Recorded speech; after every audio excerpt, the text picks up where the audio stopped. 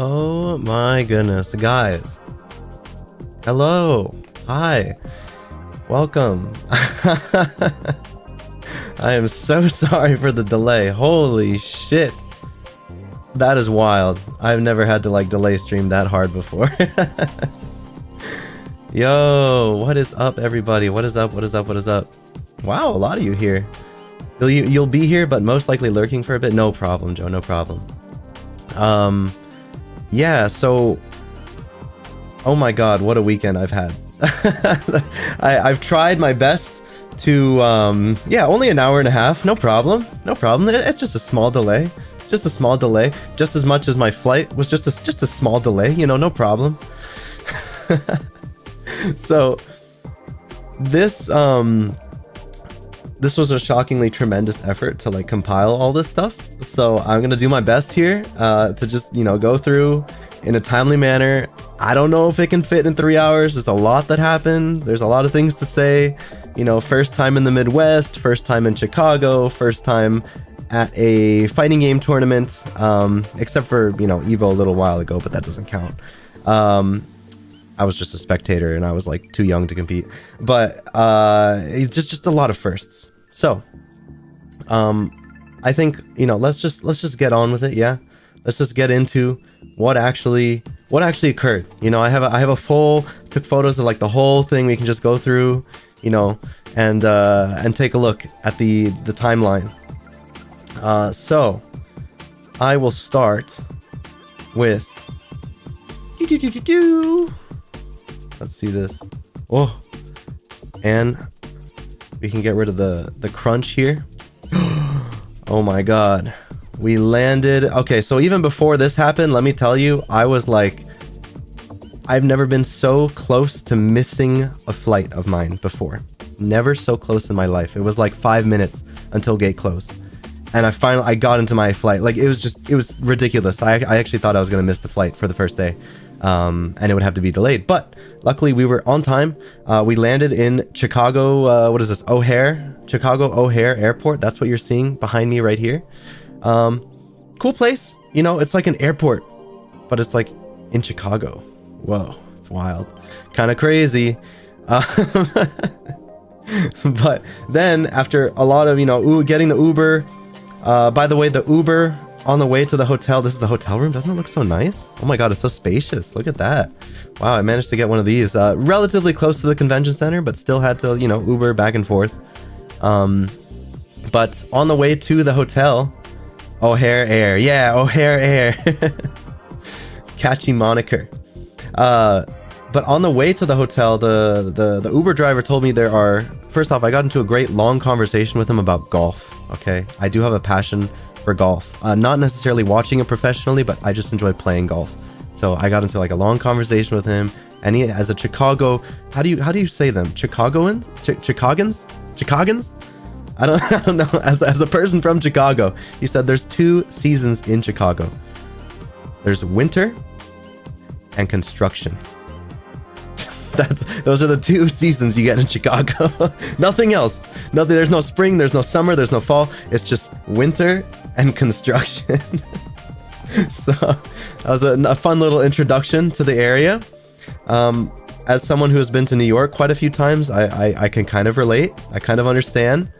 A lot of traffic, you know, a lot of construction. Nothing is ever done. Everything's always a work in progress around there.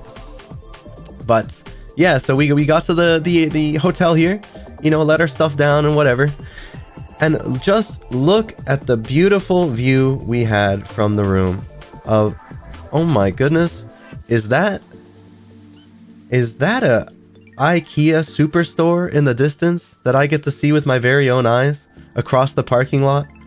And oh my gosh, look at that. There's the convention center. This is the hotel. This is the place that Combo Breaker takes place right here. This place right here.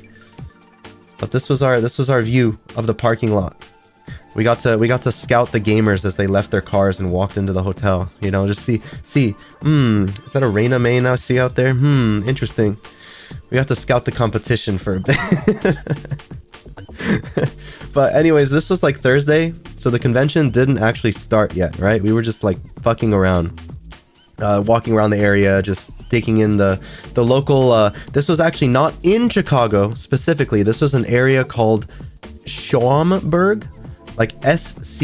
I'm gonna type it in chat. It's SC. Schaumburg. Yeah, like that. That's how it's spelt. Very rural, like not much stuff going on over there, not gonna lie. I think most fighting game tournaments tend to do that. Unless you're like Evo, they're not gonna be directly in the city. They're gonna be like a ways out in some boony some boony area. So that's where we were. And this is the, what was it, Westfield Mall? It's like one of those conglomerate malls, like the copy paste malls that you have around the United States that are owned by like one mega conglomerate. But this place was kind of neat. Cool design. It had a lot of what me and my friends were referring to as slop stores, because it's just like it's a lot of like Asian imports, really expensive figurines, really expensive otaku merchandise, really expensive like just things that are meant to catch weebs like ourselves. A lot of slop stores. Which was shocking to me. I guess it's because the convention center is nearby. There were a lot of them. That's my only guess. I can't guess otherwise why there were so many. But there were a lot in this mall. Oops. I'm still in the OBS window here. Next. Oh my god, we had like a trying to scam the weaves. I know. I'm like looking at so much of this merchandise and I'm like, I could just order this online for way cheaper. What's up with this? But here we have like a not Dave & Buster's, not around one. It's just like some other place locally. I forget the name, honestly. I've never heard of it in my life, but here you go. You had like an arcade in the mall. We just, you know, decided to peruse it a little bit. There was a Tekken 7 machine. One player. One player right here. A one-player Tekken 7 machine. These are the cabinets that are designed to be like put back to back, so you and another player can like face each other. You know, like one person has their own screen, their own cabinet, their own controls, and so does the other player. This was just one Tekken 7 cabinet just sitting there in the fucking arcade. Like, what are you doing on? You're playing arcade mode, treasure hunt? I don't know, but I was fucking dying when I saw this. Just a solo Tekken 7 cabinet. Oh man. Here's more photos of the arcade. You know, cool place. A lot of lights and everything. Oh, we visited a bookstore that was nearby in the mall. They had like these things that were just like, you know, manga in the back room. Again, they know I swear they know there's a convention happening, so they're trying to filter us in. I know they are, but we decided to take a look at it.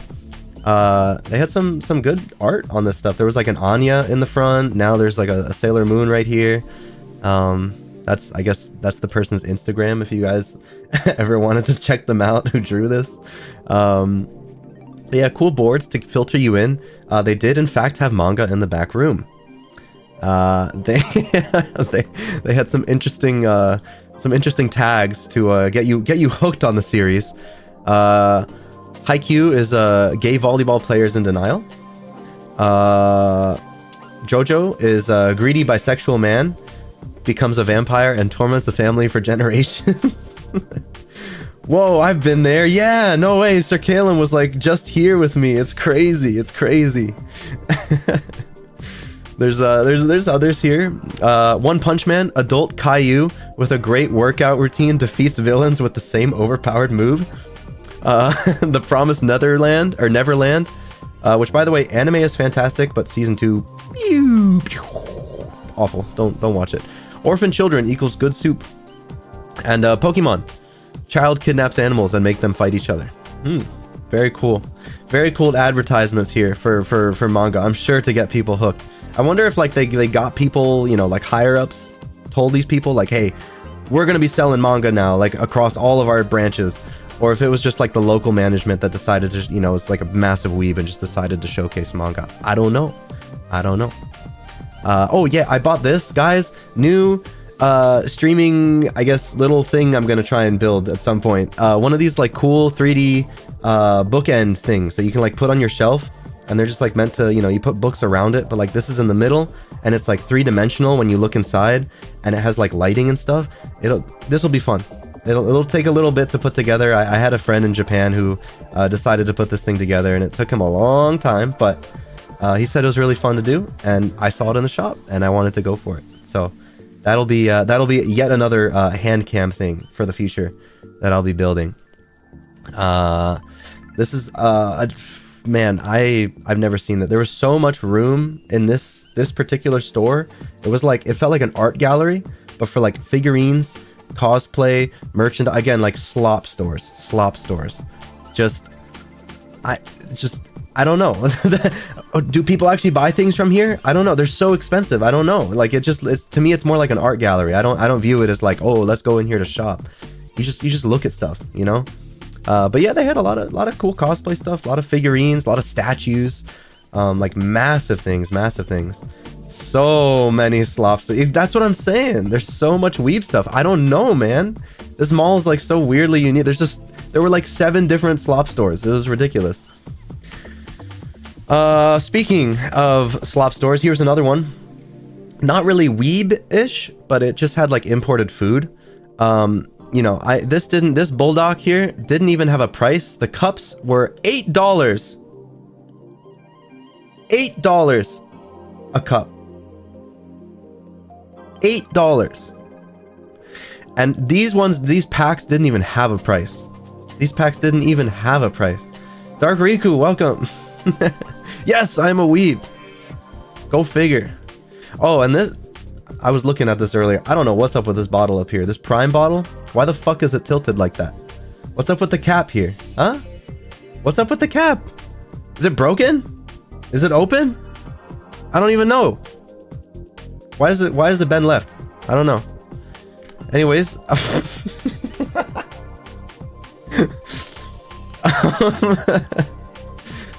they had a absolutely terrifying Skibbity toilet plush for sale in the mall. The first I've ever seen in my life. You can't even market this shit. This is just like third party, like totally illegitimate, made in China bullshit. Like, what the fuck is this? I don't know. It was some stall in the middle of the mall, but you had a Skibbity plush right here, a Skibbity toilet plush. Absolutely terrifying. Heard Prime sucks. I've never had it before. What is it, like an energy thing, or is it like protein? I don't know. I've seen the bottle. I just never looked into like what it actually is. I just know people buy it for some reason. Oh, yet another slop store with more bulldog. And by the way, sorry we're not getting to combo breaker yet. I promise that's on the way. It's just we're going through this chronologically. Yeah, we're going through this chronologically. If this stream goes until 1 or 2 in the morning, it will go until 1 or 2 in the morning. Okay, I got plenty to talk about, plenty to show. So $15 for this pack right here. $15. Oh, it's Jake Paul's energy drink? Ew. No thank you. No thank you. YouTuber merchandise that's not from a chill ass VTuber? No thank you. No thank you. I don't know, though sometimes I've wanted to try like Mr. Beast stuff from time to time. Never got the opportunity. But yeah, $15 bulldog. Not buying that. Oh, this is what it looked like outside the mall when we went out. Oh, there was a Uniqlo in the mall as well that we did some like clothing shopping. There was like some Capcom 40th anniversary sale going on stuff. Some of my friends bought shirts and stuff. It's actual WWE superstar Logan Paul's Gatorade rip. It's Gatorade? Oh, what the hell? I would not have expected that looking at the packaging. It looked like protein milk. But I guess that makes sense because that otherwise it would have been refrigerated. Toto, welcome. 07 to you too, sir. Waiting for the Blue H merch. Someday, maybe someday. We'll see. One day, this guy will be known. One day. Also, we got plenty to talk about. It's some slop hydration drink that tastes like pure sugar. Okay. Yeah, we do have plenty to talk about. For those that are unaware, I was there with Dunhill, who you've seen in the chat from time to time, Thick, who you've seen in the chat from time to time, Sir Calum, my mod here, although he never likes to be called a mod, and what, and a couple other friends too. But yeah, it was a good time. It was just a photo outside. I thought it looked nice. It was sunsetty. One of my friends took this absolutely ridiculous. This was like, okay, so this is here, and then you just like walk further up here, and then you can snap this photo. My friend took this.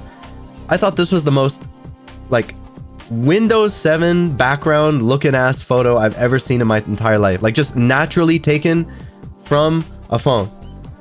Like this is Frutiger Arrow as fuck. It's so Frutiger Arrow.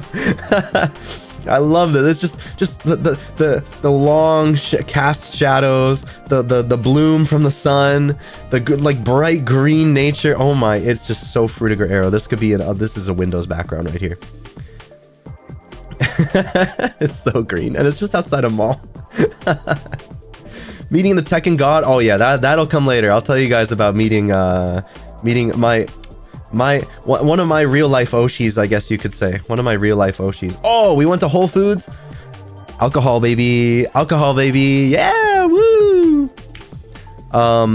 This was my particular preferred alcohol right here. The sake, yeah, the sake.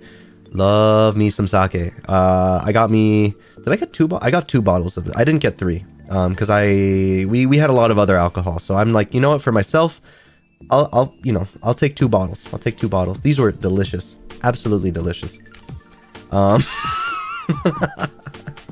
Okay, the only reason I took a photo of this, remember I mentioned that we shopped at Uniqlo before?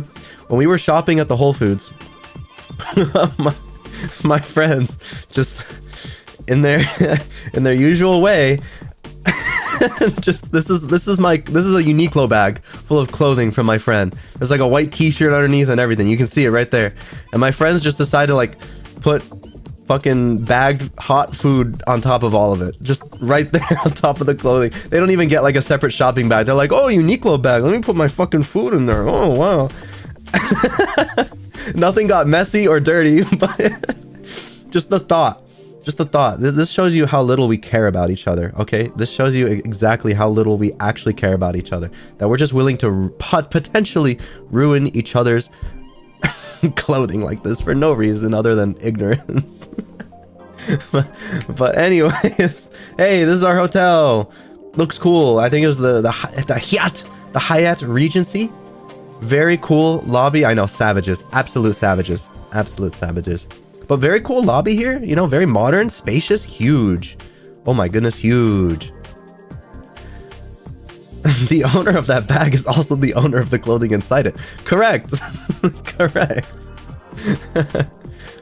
Oh, I stole this from one of my friends. He was taking a sunset photo of the IKEA, and I kind of swooped in and also took a photo of it because it kind of went hard. Look at this sunset photo of the IKEA. Look at this. Oh my goodness, it's beautiful. You got the IKEA and the convention center against the sunset right here. Oh my, wow, it's gorgeous. How gorgeous! Right in our window view. Right in our window view. Oh, here. Let me explain this. Okay, so I have done many kind things for my friend Thick in the past. Okay, whenever I'm at a convention and there's something cool that I think he'd love, I buy him it. I got him a signed art booklet from his favorite artist, Alex Ahad, and like he even drew like, you know, Philia on it and stuff. He loves Skullgirls, he loves Philia. I got, you know, Alex Ahad to like draw Philia and say like to so and so, and you know, I've done plenty of like cool things for him in the past and bought him like cool merchandise, very personalized merchandise. So I was surprised when I showed up. He knows my favorite video game character. He knows Pyra from Xenoblade Chronicles 2. He knows, and forgive the lewdness of it, but this is his way of showing his appreciation for what I've done in the past, and I thought it was still very sweet of him to give me some stickers that I probably won't use except for the top left, and maybe for fun on hand cams I'll have the boob mouse pad on camera. I don't know, we'll see. But it's cool. Totally unexpected. When I like, you know, showed up at the hotel and we were unpacking, he handed this stuff to me. So very nice of him. Thank you, Thick. I love Xenoblade. Good, Maki. Xenoblade bros. I know Sir Caleb in here also loves Xenoblade. Oh, here we are. Thursday night, relaxing, with some Jong, ladies and gentlemen. For context, yes, I do mainly play Ricci City, but I was particularly Mahjong Souling it over the weekend because that client has no penalties for leaving, for getting disconnected, for your battery dying, nothing. There's no problem doing that in Mahjong Soul. Whereas Ricci City, there's an actual honor system. There's points. So it actually gets like, you get knocked for that. I got knocked into Honor 4 because my tablet died on me once and I disconnected another time because of the Wi-Fi. It was just so trash. So I only played Maj Soul over the weekend when I could. It wasn't like obsessive, but when I could and I had downtime, I was playing it. So there I am in the hotel room chilling, you know, late night Maj Soul. Oh boy, next day, Friday. Woo, Friday. We're finally at Combo Breaker, guys. We're finally at Combo Breaker. This is the registration line as soon as we show up to the Renaissance Hotel. So as you can see, registration and check-in. Please have your picture ID ready. Everyone else go left, and spectator and competitors form 2 lines on the right. And, you know, have your ID or start.gg something ready. Uh-oh. Hold on. I'm getting a call from Papa. Let me just text him and let him know. Let him know I'm in the middle of a stream, guys. I'm in the middle of a stream.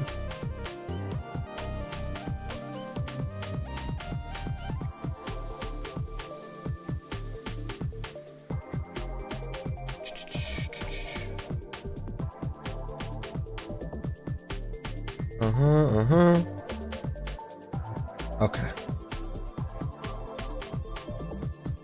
All right. Anyways, continuing on. Next. Oh, there's the Combo Breaker badge. There's the Combo Breaker badge around my neck. I guess it's a running joke at this point that if you see me, or like if you see somebody at a convention wearing this particular little Anya plushie around their neck on the badge for whatever convention, whatever tournament, chances are you found me. This is now the second time. This is now the second time that I've worn I just have this plushie hanging. I like it. I think it suits me. I think it suits me very well. But yeah, this is the competitor badge. Unfortunately, you could have paid like an extra $10 to get your gamer tag on it, and it would be like a reflective holographic badge and everything. But I did not. I changed my tag last second, and I didn't realize that you could pay $10 more to do that. So some of my friends had it. It looked very cool, but unfortunately mine is just a normal competitor badge. Yes, that is that's a good eye, Maki. Yes, that is Maya on the shirt. Ace Attorney, Maya, one of my favorite I guess video game characters. I do love Maya Fey. She's awesome. And this is a very like cool panty stocking-esque design. If you saw my hand cam, actually the play mat, the desk mat that I have at home is a similar I think it's the same artist. I think it's the same artist from Fangamer. I believe it's Fangamer has a Phoenix Wright line, and you can buy this shirt from there. But yes, one of my favorite shirts as well. Waka waka. Yeah, waka waka. Oh, and we're through the door, guys. We got our badge, and we're through the door. This is like as soon as you walk in through the door past security, you turn right, because there's nothing to the left, really. You turn right. And this is what you see, just a hallway of like, you know, some artist alley stuff. Yeah? About to finish Spirit of Justice. Ooh, that's one of... In my opinion, besides my 2 favorite like Ace Attorney games are 1 and 6. 1 and 6. So the very first game and Spirit of Justice are my 2 favorites. So you're about to finish one of my favorites. I think that game was so creative. I loved Spirit of Justice. 4 is one of my favorites only for the soundtrack, but it's unfortunate that a lot of it gets retconned later. But the soundtrack in 4 is so good. It has my favorite cornered theme by far. And 3 also excellent. 2, you know what? I'm not gonna get into Phoenix Wright again. I always go down a rabbit hole whenever Phoenix Wright comes up. I'm not gonna get into it again. But yes, one of my favorite franchises for sure. Here's more like merchandise. Look at this. They have like a lockbox fight stick here, I guess for sale. I didn't ask, but I can tell you later. Yeah, true. Or like ask me later. I'll probably forget, but just ask me later, and you know, maybe we can talk about it and all that. But yeah, Artist Alley, like custom sticks, you know, cool boxes you can buy. Oh, and then once you get to the end of the Artist Alley, so going back to this photo, at the end of the hall, you have to the right there is like the small convention hall, like the smaller one. And then on the left is like the main one, the massive one, the huge hall. So the first one we're going to go into is make a left, and it's like the huge gigantic hall. So right here, you have on the right side of the room is like those projector screens, those setups are like the slightly like the what do you call them? Like the B grade fighting games, I guess. The B grade fighting games tend to happen on this side of the room. Yeah. And on the left side, these are where the A tier fighting games happen. This is where top 8 happens. This is top 8 specifically on Sunday happens. This is where like all of your Guilty Gear Strive, your Street Fighters, I guess Mortal Kombat was also over here somehow, even though it's not really. That's a bit of a B grade fighting game, but it's over there too. What else was there? Oh yeah, Grand Blue Versus was over there too on the left. There were a few over here on the left, but this is like the A tier fighting game, the top tier, like most popular fighting games are on the left side. There it is in more detail. And you on each side, yeah, you have 5 projector screens, each with their own stage beneath the projector screen for different games. As the weekend goes on, they start kind of projecting one game or like the same game. But at the start of the weekend, it's like every single screen is a different game. Everyone's playing something different. Here's like a more wide angle shots of the area. Very spacious, nice lighting. Oh my gosh. And you have like these islands. You notice these islands all have numbers over them. So when you're called, I'll explain how pools work now. When you're called to like your bracket, the pool, you'll have a number. So in my case, I was like, what, N129? So that meant I was like, it goes in order, like alphabetical order, like A, B, C, D, and I was N, meaning I actually started competing on Saturday. I did not compete on Friday. Friday, like everyone else's pools were getting done, but my pool didn't start until Saturday. So I had like N129 or whatever, meaning I sit down at the island that specifically says 129. If you had 141 and you were playing on the first day, you would be listed as like A141. You're like first up. You check in with the, where is he? Oh, I guess the challenge didn't start, but there's a guy in a red shirt that's like the TO, the tournament organizer, or like one of the tournament organizers that help you. Like they have a big checklist in front of them, like huge like a bracket, I mean to say, not a checklist, but you just go to them when you win. You know, they'll say like, all right, I want Farts McSmelly over here, and I don't know, iPhone 12 over here, fighting right here at this setup. I'll point to it, right? And it's like both of you sit down. You can choose to put the headsets that are here, these headphones. You can choose to put them on or not. You plug in your fight stick. You just get ready. You select your stage, or in Tekken's case, it was random, but you just select your stage. You both fight each other. It's a best of 3. I'm iPhone 12. What's up? Yo, iPhone 12. Welcome to the chat. But yeah, you just, it's very quick. It's like first to 2 wins. Like that's it. That's all you get. And then if you lose, you're knocked out. It's a double elimination bracket, meaning you either win, and then when you lose, you get put, it's not over. You're not out of the tournament. When you lose, you get put into losers, and you go through the loser side. Basically, everyone that's getting knocked down from winners, you challenge them on your way up through losers. So I had quite a good run through losers, at least for me. To me, it was good. Maybe in the grand scheme of things, it's whatever. But winners, you know, I won't spoil it. I won't spoil it yet. But yeah, this is like how these islands work. You just hang around this island during the duration of the pool until you're knocked out completely, or if you pass completely. And these pools tend to take about an hour each for each group of people. So yeah, next photo. Oh my god, guys, none of you probably know who this is, but like right off the rip, I met FeeDX. He's an amazing Noctis player from Tekken 7 days. Nowadays, he's like on the content grind for Tekken 8, man. A lot of his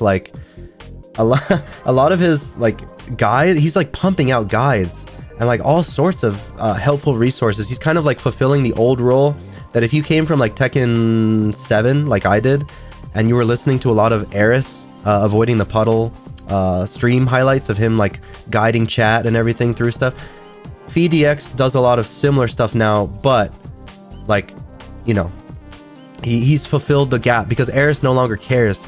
So he's like, ah, fuck you, go learn from the main man, go learn from whoever else, you know. He already did this for Tekken 7. He doesn't care anymore.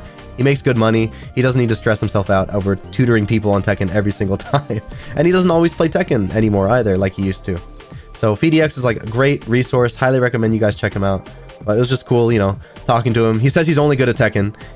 He cannot play like other fighting games. He's only successful at Tekken. I actually forget who he plays in 8. Was it Lily? I don't know if it was Lily that he plays in 8 or not. I think he does.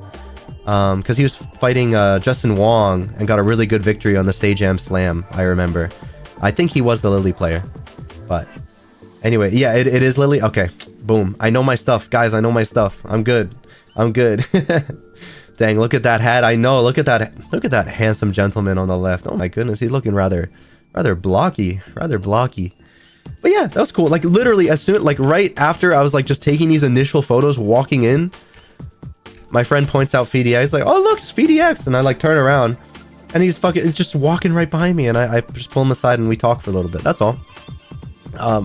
By the way, this tournament is like full of personalities and like people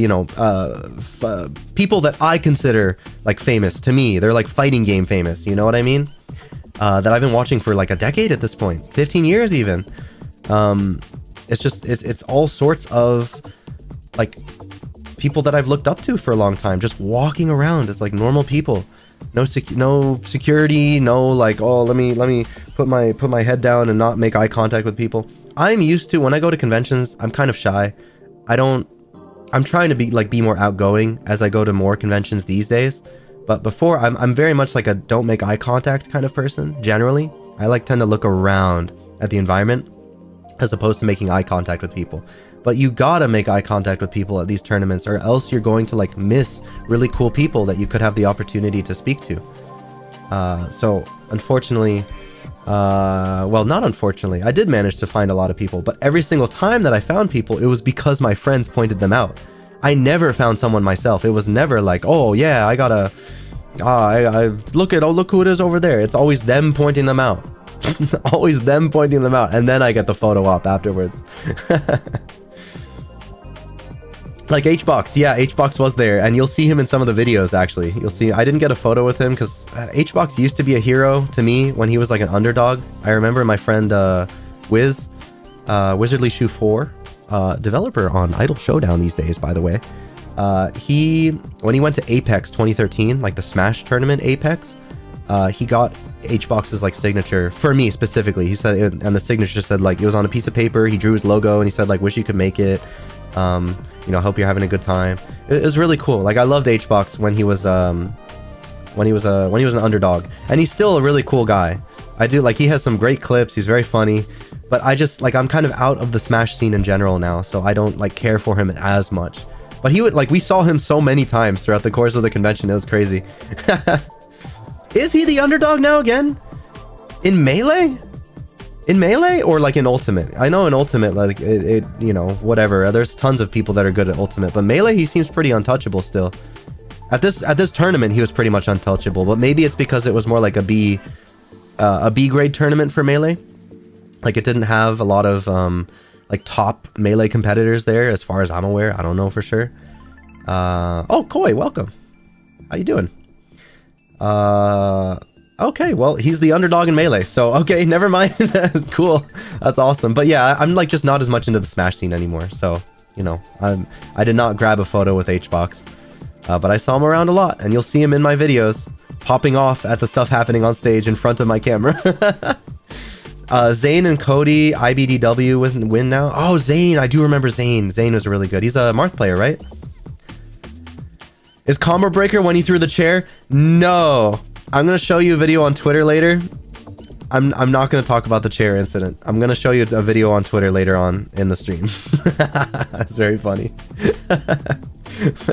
Yeah, but it's when he won Melee at this, spoiler alert, when he won Melee at this tournament. There's a clip, very funny. Only know one Melee fan? Oh, I know who you're talking about. I love playing Melee. I just don't like, you know, it's only if someone asks, and people don't ask, you know. It's just kind of one of those type of games to me.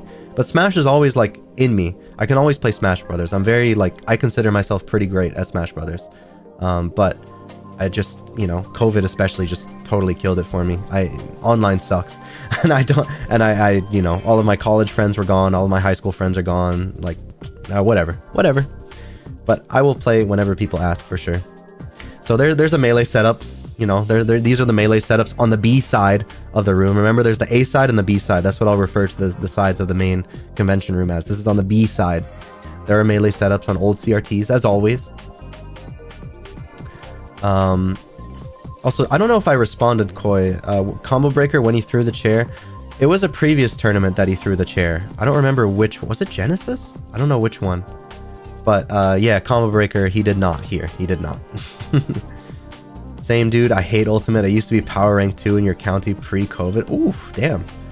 Maki, you play stuff, man. You play stuff. You're competitive. I didn't like realize just how competitive you were at various titles. I knew you played fighting games, but I didn't know you were like, you know, ranked and stuff. Nice.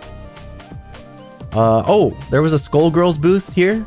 Showing off, I guess, the Skullgirls mobile game, as well as like trying to advertise that, hey, Skullgirls second encore, we're still around, we're releasing DLC still, you know, we still have characters that we're releasing. It's only season 1, so they're gonna move on to a season 2.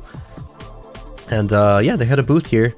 I didn't really interact with the booth much. I'm not sure like what any of this stuff on the side is. I know Mary is now like the new character you'll be able to play as soon, if she's not already out. I think she might actually already be out. But yeah, there's like cards here, I guess, you can pick out. There were actual setups you can play over here. And it shows you, I guess they have like explainer cards in front of the setups. Very smart to show you like what are these people's moves. Thick must have been hyped. Yeah, he was hyped to see a Skullgirls booth. This is Thick's favorite character. He likes Philia a lot. So he always gets Philia merch. And Dahlia, I want to play this character. Possibly there's a character called Minette that might, who like, I look back when Skullgirls like just came out a long time ago. I saw Minette as like a background character. I'm like, damn, this character is cute. I would love to play as her someday. And they never released her as a playable character. Right now she's only released in the mobile game, but they're theorizing like she might be season 2 DLC or something. So I would finally have like a team of 3 characters I actually like in Skullgirls. I could have Squiggly, I could have Black Dahlia, which is this one with the grenade launcher, who actually killed Squiggly, like in lore. They're like enemies, I guess. And then Minette. Minette would be the third one if she releases. But yeah, there's the Skullgirls booth that existed. Is it really a Melee tourney without box TVs and stacker chairs? Exactly. It's never a Melee tourney without that stuff. Never, ever. Oh, and they had a, you know, there's usually like a some type of booth at all of these conventions and tournaments selling like old merchandise. So they had a lot of like old gaming merch. Look at this, $250 for an open box, non-pristine condition PSP. Oh my goodness, convention prices are crazy, but they're convenient. You know, if you're really craving a PSP, you know, they're here. This is cool. A Game Boy Advance too, a very pink looking Game Boy Advance here. Yeah, PSPs are sick. I was a PSP kid personally growing up. I went onto 3DS later, but I was not like a DS or a Game Boy. Well, okay, I did have a Game Boy SP for a bit, but I did really enjoy the PSP. I loved the PSP. I thought it was such a good handheld device. Loved whipping it out in school. You forget that Skullgirls is a game that exists, only ever remember it when you go to locals. Yeah, it kind of doesn't have like a presence, you know? That's unfortunately the part about Skullgirls. It doesn't really have a presence. And I'm personally not actually really into like tag fighters. I don't enjoy tag fighters. I think the combos are too long. I think you don't do enough damage generally. I don't like making, that's my problem with Tekken 7. The combos were just way too long. Way too long. I don't like games that have like super ultra long combos that last for 10 years. That's not my thing. Which happens to be like quite a bit of tag fighters. It's just juggle city, dude. Juggle over and over and over again. Show me the FF7 limited edition PSP and I'm sold.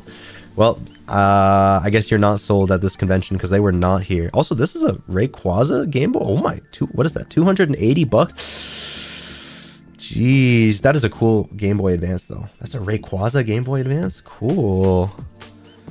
But yeah, more and a pink DS at the bottom there. I'm seeing too.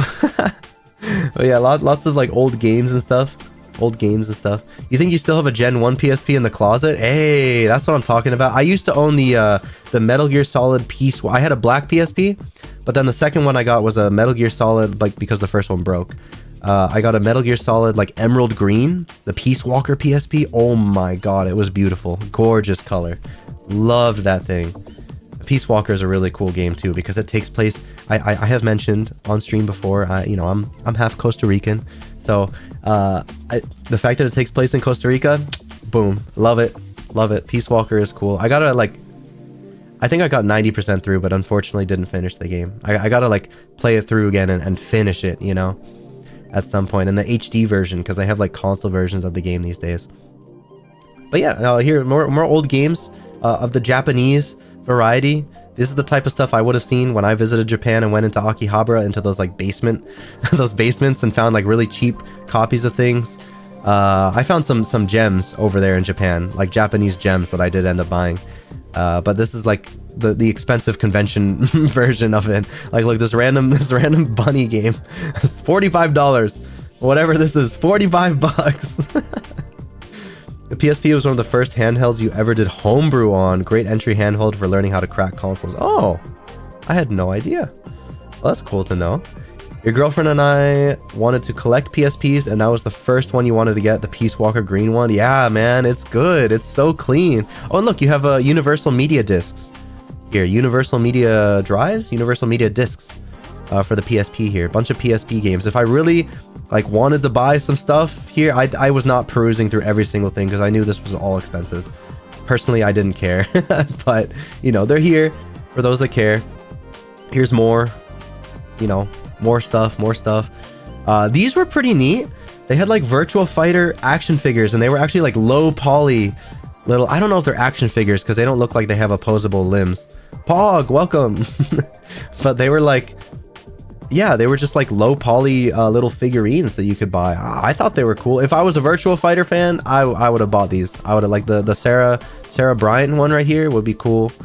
Is it Sarah or Sasha? I think it's Sarah Bryant, right? Here's another bin with like more, you know, used N64 games, SNES games, N64 controllers. What is this? Spyro 2 on, is this PC? Resident Evil Director's Cut, or is this PS1? These might, I don't know. I actually don't even know what cases those are. Are those PS2 cases? Like, it's some like CD-ROM version. It's not like the actual game case. It's like some CD-ROM disc version. You see that PSP dating sim in the corner? Where? Oh, this one? Yeah, this looks pretty hype. Not gonna lie. I almost bought the Minato Aqua dating sim. I saw it in Japan. I almost bought it. The VTuber dating game. Not gonna lie, those N64 controllers are probably worth their weight in gold if they have the right sticks. Yeah, I didn't flip them over to see the sticks or anything, but I'm sure you're right. Oh, look, and then more old stuff. They had like wrapped like Zapper controllers and like these weird like poppin' music. I've never heard of this Konami franchise in my life, but here it's a Japanese franchise, I guess. Poppin' music. You have these unique controllers that go with them. They're very yellow tinted, I guess. They're kind of old. But they're there if you wanted to buy them. You even have a Time Crisis. Look at that, Time Crisis. $95 from Namco. Resident Evil was mentioned. Yes, Resident Evil was mentioned. Also, House of the Dead was mentioned here. Look at that.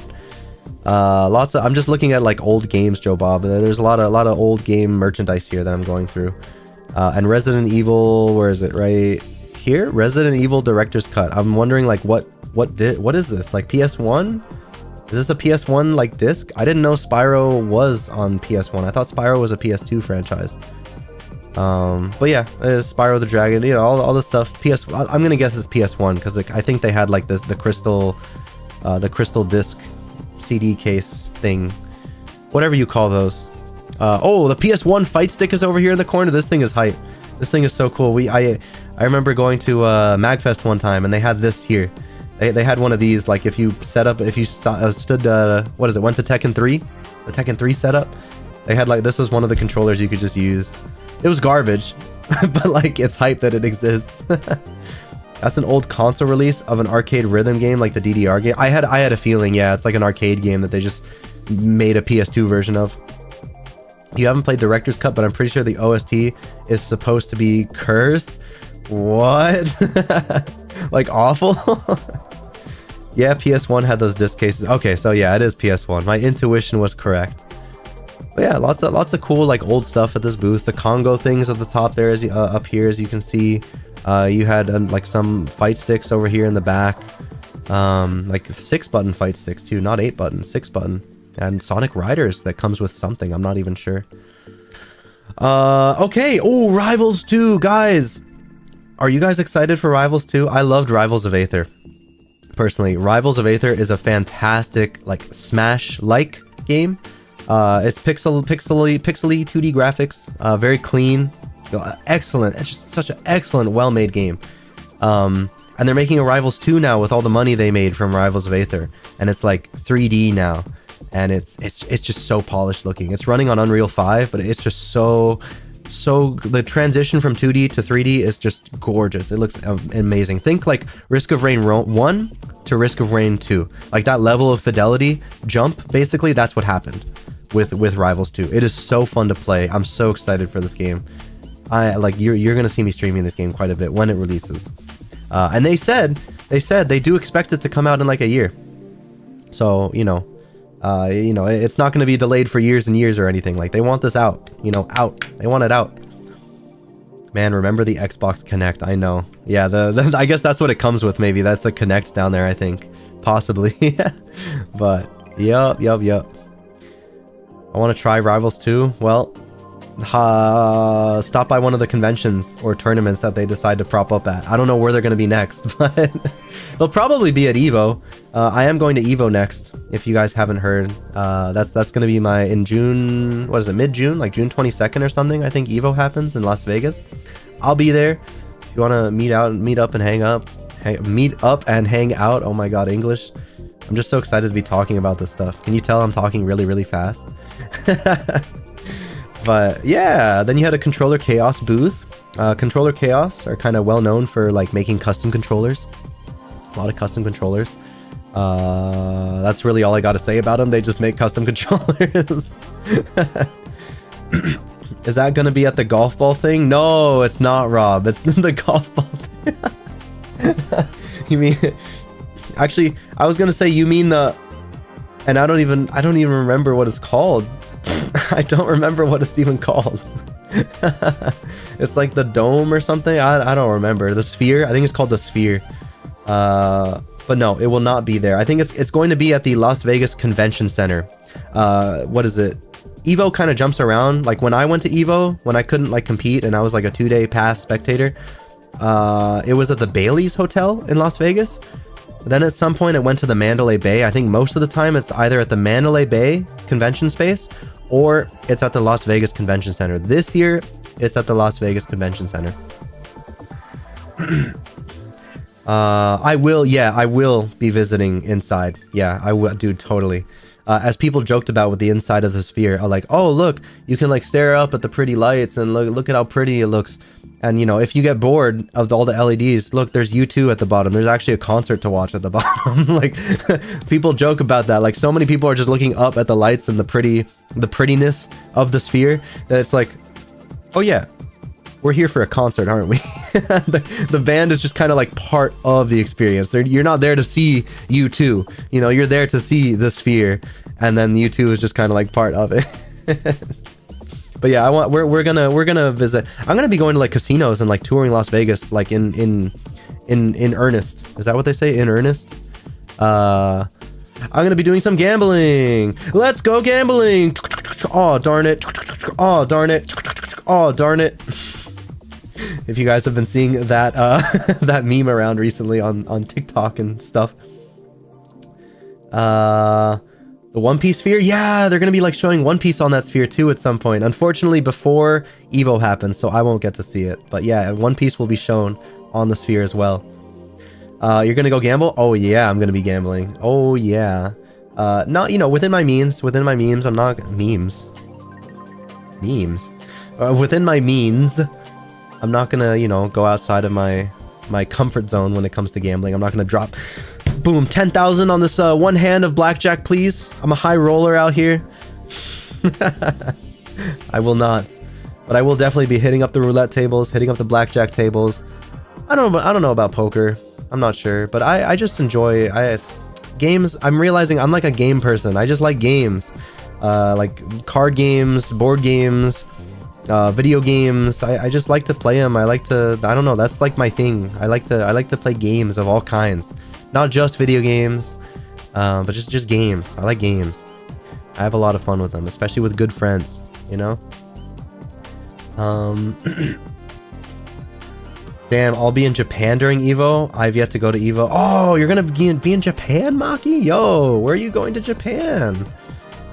Oh, I'm still working on, so I've you know, I made all of this for you guys. I've put this together for Combo Breaker. But I still want to do something like this, but for my Japan trip that happened like a year and a half ago, way before I started streaming. Unfortunately, you know, the longer I wait on it, the more my memory fades, and I can't tell you guys every little detail that I remember. But one day I do want to like go through all of my Japan photos. You think this is a lot of photos? Dude, my Japan trip, I took 12, according to my phone, I took 12,000 photos and videos during my Japan trip. Granted, most of those are duplicates, because I'm the type of guy to like snap like 3 to 5 photos of the same thing, and later on go back and like delete the bad ones and keep the one good one. That's how I operate. I'm like an actual photographer. Like I like to snap multiple photos. But yeah, let's say about 3,000 legitimate photos of Japan. So there's a lot to go through there. There's a lot. This is not that long. But yeah, here's just, you know, more photos of the venue. This is like before anything started on the screens. This is like the venue was like just opening for the day, basically. It was still morning. Here we have more, you know, people just walking around, standing around, spectating the event. You have Street Fighter 6 on the main monitor here, the main projector screen here. You have I don't know, these commentators here talking about, I'm not sure which game it was. And then, hey, Tekken! Oh my god, someone's playing Bear. And judging by the name, it's an American flag, so it's not Rangchu. Well, it could be Sour Piggy. One of my heroes. I love Sour Piggy. He was a Julia main back in Tekken 7, but now he plays Bears. I was a Julia main back in Tekken 7. I'm still waiting for her to come to Tekken 8. But I don't know who this was. This was like a random bear. This is all like pools. Basically, pools... There was a random chance that you were asked to go up on stage. Maybe it was seed dependent. Like if you got a higher seed and they knew you were a better player, you would be asked to go up on stage and be on the stream setup. Like here, see where these guys are sitting right here?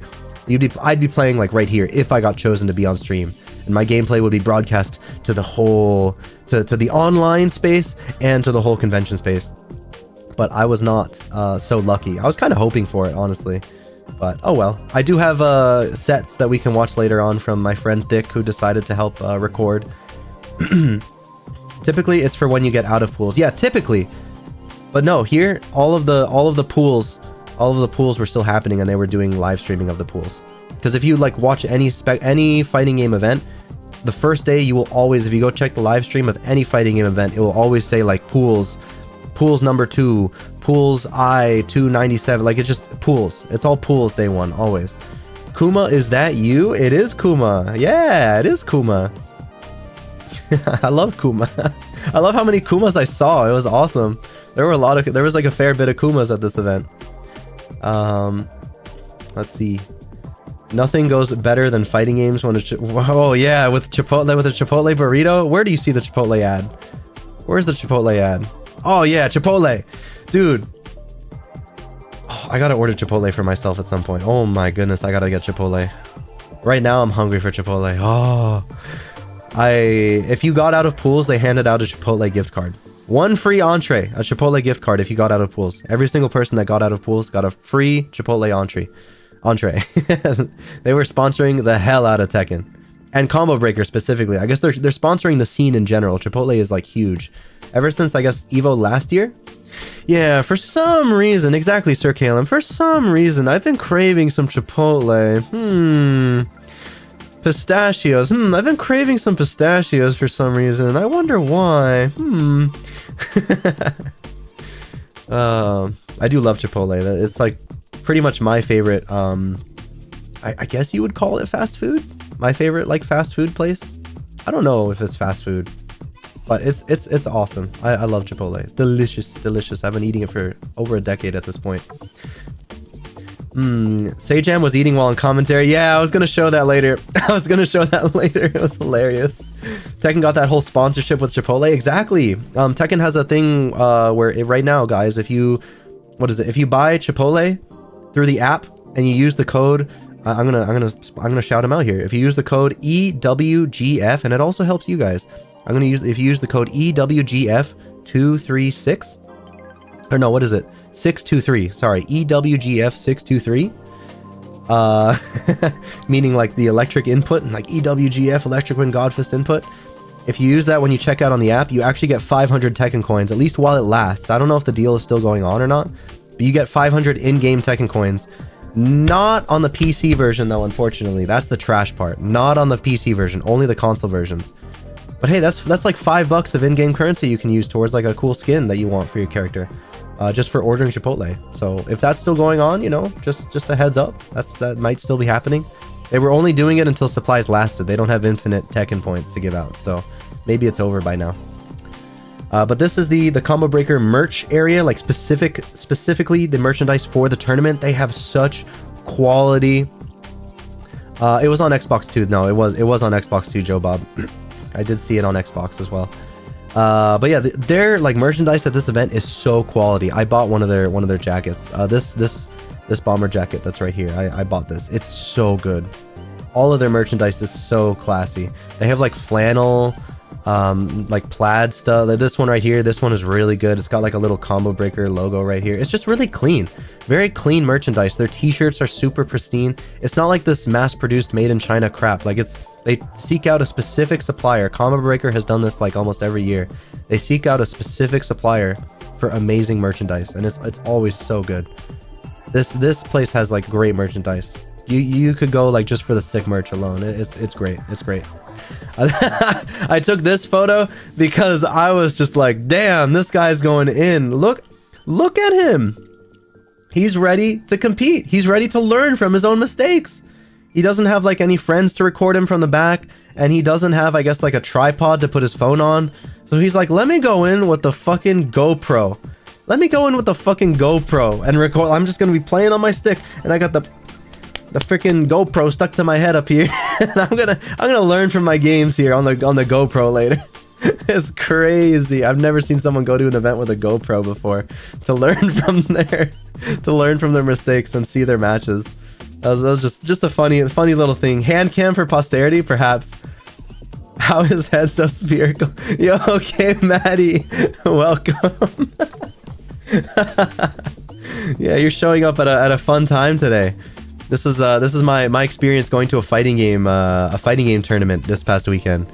Oh my god, this is gonna be a long stream, guys. This is gonna be a while. There's a lot to look at, so I might start speeding it up as we go through. This is another photo of the same thing. Oh, hey, Sir Calum, you remember this person on the left? You remember this?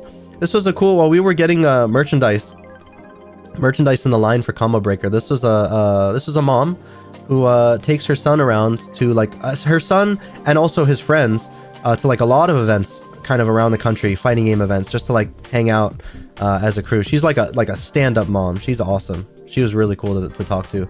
I don't know. It was a very wholesome interaction, right? I don't know. My mom might do it if I asked hard enough. I know my dad would be like this. I know my dad would do this for me. He did at some point for conventions and stuff, but in the past. But yeah, let's see. Mortal Kombat 9 is the GOAT fighting game. Yeah. Oh, you're talking about MK9. Yeah. MK9 was really fun. I did enjoy MK9. At least, like growing up as a kid, not knowing how to play it, I did enjoy it a lot. But like X and 11 and now Mortal Kombat 1, I'm just not into MK, man. I don't get it. I'm not into MK. Wait, is that Gina? I don't know who Gina is. But to those who might know Gina, maybe it's Gina. I don't know who Gina is. Is there a cosplay somewhere I'm not seeing? Maybe this person here? I don't know. Okay, here's another photo of another island setup. The mom, yeah, I don't know who Gina is, but yeah, that is a mom that we talked to. All of those are shite. Old MK was the best. Deception, Deadly Alliance, Shaolin Monks, all awesome games. Okay. I have like no concept because I've played MK3 and I hated MK3. The Super Nintendo one, the arcade one, I'm not into Mortal Kombat, man. I'll just say it. Me and my friends, the MK1 was on this monitor over here, this display over here the whole time. I shit on MK all the time. It just doesn't look appealing to me personally, to my taste.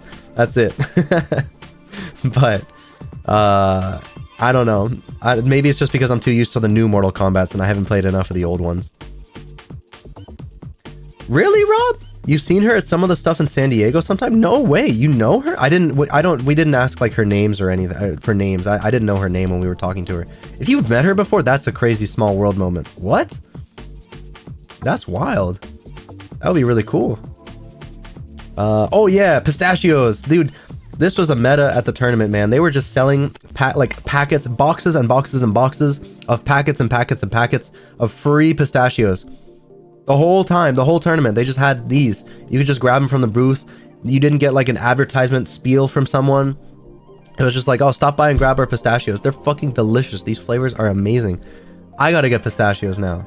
They sold me on them. I really like was not used to pistachio. I don't eat pistachios on the regular, but like I might try these out now more often. They're really nice. They're really clean. Good. They had like sea salt and vinegar, chili roasted, honey roast, roasted and salted. They had a jalapeno lime flavor that was fire. Woof. Good stuff. Yeah, the chili ones are awesome. Yeah. Oh, okay. And now we finally make our way into the B hall. So that was the main convention space. That's like where the main tournaments happen. This is now like the B hall, the smaller hall.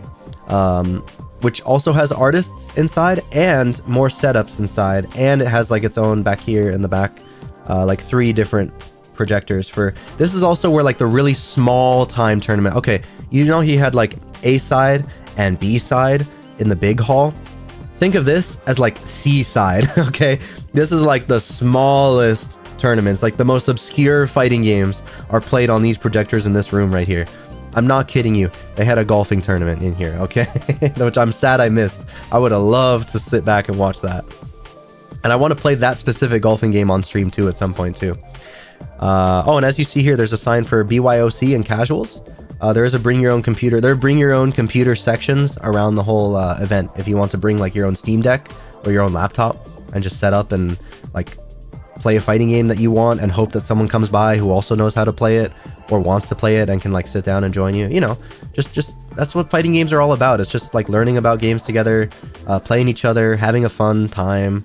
If you're really competitive, learning from each other, and just yeah, it's freaking awesome, the camaraderie at these places.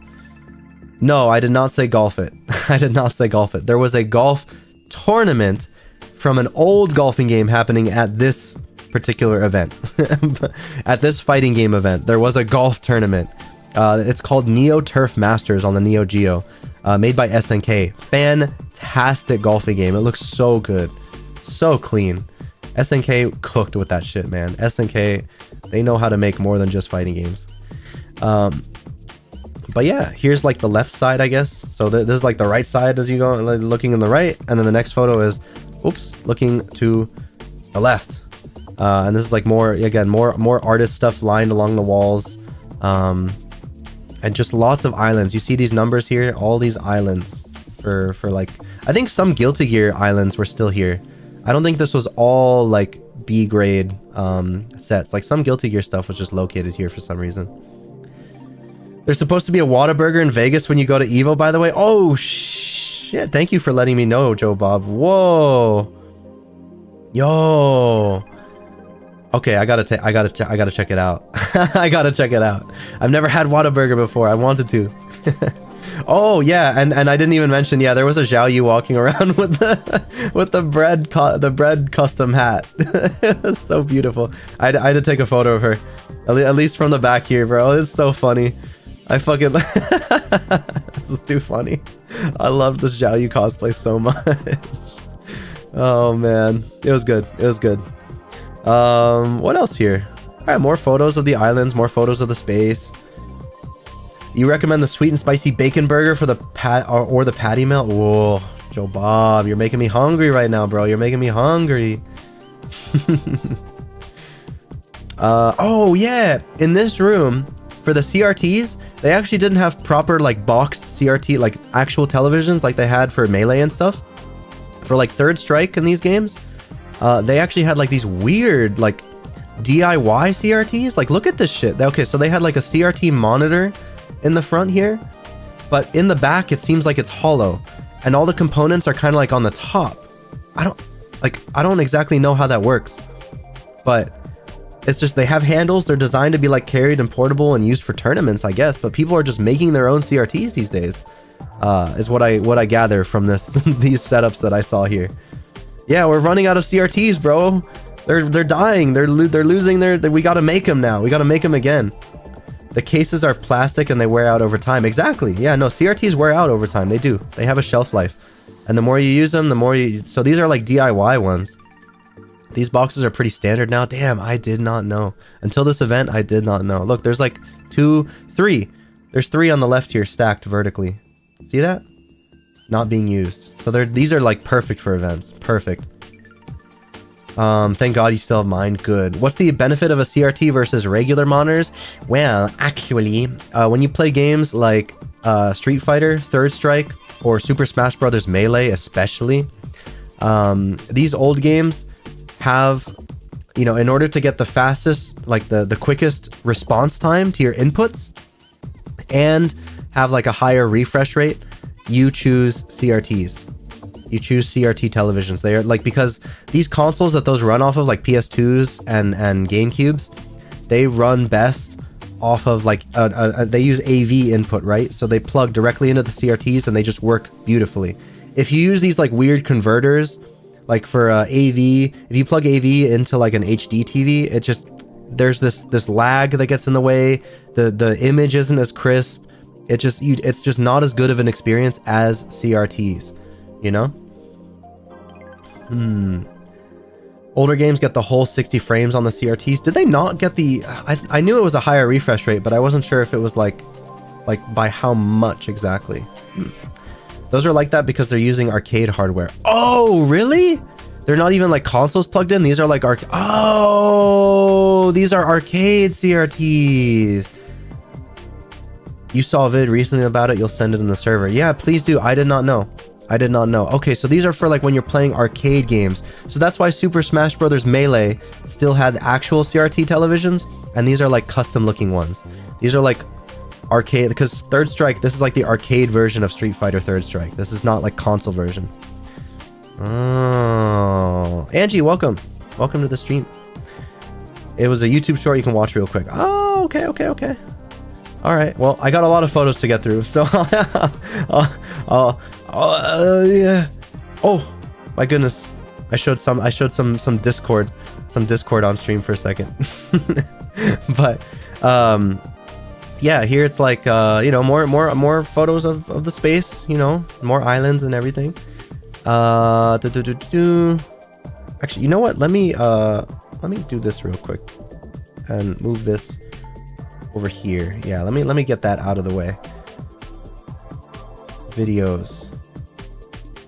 What is a super gun? Okay, you know what? Let's do it. Let's watch it. Let's watch it. Third Strike is... Whoa. All right. Let's watch the short. Gonna be at EVO, but the tournament will not be ran on any of the various ports that have been released over the years. Instead, competitors will be playing on super guns running the original CPS3 arcade hardware Third Strike originally released on, which may sound like a bunch of gibberish, but let me explain.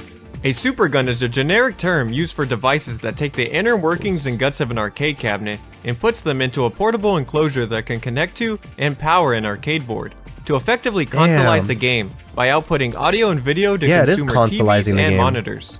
And in conjunction with other devices, Superguns can also take input from various different controllers, so you can play with whatever you're most comfortable with, while literally bringing the arcade with you wherever you go. Whoa. Alright, that's sick. That's cool. I did not know that. Thank you for that, Sir Caleb. Now I am educated. I could have asked while I was at the event, I guess, but I just didn't. I didn't. Cool. Alright, so it's arcade hardware. Whenever you guys see these CRTs, this is arcade hardware. Alright, on to the next. This is the arcade room. Specifically arcade machines and like game setups and pinball machines. This was like the arcade. This was the arcade. This massive fucking line right here, this is for a game you might see in the next few slides. 2XKO. You know, the really interestingly named Riot Games fighting game, previously known as Project L. They did have 2 cabinets here set up here for us to play, and they had just a massive line. It's the most gross name in the world. I know, Maki, it's terrible. What were they thinking? What were they thinking, man? Change that shit immediately. But yeah, this is like the room, you know, a bunch of machines. Look at this. They have a bunch of these cabinets playing, you know, 2-player, whatever the hell you want to play. And you know, that's the arcade. I guess I didn't take a photo of 2XKO yet. That'll come later. You can see the cabinets, but I'll revisit this room later. This is like outside. They had a whole, as you can see, the first day was pretty rainy. You see this overcast out here? It's really pretty to look at from inside. Whenever I see like dark clouds, it makes me feel way more like cozy to be inside. I love the rain personally. But here we have a chess section. So they had a whole chess.com section, and at the very end, there were actually, later on, I don't think it was there immediately on day 1, I think they showed up later, but there were mahjong tables, guys. I did get an opportunity to play mahjong in real life. You will see photos of that shortly. Fucking awesome. Fucking awesome. Man, I did not expect to be able to play IRL mahjong this early. I expected that to happen later on when I visit a couple friends in Canada land. But I got to play it early, so it was dope. It was dope. I have a few photos of it. But this is basically like the quiet area. You know, you can think of this as the quiet area. Hey, I actually preferred Project L. I liked Project L more than 2XKO. If I had to pick one or the other, I'd go with Project L, just straight up. At least Project L is like fun to make fun of, you know? It's like, haha, Project L. Haha, yeah, let's play some Project L. 2XKO is like, man, it's just cringe. It's just cringe. 2-hit KO. 2-hit KO. I don't know. 2-hit KO would imply it actually takes 2 hits to KO. It's just, I don't know. They just got to come up with something else, man. Fuck 2XKO. It's not good. It's not good. Change it, Riot. Change it. And they're probably gonna implement some stupid anti-cheat shit into the game too. That's gonna spy on you and all that. Ugh. Guys, stop playing Riot games. Okay, stop it. No, bad. No. That's what an X is usually short for. I feel old now. Well, I don't know, because I'm used to X being more like cross, you know, like Street Fighter X Tekken. It's like Street Fighter Cross Tekken kind of thing. But yeah, maybe the different views on what the X means in titles. I view it as like a crossing of 2 things, like a crossovers and everything. But here's another photo. The Victrix had their own booth. If you guys don't know Victrix, they're like a fight stick manufacturer, very premium sticks. They also make like fight pads now, very premium controllers. There was this cool Jacko cosplay I didn't notice until now on the side. Oh my gosh, it's hard to get her on the thing, but there she is. Yeah, next photo. They had a 100 booth with official Tekken merch, official Guilty Gear merch. You can take a look at all these. You can buy these online, but you know, they just had a booth here set up. So you can get like Tekken shirts and Tekken hats and Street Fighter pins and Guilty Gear shirts and all these, you know, pins and stickers and all these charms, these keychains. I didn't see this Milia replica pin. I might have actually bought that if I saw that. But I did end up buying the Bridget yo-yo keychain, which, good lord. The Bridget yo-yo keychain, I'll show a picture of it in a second here. Here, this is what I bought. This thing could fucking kill somebody, man. This thing is like a... I didn't realize when I was buying it how heavy it is. This yo-yo, do not be deceived. It's like full metal, and it's like it weighs like a pound. Like, this is the type of shit that they like, that's for like self-defense. Like, I've seen like self-defense little weapons that are like a string and a ball, and the ball's really heavy and it's meant to like pow, pow, pow, whack people. This thing could fucking kill someone, or at least knock them out. This thing is like so heavy. You could literally use this to like hit people. That thing is full of weights. Yeah, this thing is full of weights. It's so heavy. I'm not gonna like put this on my backpack or put this on my stick. It's like sitting in my room right now, kind of on a hook, just for display purposes. But man, that was like heavy. It was sick though. You know, it went with my jacket because I was wearing a Bridget jacket, a Bridget hoodie most of the weekend. I also got, as you can see, a Mokujin beanie. You can faintly see the Mokujin logo through the plastic here at the top. It's just a, you know, really subtle Mokujin icon gray beanie. Very cool. And I got these 3, like, they're sort of like gacha cards for Guilty Gear. They're like gold cards. But they, you know, they're gacha because you're supposed to like pick one and, you know, pick any one, and like you pay, it's $15 a pop, which is kind of pricey for a gacha. But I was looking for the Milia card, and unfortunately from my pulls, I did not get Milia. But what happened, because the guy running the shop was so cool, he decided, this guy right here, actually, he decided to, he was like, oh, which one are you looking for? I'm like, oh, I'm looking for the Milia one. Before I even like did the gacha, I pulled out the first card. It was wrong. I'm like, you know what? Let me get 2 more. He's like, okay, pick any one. And I picked 2. Still didn't get Milia. And before I like checked out, he like, very sleight of hand. It was crazy. Very sleight of hand. He like reached into the, I guess he reached into the box at some point of all the gacha cards, and he like gave me a look, like a sly kind of look, and he like pulled away one of the cards and slipped in another gold card, face down, and he like looked at me. He just looked at me like very, very slyly, very like, you know, there it is, buddy. You got it. You got it. And so. Yeah, dude, Rob, you're right. I hit the IRL gacha pity, man. I hit the IRL gacha pity. He actually gave me like a pity card. He's like, oh, you didn't get it?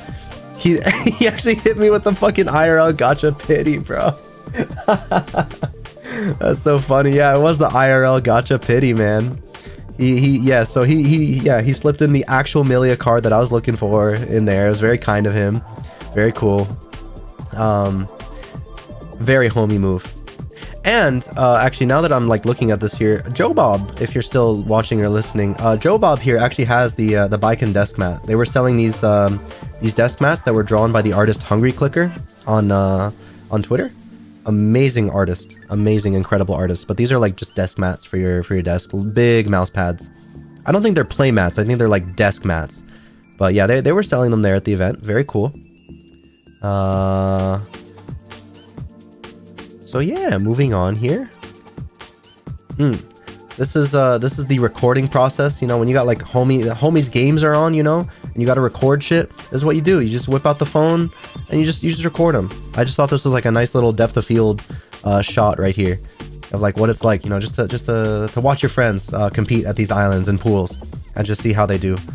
It's very, I mean, as you can imagine, it's very noisy in there. That's why they have the headphones. If you want to put it on to hear the game audio. I realized I actually do better at these setups, like not putting the headphones on, just listening to like the crowd behind me or like the energy of the room or just the general ambience. I do better when I have that on as opposed to like just the game audio. It's like a little too locked in with it. Next one gonna be a pic of you recording him recording the game. Yeah, it's just gonna keep going back and back and back. It's just gonna keep going back and back. The event was not done here for Friday. That was all Friday. My friends had pools. I did record their games, but I'm not going to show them here because they're not censored. But they had pools. Nobody made it past pools. Nobody made it past pools. But two of us had pretty like deep runs into pools. But after that was done, and remember that I didn't have pools until Saturday, so I was still chilling. But here we went back to the hotel, and we I just noticed this. As you guys know, I had recently been sick. So we actually like just in the hotel had this fucking CVS vending machine. I've never seen this before. Every convention should have a pharmacy vending machine. No, this was my hotel, not the convention. It would be really cool in the convention, but like, man, this is awesome.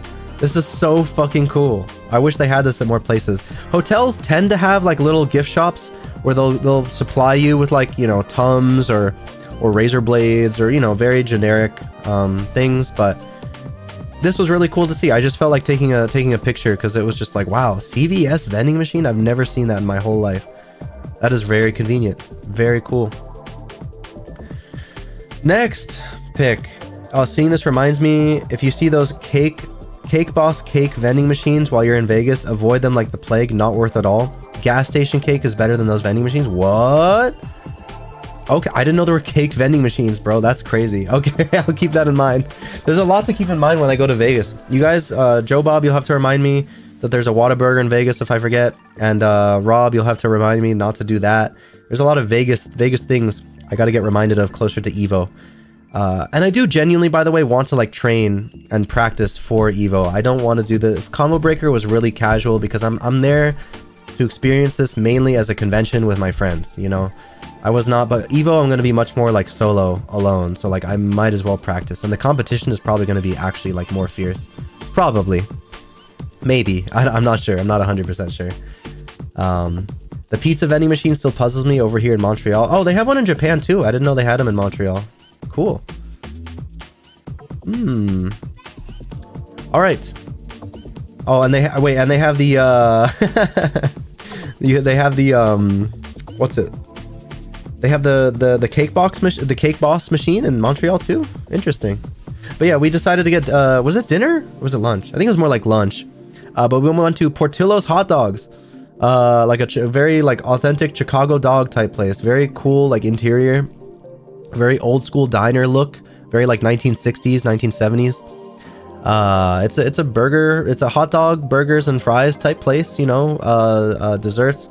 Oh my god, it's kind of cut off on the top left here, but they have a chocolate cake shake. Good lord, it just calories, man, calories. Yes, Angie, I did get the cake shake from Portillo's. Yes, I did. You'll see here in a few pictures. I'm just taking more photos of the restaurant. Very cool. They have a lot of like photos of people. Like Guy Fieri somehow, I guess, visited and approved of Portillo's. I forget this guy's name. It's like Vince something. There were a lot of like famous actors that were here. I think this was Seth MacFarlane. Is this Seth MacFarlane here? I'm not sure, but there's just a lot of like famous people on these pictures here, and we just, you know, just a cool hot dog place. Cool hot dog place.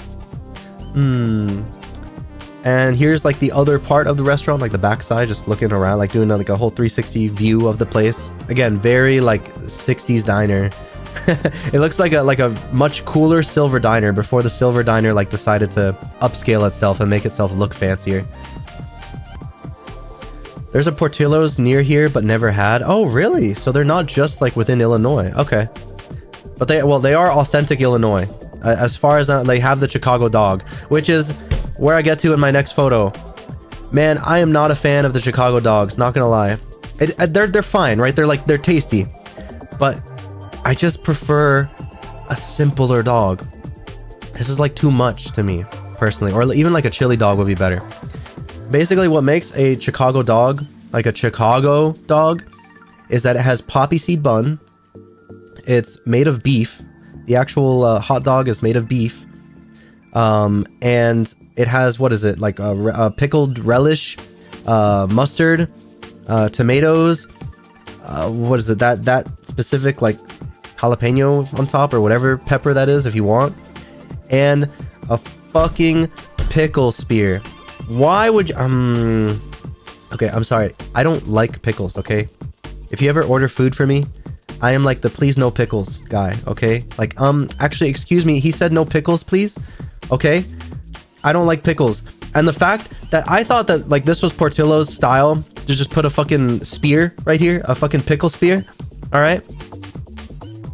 I thought that this was just, like, here to piss me off. But no, this is, like, the way Chicago dogs are designed. I thought it was them being lazy, right? Putting a pickle spear on my hot dog. No, that's designed. That's how it's designed. Chicago dogs are designed to be eaten with the pickle spear right here on top. Like, that's just how it is. That's how it is. So this is an authentic Chicago dog. I just took the pickle off. I don't like pickled things generally that often, especially like pickled peppers. There's just too much vinegar. But I had the, you know, I ate it anyways. It was good. I mean, it's good. It's just not to my taste compared to just I don't know, just get a freaking hot dog from New York, like off the streetcar, and just get, like, you know, either a chili dog or get it just, you know, with some relish, some mustard, and some, you know, mustard and ketchup, maybe some barbecue sauce. I don't know, just anything, mayo, fuck it. Just a more regular hot dog. Personally, I'm more into that than you know, a Chicago dog. But I had it, I tasted it. It's good, okay? It's good. It's just not my preferred dog, my preferred type of dog. And I ordered 2 of them, by the way. That's why, like, this other one's in the wrap here. Then, you know, normal fries, tasted good. And then this is the chocolate cake shake up here. I couldn't finish this because it was just so rich, so sugary, so many calories. They put a freaking, it's a chocolate shake, but they put chocolate cake in the shake. Like, oh my god. Diabetes in a cup. But it was good. I just couldn't finish the whole thing. This was a small, by the way. I ordered a small size, and I still could only make it like halfway. I made it to like here. Man, America, I swear, America and their sizes. But yeah, Portillo's was cool. You know, if I rate it, if I ate more of their menu and I also, like, knew what to expect in the future, this is a solid 8.5 establishment. 8.5 establishment for sure. Pretty nice. All this pickle chatter in the chat, man. A Chicago dog, aka the dumpster dog. Yo, Rob, those are some strong words.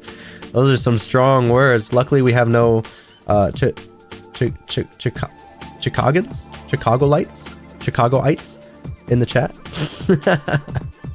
Those are some strong words, though. Oh, we visited next down from Portillo's. We continue walking down these like shops. Yeah, these shops that just random shops. This was a half price bookstore. That's the name of the store. It's right there in the top right.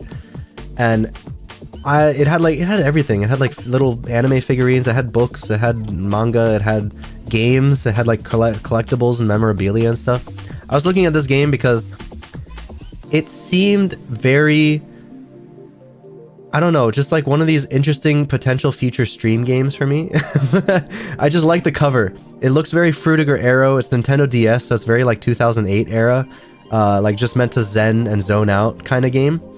It's like a puzzly, relaxing game kind of thing. I did not buy it, but now that I've come back from the tournament and Googled it, I did order it just off eBay today. As well as this other one, Zenza's Ocean. Dude, it's Frutiger Arrow as fuck. I love this game. This is gonna be probably a little look ahead, but whenever I decide to like stream a vertical game, chances are it's going to be when I first decide to stream off my 3DS. Yeah, that's probably what it's going to be. I'll just stream this like vertically and have the 2 screens in back of me kind of thing.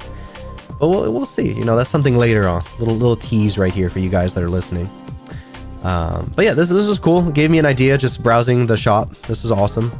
At the same shop, before I go to the next place, at the same shop, they had like a Raftalia figurine for $15. Now, Shield Hero is not a great show, but Raftalia is very cute, and to me, I like her a lot. Like as a character, she's very, very adorable, but I didn't like her enough, you know, to like spend like $60 on a figure. But this was $15 figures at this half off bookstore, without a box, in the plastic, but you know, I bought it because I think it was cool, and I have it set up in my shelf now over there. So another little bargain that I got at this shop. Next, what is this? Now I got to get this on my DS. You're very intrigued. Oh, go for it, or don't, and let me be your first experience to it, because I'll be experiencing it for the first time as well. Chicago needs to stick to pizza. I did eat deep dish as well, Rob. You'll see this later, but I don't remember from where. It was some Italian name. This is the Korean food mart. We did actually go to a Korean food mart that was just down from Half Off Books, just to like see whatever snacks we could get. Man, with my stomach right now, I would have bought all this. Oh my god, I would have bought all this, but I did not. So yeah, I was just taking photos of the cool stuff they had. I was here for one purpose. For one main purpose, was my purpose. And that is to get some fucking, not that $8, not that $15, not that $30 bulldog bullshit. Okay, I'm here for like cheap, affordable bulldog. Okay, this was $2 per cup. I have two of these, and I have the one of these, and I have one of these. All right, I have them. I have bulldog. Everyone just sings bulldog's praises, and I think you know what? I think I can handle the heat. I don't think that heat is shit. So I got the normal one, and I got the 2 times spicy one. All right, and I'll be eating. I don't know about. I might eat the regular one off stream, but the 2 times spicy one will definitely be on stream at some point for something in the future. So yeah, those are sitting there.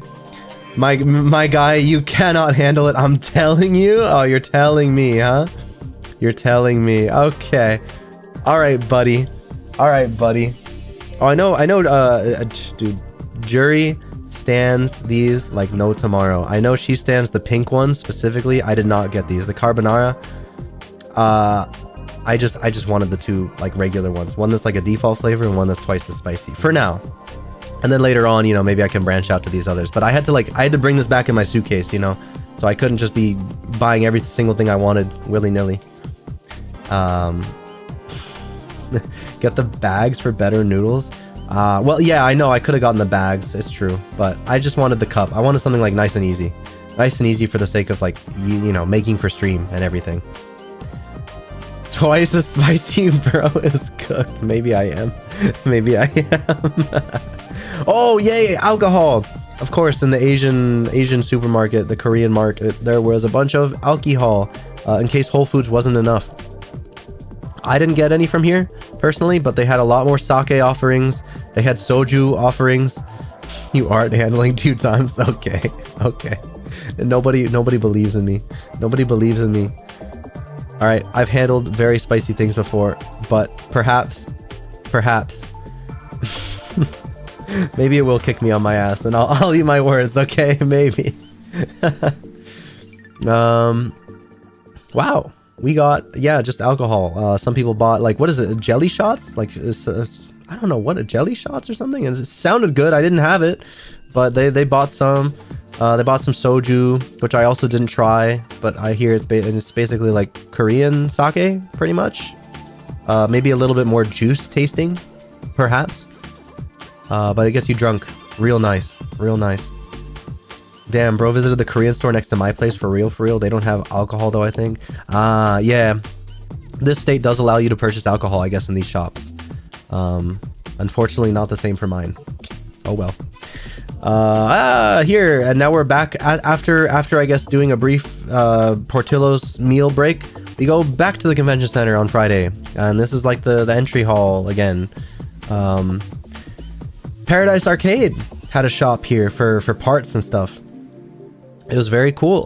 They had all sorts of freaking parts, like all this stuff I've historically just browsed online and ordered straight to my door. But you know, Paradise Arcade had a shop here, and they had a lot of things to buy. Very cool, just seeing it all assorted in front of you for you to like look at in person and feel like weigh it. And they had all sorts. They had off to the right there, I didn't take a photo, but they in this area they have like they have a bunch of like sticks for you to try. You can try a Korean lever, you can try a Japanese lever, you can try different tops. You can have the bat top, the bullet top, the aluminum like metal top, or like a plastic ball top. You know, you had all this stuff to try out here, right in front of you. And this was a cool shop. This was a cool shop. And on the other side of the Paradise Arcade shop, they had a bunch of like, what are these? They're like snack box micros, but they're not. I don't know who they're sold. Are they sold by? I don't know if they're proprietary Paradise Arcade boards or something. But you know, these are like aluminum. You know, these are like metal frames, like heavy. You know, like not heavy, but like hefty. You know, and these are very cool. They had different designs. This was like a pearlescent design. As you can see, attracts fingerprints like a motherfucker. So I would not personally buy the this one. I would get more like the matte aluminum over here. These are expensive, man. They had an Evo version too. These are expensive. Look at this Fusion model, $285. $285 for one of these bad boys. You had custom keycaps up here for the colors. Oh my god, I gotta get water, man. I haven't eaten dinner and I haven't drank water. I feel a little lightheaded. I might need to take a break in a bit just to get that in the system. At least some water, maybe some snacks. Oh, but yeah, the Fusion model. The basically it's like you can play the Fusion models, like you can play that on everything. The base model for 175 is like PC only, I think. And the etched model, you know, you pay an extra, what is that, 35 bucks? Yeah, 35 bucks or 45 bucks to get like etching on it as for a design. But yeah, that was like a cool thing they were offering. Pistachio brick. Oh man, I do have almonds downstairs. I should grab a bunch of almonds. Maybe an apple. Yeah. Oh, and now we're sitting down, just you know, chilling, watching the games. I think this was still pools. But yeah, you know, it's cool. It's real chill. Oh my god, you have my hero Sajam. I love Sajam. If you watched my debut video, Sajam was like one of my inspirations. I like Sajam a lot. He's so funny. Such a good commentator. But he's there on the monitor commentating Guilty Gear. And then you have Tasty Steve and Rip Repal on commentary on the right for Tekken. They were chilling there too. Which, by the way, they're not sitting here in the front. The only time the commentators sit in the front is if you're on like the main projector screen. For these side projector screens, the commentator booths are actually in the back. If you look up here, you see up here, there's like space up here, meaning there's a bunch of empty space behind these projector screens for the commentator. That's where their booth is. They're basically, I think, facing like backwards to the crowd. And this is where we're seeing the stream from. Sajam, get that guac, gamer. Yeah, get that guac. Carne asada is back. Bam.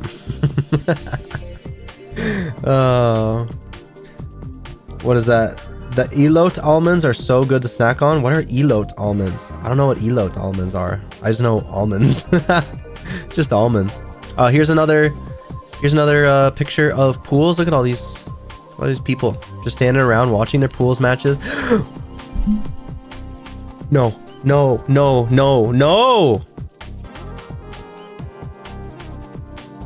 Oh my god. This is what I'm talking about.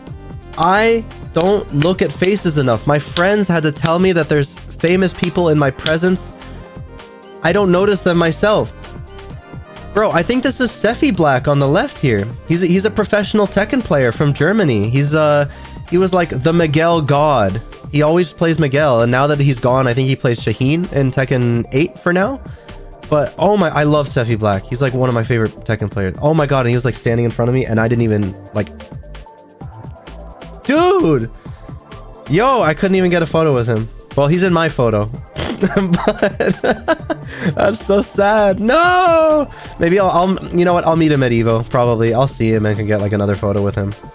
But dude, he's like right in front of me and I don't notice him. See what I mean? I don't make eye contact with people. I don't like look at faces enough. I'm so used to like just being like a tunnel visioner, just look around people, don't look at people kind of thing. Oh well. Lessons learned. When you go to these tournaments, remember, do not be shy. Make eye contact with everybody. Stare them down if you have to. Really make sure they're like, is that the guy? Is that the guy I know? Or is it just a lookalike? Man, that's Sephi Black right there. I can't believe it. I missed him. He's standing in front of me and I missed getting to like just talk with him or some shit. Fine, whatever. Oh, but we did. guys, we did get a photo with a particular classy individual that you have seen on social media, in the Discord, on the thumbnail to this very stream. I got to meet Harada-san. Oh my god, I got to meet Harada-san. He's just standing there like a spectator with Ikeda-san as well, the director of Tekken 8. Because Harada is no longer a director, he's like a producer. But he, oh my god, it was so fun. Like just getting to go up to him. Obviously these guys are busy. I don't want to like stand around and just talk to him forever. But I just got to talk a little bit. Just, you know, said, you know, good job to both of them. Good job on Tekken 8. It's an amazing game. It's brought me some great friendships over the years. And I asked him to like sign, well, I asked him for a photo, and that's the photo you see before you right here. He was very cool about it. And even cooler is the next one, in which he signs my fucking my stick. You guys, oh my god, do I not have it here? Oh, I don't have it here. I gotta drag it over from here. This, yeah, this is my Peko box. The thing you see like on stream all the time.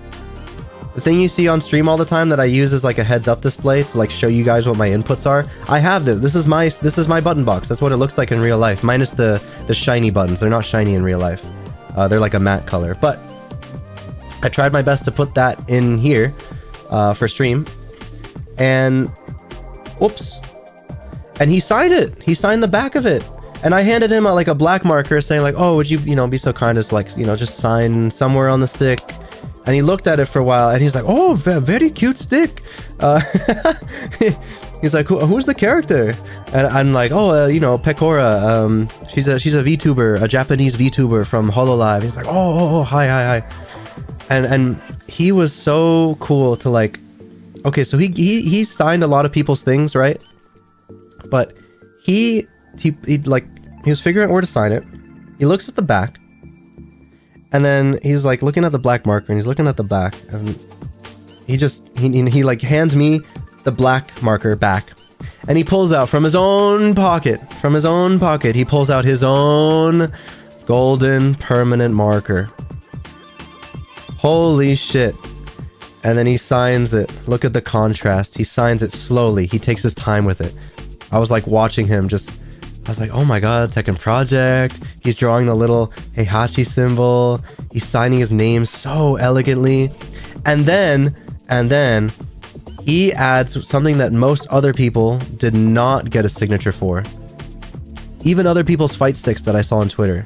I didn't see a single other person get a specific, look at this, CB 2024, Combo Breaker 2024. He actually like sort of time stamped it. It's not just a Harada signature. It's like a time-stamped Harada signature right on my freaking stick. And thank you for, yeah, I put the stickers and the little keychain on. I make it look very, it's the Peko box. I call it the Peko box. This is my controller, you know, this is mine. So I put a lot of love into the design and everything. So it was just amazing. Just to, you know, discuss with him briefly. Just say, you know, just get to thank him for Tekken, get to take a photo with him, that he signed my stuff. And he's just so cool. He was so cool. I don't know what else to say. Like I'm still kind of like shell shocked whenever I think back to it. And I look over at my stick that's next to me. I guess I can't call it a stick. My button box is next to me, and I'm like, it wasn't a dream. I met him, and he signed my stuff, and I took a photo with him. It's not a dream. Because he's not just a game director to me. He's like, oops. He's not just a game director to me. He's like a personality too. You know, he records these Harada bar episodes that are really fascinating to just like listen to. They're basically like podcast. He owns a bar in Japan, and they're fascinating like podcast style videos to listen to. And he's just such a goofball, but he's so like, his opinions are also like, oh my god, same, literally me, so true. He's just a good guy, a good father, a great director, loves the fighting game community. You should have seen, if you guys look on Twitter, he made a very heartfelt tweet about the fighting game community and his experience at Combo Breaker. Just such a sweetheart. Such a sweetheart. Very stand-up guy. Love him to bits. And he's very like world viewed, you know, he's very global viewed. He's not just like a Japanese citizen who's very xenophobic. No, he makes Tekken. He loves the world. He's a world traveler. So yeah, it was just cool. I know, if only I had Rosemi merchandise, right, Maki? I said that to my friends, and I thought that to myself today as well. If I knew that I was gonna like get to meet Harada-san at this convention, I would have like brought some of my Rosemi merchandise for him to sign. But at the end of the day, I think it's cooler that he signed my stick, because he actually brought out the gold marker, and it's like, that's what I use to play Tekken, you know? It's awesome. Because I know he does love Rosemi. I know he does love Rosemi. Didn't he cosplay as Heihachi at one of the conventions? Did he? I haven't seen it. If he did, that's fucking awesome. That sounds like Harada. That is like so Harada, man. He is such a goofball. I love this man. He's a hero to me. He makes one of my favorite franchises, and he's like just such a cool personality. I was gonna say one more thing. Oh yeah, it was crazy. I didn't mention earlier, but I saw, like, when we were just waiting for people to enter the convention hall, we were like waiting for somebody. There's like this intersection in the hotel, which a lot of people move through, in and out. We saw, in the span of like 3 minutes, we saw Tasty Steve go up an escalator. We saw Murray, who is like Harada's right-hand guy, basically. We saw Murray like just walk down the hallway one way. And then we see Harada and Ikeda-san coming in through the front entrance and like walking to where Murray walked to. Like all in the span of like 3 minutes, we're just standing there. Like the first time I saw that, this is before I like took photos with him, and like I was like, like I was just shell shocked. I'm like, oh my god, that's Harada. Oh my god, that's Harada. Oh my god, that's Harada. And I'm like, wait, you know, just saying, you know, hi, waving to him. You know, he said hi back. Murray as well, like just saying, hey, what's up, Murray? Unfortunately, Murray had a little bit of a Twitter incident at this event. You know, putting the N-word, especially even with even with a soft A on Twitter, is like not okay.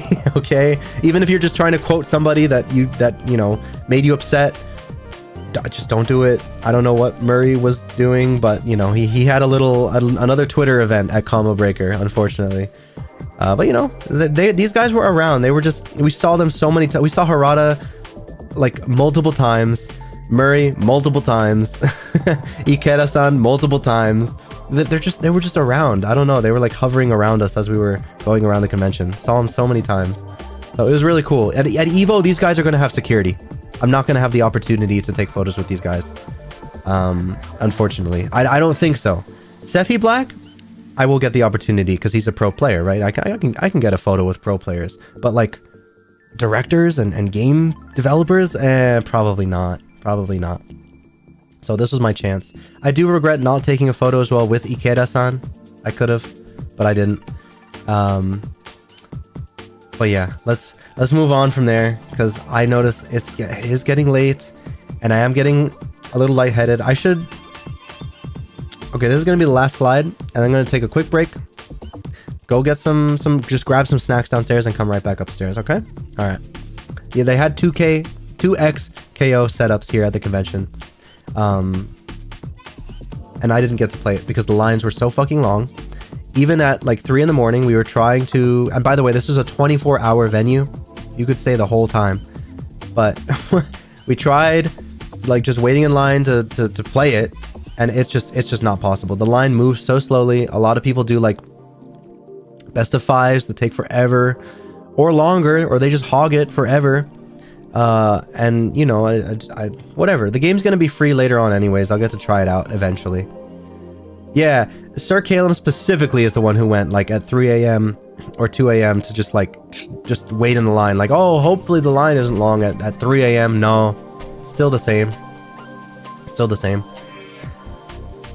Oh, what is this, Rob? He's got a custom-made like movie mask, so he looks legit like a living Heihachi. What the hell? So he's been wearing a mask at one of the ones in Tokyo? Damn, I never saw that. I did not see that Harada was wearing Heihachi stuff. Like even a mask. That's crazy. I don't remember that. Usually he's one to like wear merchandise, and that's it, you know? But that's cool. That's cool. So yeah, 2XKO was here. I watched a little bit. Hey, looks like a fighting game. Good job, Riot Games. You awesome. Woo, yeah. That's 2XKO. it'll be out soon, and it'll be free. So we can all play it and install the Chinese spyware for ourselves. You went at 1, 2, and 3 a.m. No changes. Yeah, you kept coming back. Sir Caleb always did this bit when he came back to our setup. He's like, oh man, 2XKO was so much fun. And they're like, oh really? How, you're back. How was it? He's like, oh, 2XKO was so much fun. Not. We were waiting in line all the time. Every single time. Every single time he came back, he's like, not. Nope, we didn't actually play it. The line was too long. Every single time he came back.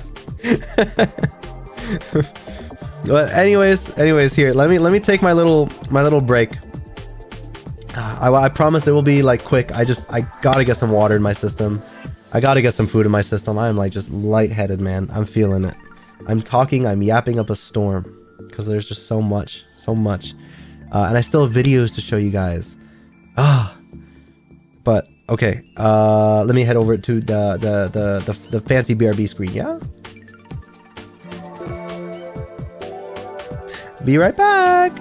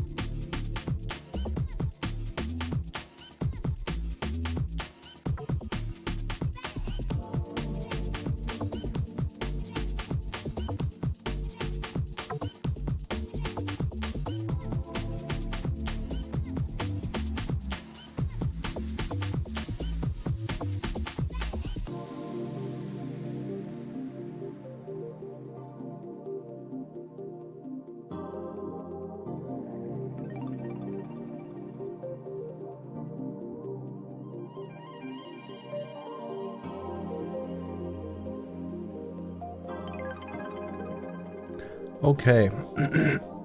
Okay. Okay. We are back. Jeez, yeah, I was really feeling the lightheadedness, man. I gotta...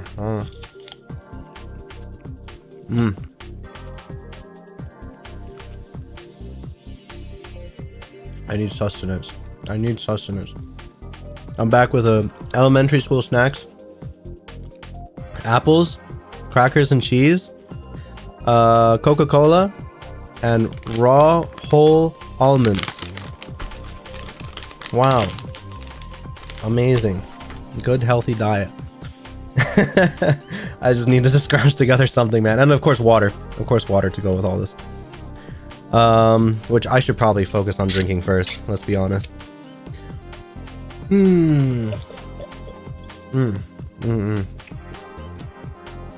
Oh yeah, I remember you asking earlier, Barry, did I play KOF? No. Believe it or not, at these setups, at this convention, I actually didn't like sit down and play a lot of people on these things because I'm with a group, you know? When you're with the group, you kind of stay with the group. If I was here solo, I'd be like spending a lot more of my like random time playing Mahjong, playing with people on the setups, just doing like more solo endeavor things. But when you're with a group, you kind of like, you do group activities kind of thing, you know?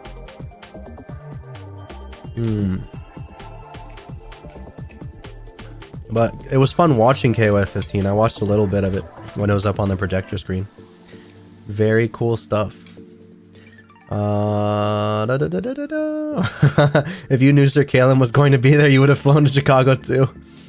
Yeah, next time. Next time. Barry, you would have a lot of fun at this. And it's like close-ish to where you are compared to flying to like Las Vegas or something. It's not that expensive, you know? You could definitely do it.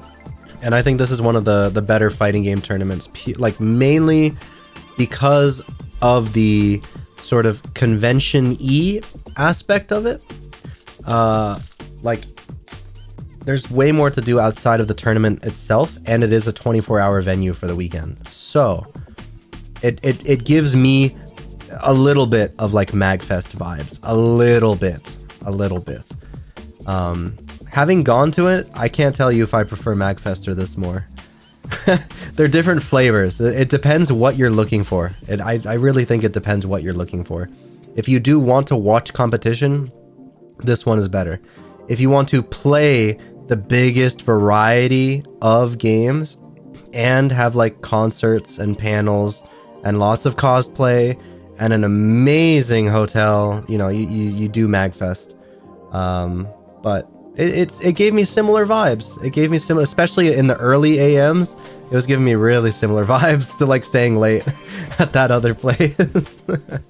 It was cool staying there with we had like a BYOC like little Steam Deck setup that we brought, which we'll show it here later. I'll show it here later. Yeah, MagFest would be dope, man. If you wanna, I'm still debating going this year. If you want to stop by MagFest, you know, maybe I'll consider it. I'll consider it. We'll see. I will highly consider it. But yeah, 2XKO. Let's move on. For some reason, they had Skullgirls playing on the Rambo machine. I have no idea why. No one was controlling this shit. This was losers quarters. This was like this is a stream from downstairs that I guess was being played on the Rambo machine. Next image. Pinball. Oh my god, the pinball machine was dope. They had about 10 of them. For the record, MagFest has about 40 to 50 pinball machines. This is about 10 of them, so it's like a mini-sized version.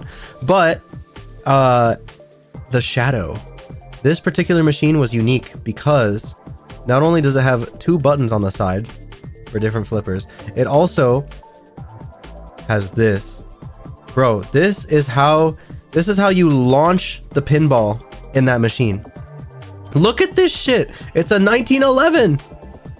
You pull the trigger. It's an automatic launch. Damn. There's nothing like it. It was so cool to like just fucking play pinball and it's like, oh, ball's done. All right, time to get another one out. Or just fucking grab the 1911. It shoots out towards the top of the machine. It's awesome. The Shadow, this one, the Shadow, is an awesome machine. Well, very unique.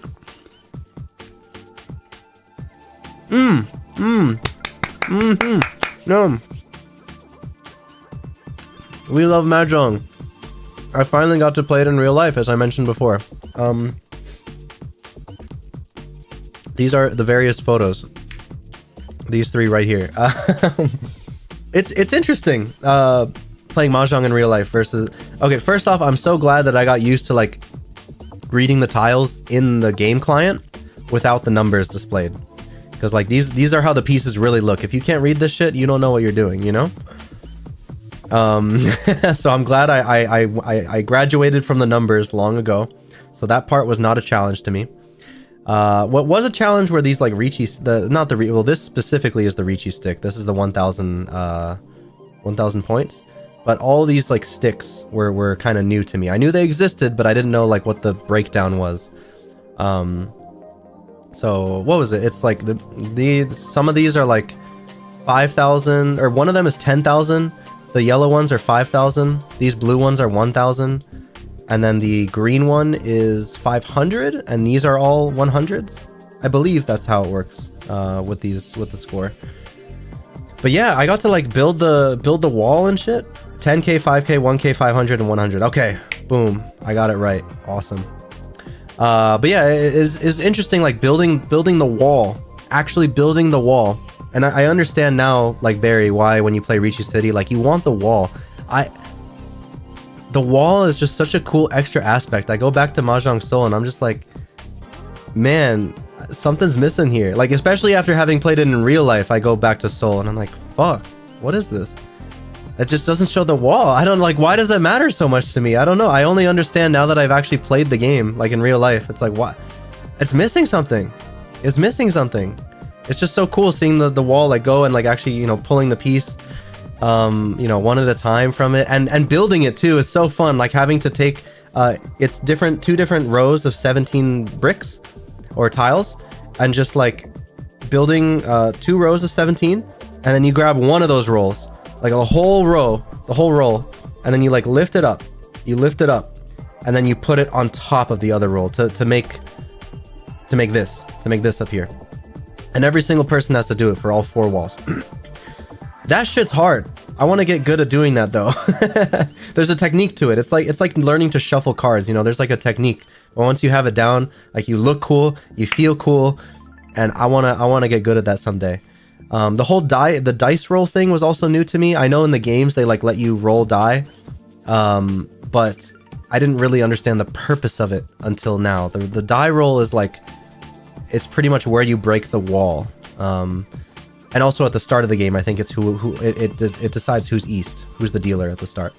But the whole wall thing was it's just crazy seeing all this shit happen live. It's like I've been doing all this virtually for like a month and a half or 2, and now I just get to like, I get to chi, I get to pawn, I get to ron, I get rond. I'm in Furi 10 because I know I can look at the pieces. There's a lot more of what's called a chotsu?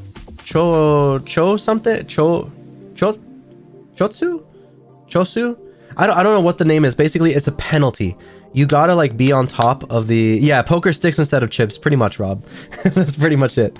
Chombo. That's the name. Chombo. It's like a penalty for when you... Let's say you're... yeah, it's like a point penalty when you incorrectly do something. Let's say you're in Furi 10 and you decide to run somebody, like take their piece. You can't do that, right? So that's a penalty. Like the game normally won't let you run their piece, but in real life, like it's real life. So like you could just run it and make a mistake and be like, oh shit, I'm in Furi 10. You know, like things like that happen in real life and you can get penalized for it depending on who you're sitting with. Here we were playing really casual, like, but it was just fun, man. And I got to do the cool like tile thing they do, and I had conversations here with these guys like, where did you come from? Somewhere like I came from Mahjong Soul, somewhere like I came from Ricci City, somewhere like I came from watching Akagi or Saki or Yakuza. I heard on the table behind me some guys talking about it. It's just awesome like how many different avenues people come to Mahjong from. And I got to do like the cool tile piece thing that they do in Saki and Akagi, where like they pick the tile and then sort of like to represent that they're thinking, they put the tile horizontally atop the other tiles. They just like stick it on there. And like I got to do that in real life, and I'm like, okay, this looks good here. Okay, what do I? Let me think for a second. What am I looking to discard here? All right, let me take this out.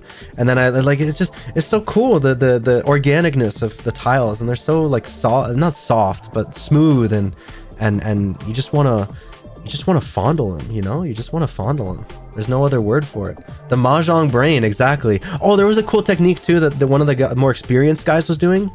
It was called like. I don't know what it's called. I forget what it was called. But basically to like to organize the tiles. Like if like you see my hand right now, you see how like it just kind of looks a little, it's not straight 100%, like the tiles are in and out a little bit. If you wanted to reorganize this, you basically push this entire row up against the rail. They call this black part, the whole thing along the edges, this is called a rail. You pull it against the rail, press it, and then you just like, what is it? You have one hand on one side, and then you run your finger along with the other, and it just kind of like, it's like this little like I don't know. You just hear the tiles all like clack against the rail in like one straight line, like, and like it's boom. Your hand is like organized, and you like slide it back out, and it's, oh my god, it's like so. There's so many cool techniques here that people know how to do that I yeah, you only get to understand it when you play IRL mahjong. But I cannot wait. I cannot wait to play more in the future. Unfortunately, I didn't get the opportunity to play like a ton because again, I was with a group. So really this one night was like my mahjong chance. I was here for like 2 or 3 hours. And that was it. But you know, in the future opportunities will arise. And yeah, that was IRL mahjong. I mean, there's so much more I could talk about, but like we're going on here. We're going on here. This is so fun. The tile shuffling. This is surprisingly hard, by the way, in real life. A lot of the like you have to like maneuver the tiles with like the sides of the inner sides of your palms, kind of like shuffle them around like this. If you just like shuffle them on top, like so, you'll kind of like knock some tiles over, and you know show their undersides and stuff during the shuffling process, and obviously you don't want that. So a good shuffle is like a cup like this. You're kind of just doing this, and you're like moving your arms around. But yeah, that's that. Anyways, off of mahjong. Sorry for that little detour. Let me get more water and open up this soda. Oh yeah. Oh yeah.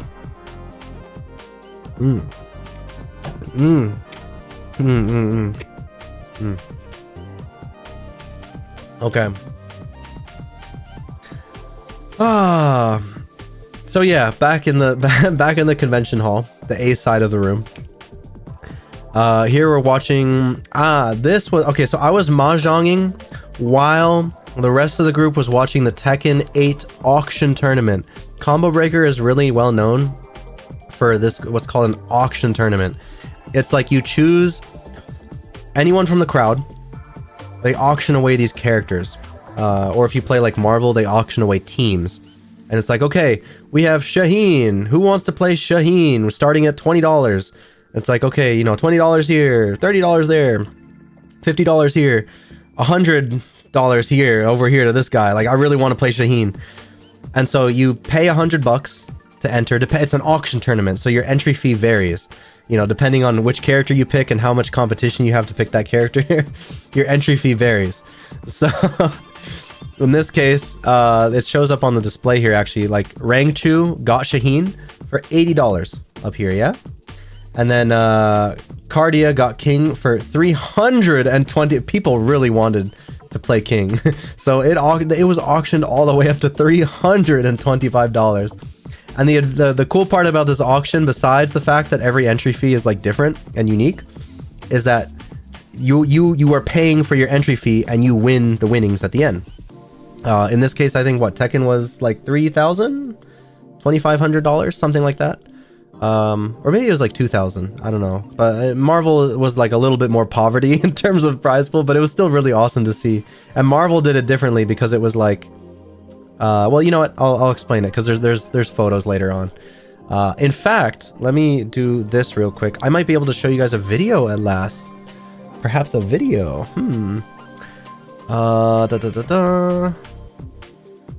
What might this be? Let me take this out. What might this be? Oh, okay. This is just a video of the whoop. Let me get. What's it?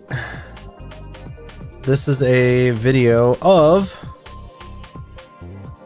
the event right here. Boom. Just a little like B-roll footage, yeah? It's loud. Just a quick look around and like feel the atmosphere, you know, of the place, because I've just been showing photos. But you see? Nice. And then that's the entry hall over there. That's the entry hall. But yeah, there's that. There's that. Just to give you a quick vibe. Let me see what else there was. I think... Do I have the videos yet? Do I have the Tekken auction videos? I don't know if I have the Tekken auction videos or not. Some might have been like too iffy to show. So I didn't have time to like edit people out of them and stuff. But let's keep going with next slide. Oops, and let me get this out of here too. More stuff. This was outside the convention center. Cool. It's dark, you know. This is the roundabout that Ubers pick most people up from and everything. Oh, my beloved sake. So if you guys don't know, I mean, at this point, I'm basically like a street drunkard. I kind of like to wander around events and places or the street with like alcohol in my thermos, all incognito. If I'm like there to have a good time, you know.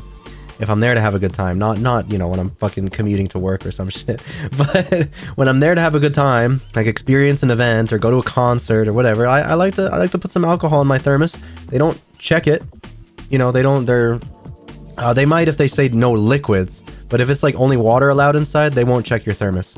And you can just, you know, put in some whatever drink you want. And I had a great time with the sake, just getting to sip it while I do my things. This is you know what, I'll let you guys absorb this while I eat my cracker.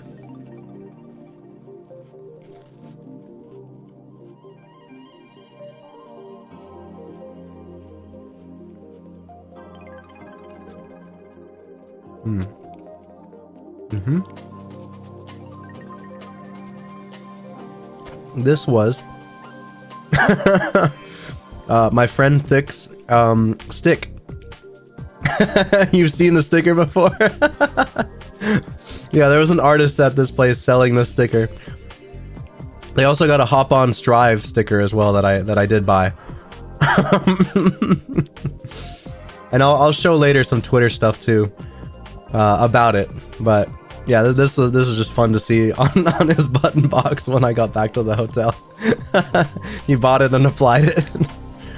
Oh, who's on the Strive sticker? You know what, Joe Bob? I'll let you take a guess. I'll let you take a guess while I continue. Here's the Rivals 2 table. This time I returned with my group to actually play it. We stayed at the setup for like an hour. Again, so fucking fun. Rivals 2 is going to be amazing. I love this so much. This game is phenomenal. Please like check out YouTube videos or something about it. I can't really like say much besides like it just feels like great Smash Brothers made by like competent people. Made with great online, good cool character designs, so much combo opportunity, like melee style combo opportunity. Yeah, it's gonna be a great game when it comes out. It was so fun playing this. Oh, and here's the layout of the place. I took a photo of like the playbook, the booklet. So as you can see, you go in through like registration. That's the long hallway that you were seeing before, and then you make a right, and this is where like the first initial photo was. Now the convention center, see what I mean? Where like you have the Schaumburg ballroom. That's like the C games area right here on the right, and then the convention center is like the big hall on the left. And the convention center is kind of like on either side, top and bottom. You have the A games and the B games. So that's like the layout of this place. It's not really huge. It's not huge at all. Unlike Magfest is huge, but like this is like not too huge.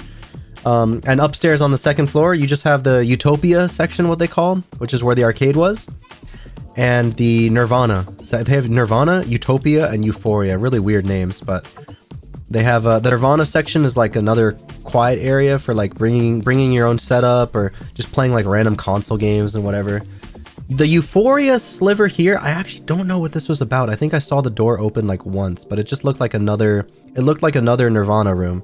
It was just like more console setups. I don't know exactly what was going on in Euphoria, but yeah, Utopia was here.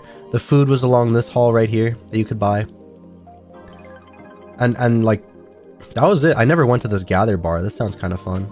But yeah, that was it. Like, that's the whole convention space. It's just these two floors. Boom. You've now experienced all of Combo Breaker. It's just you've traversed the whole thing. It's just here and here. That's it. It's a pretty small place. Large, spacious, as you see in the video. Like, the actual convention center is huge, but the rest of it is pretty, you know, nice and cute, nice and small. Here we have another sort of competitor to Rivals 2. It's called Combo Devils. I'd never heard about it before, but it's like, it's got fighting game style inputs. Very well made. Shockingly really well made, like very fun to play. It's very polished. It has a lot of unique ideas. They only had like 3 characters available, but this thing was cool. I was pleasantly surprised by it. I'm pretty excited to see where they take this game in the future. And they show you like future character designs too. The future characters that they're gonna release later look really cool as well. But yeah, just very solid. Like Rivals 2 and this, both like solid, like Smash Brothers like contender games. Both excellent. Good visuals and graphics, unique ideas that they both bring to the table. Good roster, seemingly. Just awesome. It's awesome. And you can see from the sheet here. See, look, special commands. See, they have like all these characters actually have like inputs, and to do like this is the super here at the bottom. It's like actual like quarter circle or full circle, whatever's to do stuff. So yeah, very cool. Very cool game. Wish list on Steam, by the way. Combo Devils, guys. Wish listed on Steam right away. And join our community Discord, it says right there.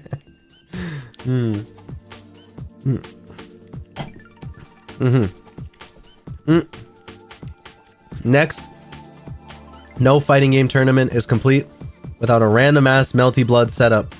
A scuffed ass Melty Blood setup in broad daylight, sitting on the concrete bench on your shitty laptop with your shitty screen, just playing fucking Melty Blood with your buds.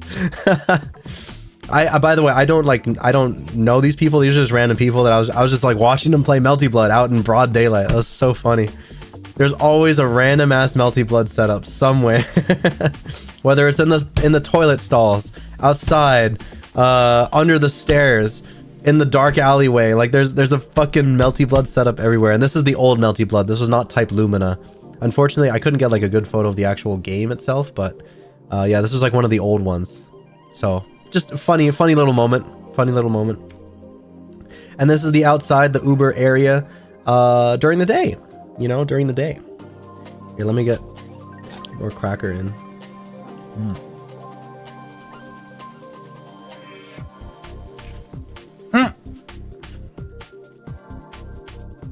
We had deep dish pizza. We ordered it in. It was actually pretty good, but I wish we ordered it with like some actual toppings as opposed to just pure like lasagna, you know what I mean? Like pure cheese and tomato sauce. Like I wish there was like some meat or something, or some veggies or something extra on top to go with the pizza. But it was pretty good. I don't think I prefer it over New York style. I still think New York style is the optimal route, but pan pizza, I would have it again whenever I have like the opportunity to have it.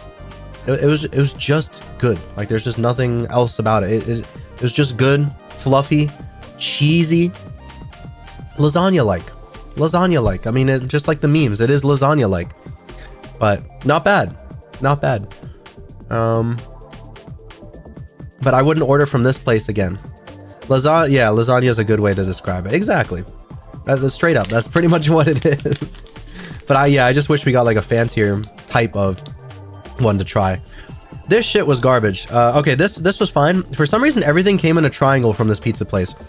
I don't know why the mozzarella sticks came in triangles. The bread came in triangles. It was so funny. I don't remember the name of the restaurant, quite frankly. Maybe Sir Caleb remembers, but we ordered it for delivery from this place, and this is garlic bread. It had no fucking like garlic at all. It was just bread, man. So bland. It was kind of cold. Tasted, I don't know, just Giordano's. Yeah, that place. I wouldn't recommend ordering this from that place. No good. But the mozzarella sticks were good. Nice spice. And that was that. Those look like frozen food that got microwaved. Yeah. Like it's I don't know. It was fine. I mean, honestly, these were fine. The mozzarella sticks were pretty good. Yeah, it was expensive as fuck. True. This was way too expensive for what it was. Way too expensive. So I don't know if I would recommend Giordano's specifically, like as a restaurant. Maybe not. Maybe avoid it. But I that's my deep dish experience right there. That's it. I tried deep dish, guys. I had deep dish pizza. It's lasagna. Lasagna and a pizza. Good. You know what it kind of reminds me of? Let me see if I can let me do this real quick, and then go here, and then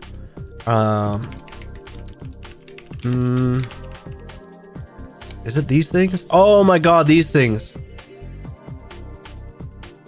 Guys, did you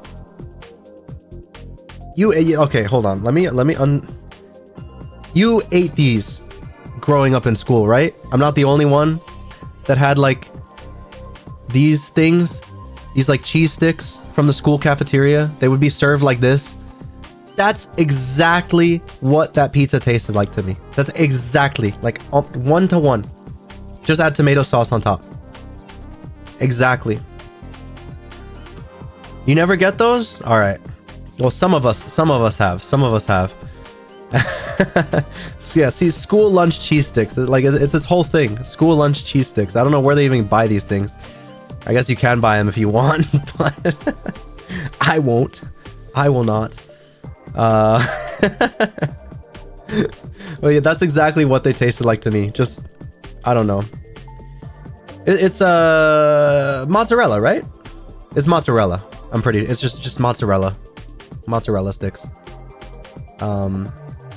We did have a Domino's pizza in the cafeteria. Where did you go to school, Rob, that there was a Domino's pizza in your school cafeteria? Oh no, you're one of the schools. I was hearing from, who was it? Someone was telling me that some schools in the United States, Domino's actually has a deal with them to like just provide the pizzas, the school pizzas. Domino's does that. Yeah, I guess you had one of those schools. Oh, interesting. Okay. Yeah, moving on from the deep dish.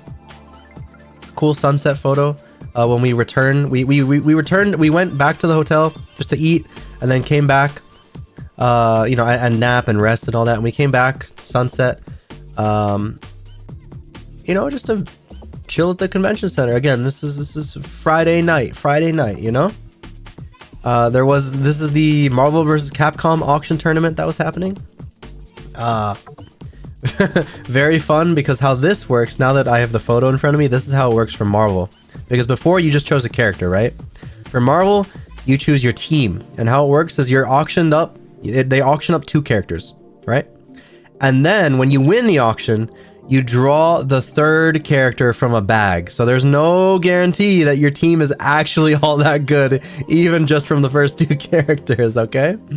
So there were a lot of funny moments of guys like paying a lot of money to get in with 2, like one amazing character, then like a decent character, and then just like a bottom tier shit character like Thor, just and they pay a lot of money to get in for that. There were a lot of moments like that. It just, this one was particularly entertaining to watch, to me personally. Just very funny, very funny. Yeah, balanced teams, exactly, balanced teams. Let me think. Yeah, this is just another photo of the same thing. Actually, yeah, this is it in action. Oh, I can show you guys a video here now. Give me a moment. Is it this one perhaps? Yeah, it's this. Okay, I'll turn down the music. This is it live. Yeah, this is a 2-minute video.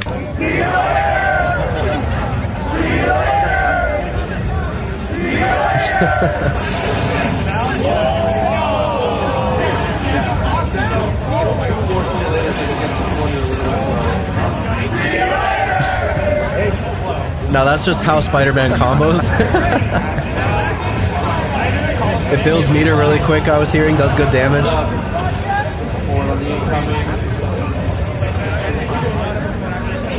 Yeah, this was extremely fun to watch, even as someone who doesn't play Marvel or understand what, like, too much what's happening.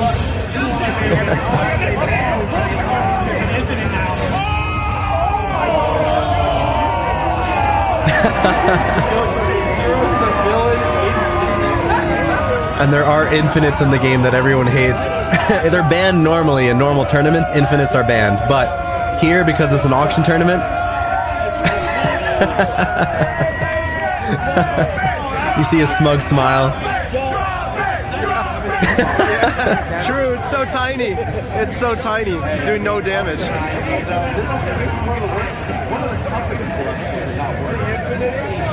Dude, what the hell?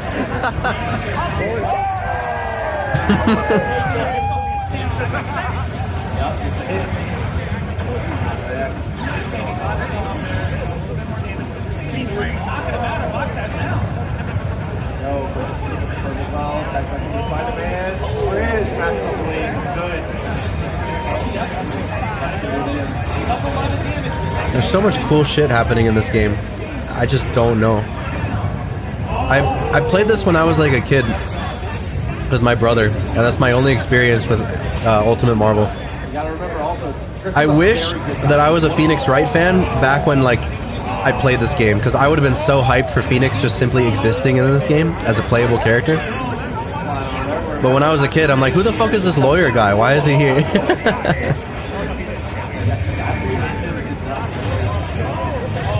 Such a good roster of characters, really. Every single team that came up, I'm like, this character's in the game? What? That character's in the game? All right, that was that. That was that. But continuing on, that's just the, you know, photo of the event. And I think it's next. Damn, is that? I'm just looking in the back now. Is that Toph? Is that Toph BBQ and someone else commentating Melee? Or was that another game? Oh, that might have been Eunice. Never mind. I'm thinking it looks like Toph Barbecue, who commentates Smash, if you guys know who that is. But okay. Oh my god! Whoops. I realized Blur was on. Oh my god! Guys, I got a picture with Sajam. Bam! Sajam. Fuck it. He was watching the Marvel event from the back row. So my friend noticed him. Again, I don't notice these things. Sir Calum noticed him, pointed him out to me. Like, damn, is that Sajam in the back? I'm like, what the? Oh shit, it's Sajam. So I had to get a photo. I had to get a photo. Again, an inspiration of mine. Love this man so much. Ironically, our conversation was more brief than Harada's. I could tell, like, I kind of had to like ask him like for a photo, and he had to get up out of his chair to like do it, and like he's such a busy guy. He's just commentating all the time. That I understand, you know, you have like a break to watch Marvel. You don't necessarily want to, but you also like don't want to be an asshole, you know. So he was a good guy for helping me take the photo, and it was just you know, just a fun time to like meet him, just to see him, just to get a photo, and you know, let him sit right back down and enjoy the show. But this is sick. This was awesome. Was not expecting this either at the event.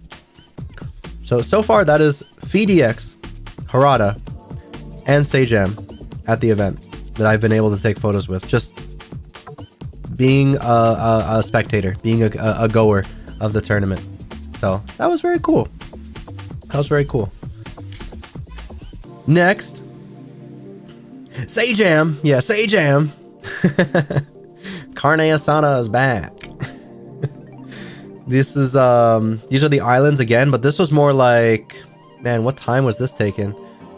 This was at like past midnight, I think. Or it's just like, it was late. It was late. Whatever. It was late, as you can tell. They're setting up for, wait, is this Saturday? Oh shit, wait. This has been no. Correct me, Sir Caleb, did we watch Marvel on Saturday night? Was that a Saturday? Oh, because Tekken was Friday night. So this is all Saturday. Yeah, this has all been Saturday, guys. Okay, this has all been... See, my timeline is like a little off. But yeah, like as you can see, they're setting up... initially, they only had these chairs in the front set up. Now they have the folding chairs set up for the top 8 on Sunday. On Sunday. Oh. This is us playing very late. At like 1, 2, 3 a.m. on the BYOC setups. We have our own Steam Deck. I brought my own Bluetooth speaker because they don't have speakers by default for these TVs. We're just playing DOA, Soul Calibur, just chilling. You know, just chilling, having a good time. And so is everyone else. These guys got their own game going on over here. This guy has his own laptop going on over here. It's just fun times. It's funny. A lot of people walked by the DOA 6 like setup, and we're like, "Oh, is that Virtual Fighter? Oh, what is that? What is that game?" And I'm like, "Oh, Dead or Alive 6." And they're like, "I've never heard of Dead or Alive." Crazy to me. They've never heard of Dead or Alive. Yo, never heard of Dead or Alive. Just goes to show you how much it has fallen from grace when the average Joe does not know what Dead or Alive is. Fun game though. I want to play this on stream, except the netcode is kind of shit. So like they will be laggy games, but I don't know. I already played Extreme 3, right, on stream, so I would like to play actual Dead or Alive at some point. Now that the franchise is unfortunately dead. Oh well.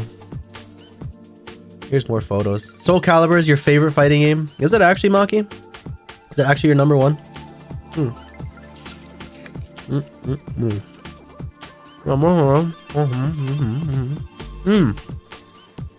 They actually had additional rival setups here. That we also played on for a little bit.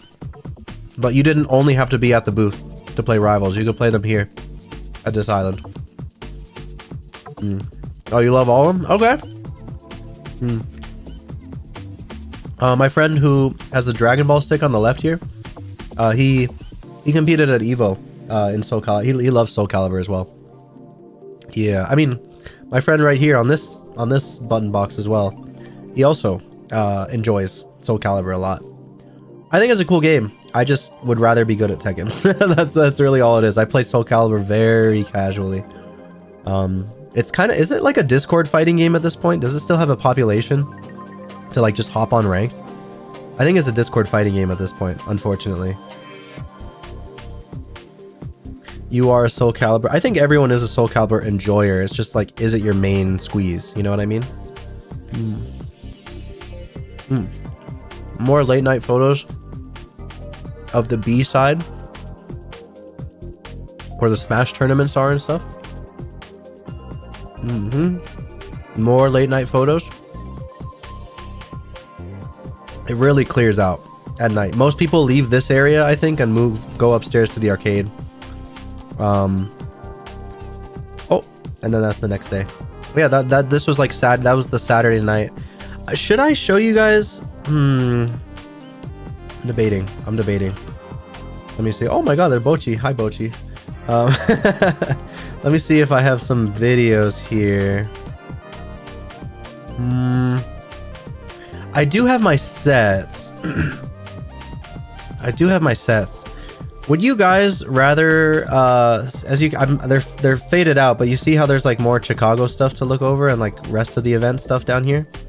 Would you rather I go through these, or would you rather we like review my sets a little bit and see how I fared in my actual competition? I have 5 videos here recorded from my friend. I'm not going to go through all of them because I think combined this is like 30 minutes of gameplay, but I can skim it. I can skim it. Oh my god, watching these again, I was like cringing. I was cringing. I was dropping so much, dude. Why was I dropping so much? You would like to see the sets? Okay. You didn't travel for Soul Calibur 6, but you have some results too far for... Ah, I see. Oh, cool. Cool, cool, cool. Fun game for you then. Let me make sure. Is this the first one? Yeah, this is the first one. This is a 4-minute video, but here I kind of just watch it. Okay, remember when I was saying I was studying my competition, guys? Remember when I said like, oh, I know my bracket. I know the first guy I'm going up against. He's a Kazuya / Devil Jin player. I see his Twitch. I know what he's doing. Like, I'll study and learn and whatever. No, I basically only ended up like stalking them to figure out who their character was, and then did like no actual research on how to like play around a Kazuya or a Devil Jin. If I was actually there for real competition, I would have like trained in Tekken 8, practiced against those specific 2 characters, learned like anything I could to get past my first game. But because I was treating this so casually, I knew I was going up against a Kazuya / Devil Jin, but I just didn't prepare. So you can see that here.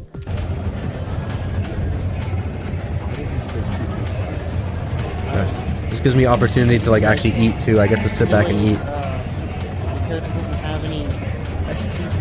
This is my friend Thick commentating in the background.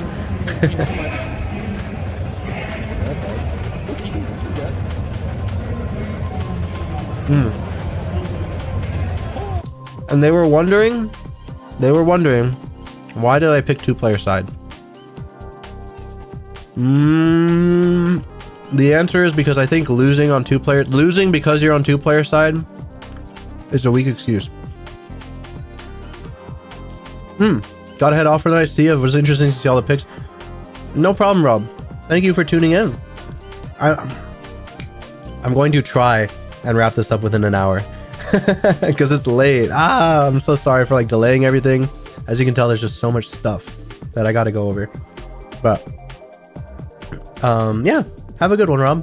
Take care. And maybe you'll see the VOD. If you want to see the Chicago side, you can check the VOD later because I'll be just briefly going over Chicago and how that was. Try, quote unquote. Peace, man. Thank you for watching. But yeah, kind of getting railed here in tournament against this Kazuya.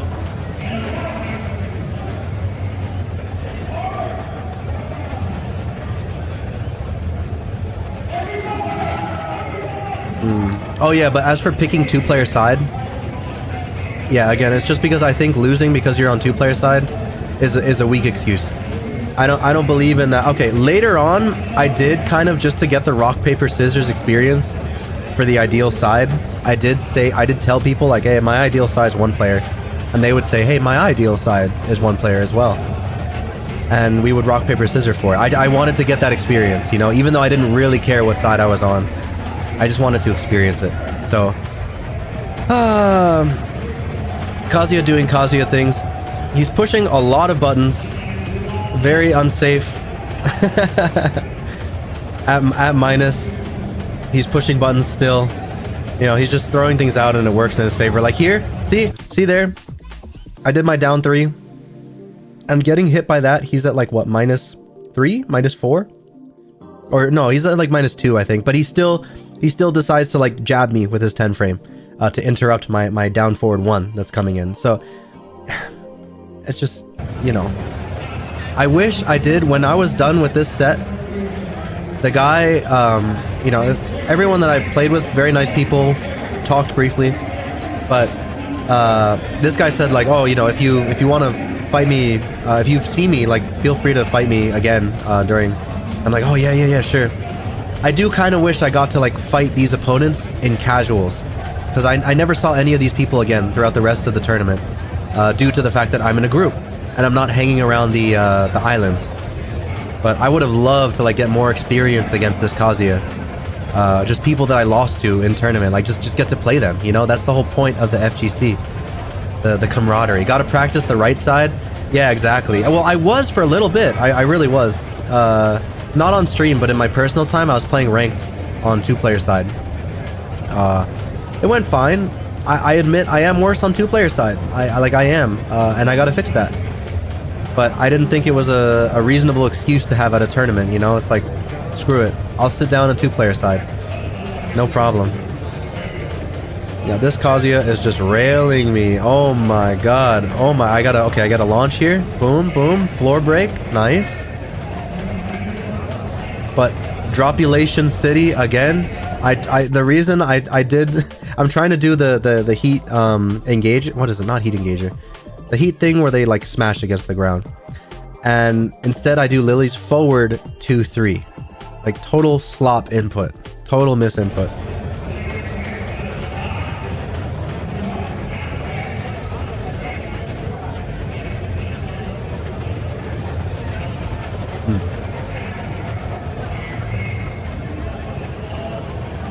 This is it.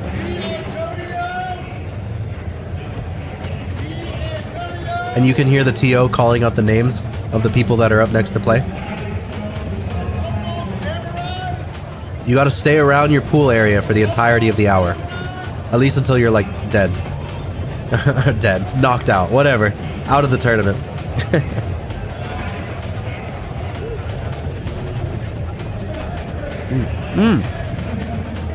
No break.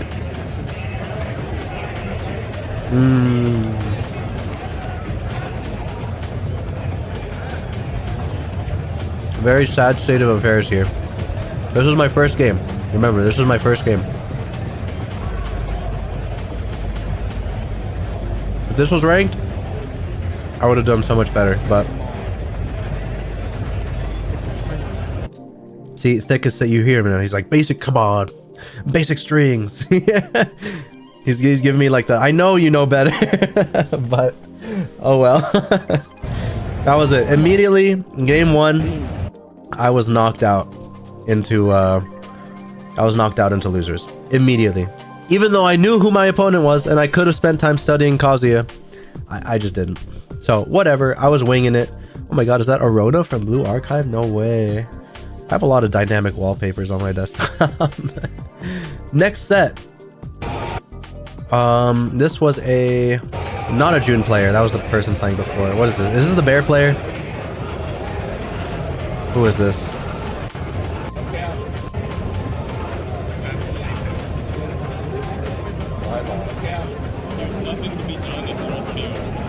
And in this one, too, it's his first time. It's okay. you can kind of hear the guys off on the right saying like, "Oh my god, he has a hitbox." Yeah, see, and he's got a hitbox. And this Kuma is in, and later on they say like, "Oops, sorry, I still have the crunchy filter on. I keep forgetting." But later on, they have like they're saying like right now, because I guess they're his friends, the Kuma's friends. They're like, oh, he's currently fighting against an S+ tier character right now.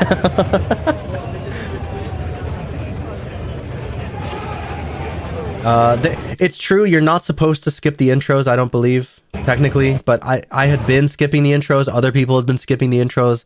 It's pools, it's pretty casual here, compared to like Evo. I don't know if Evo would let you get away with it. Oh! Now, luckily, I had bear experience, so it did help. This did help a lot, fighting this guy. And let me get the music back on a little bit.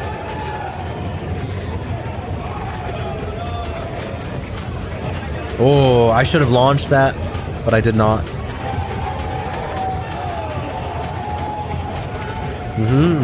Get the heat dash into the Iron Thorn finisher. Boom, counter hit, forward 4 with Lily. Very clean comeback.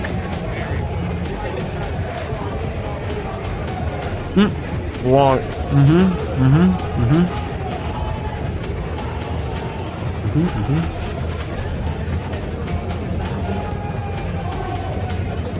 And I saw your message earlier, by the way, Maki. Yeah. I could trade with you. You're Raijin. Very cool. Congratulations on that, by the way. Oh. See? See this drop? Boom, boom. At this point, I didn't need to do like anything. I could have done the simplest thing. I could have quarter circle forward 3'd. Could have like 1-1, do tornado, anything. And I do quarter circle forward 2-1. Like thinking I can like break the floor further. I don't know why I did this, but it doesn't combo. I drop it.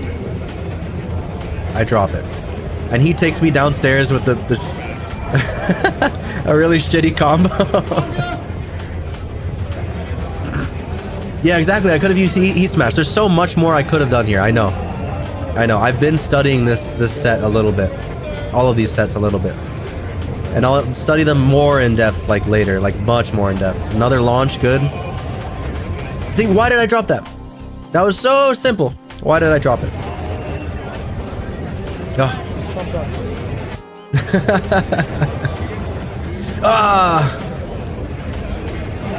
Forward 2, yeah, no. Incorrect punishes. Sloppy.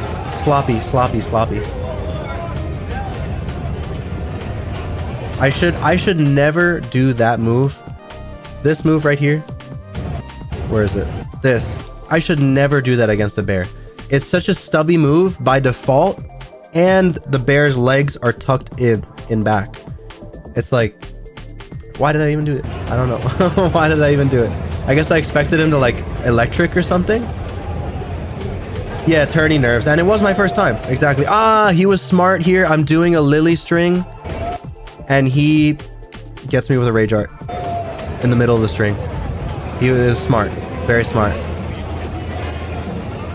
This is what you're... Yeah, if you hear that very slightly, he said he's playing against an S+ tier character. Which I don't think is actually true about Lily. Yes, Lily won Evo Japan. I don't think she's S+ tier. I think she's good. I don't think she's S+ tier. Maybe I'm wrong. I don't really like look at tier lists that often these days.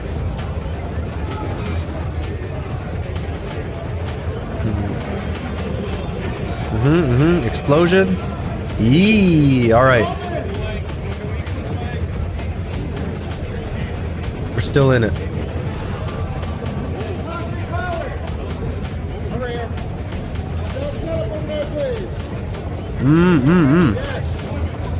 Oh, punishing. Good.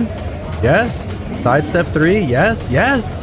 Racking up the damage, Blue. Good job, Blue. All right. That was like a solid round. That was solid. That was at least a solid way to finish it out. Even if it was shaky. Yeah, he's giving like the... he's giving the thumbs up. Thumbs up. Wow, thumbs up.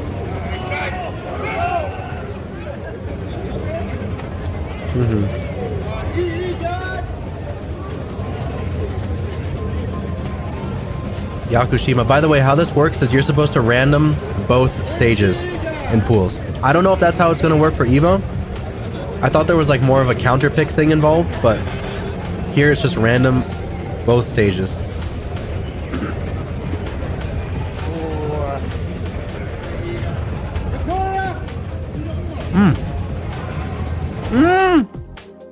Dropping so funny. Yep, my friend just saying he's dropping so much. Oh.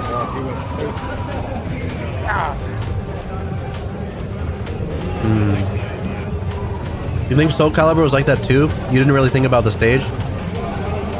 Well, because there's legitimate stage counter picks in Tekken. Like if your character has better, really good wall carry. Let's say you play against a character. You're playing against an opponent that has a character with really shitty wall carry.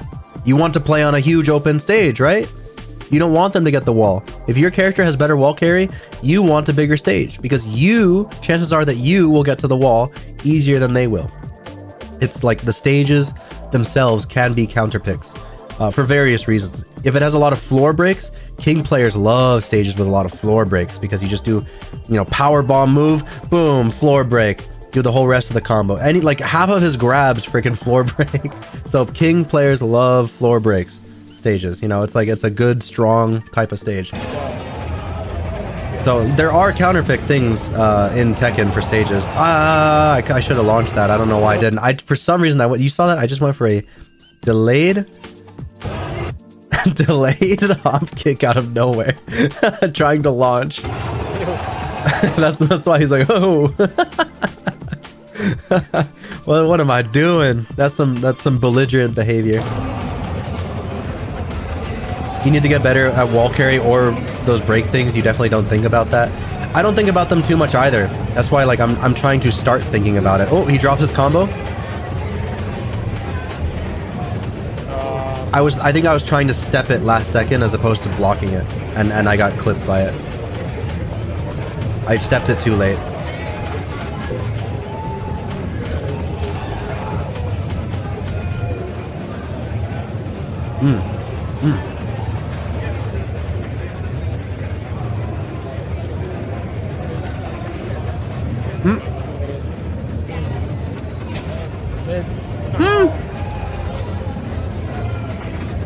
Nice. Yeah. No. Oh no. This. Okay. I was a little bit too inspired by Chikurin's performance during Evo Japan, and I thought that this was comboable. Right here. I thought I could go into this, and then pick him up with the knees, and go into like Matterhorn or something. It dropped.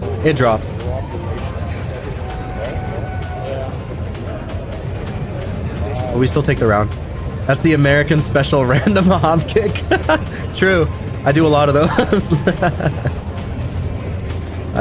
those. Boom. Side step 3. Don't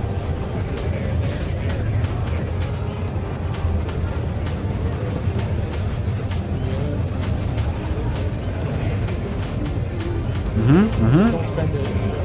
Very good, don't spend it. My friend is saying don't spend the heat yet. Keep it up, keep using it. Don't waste it in the combo.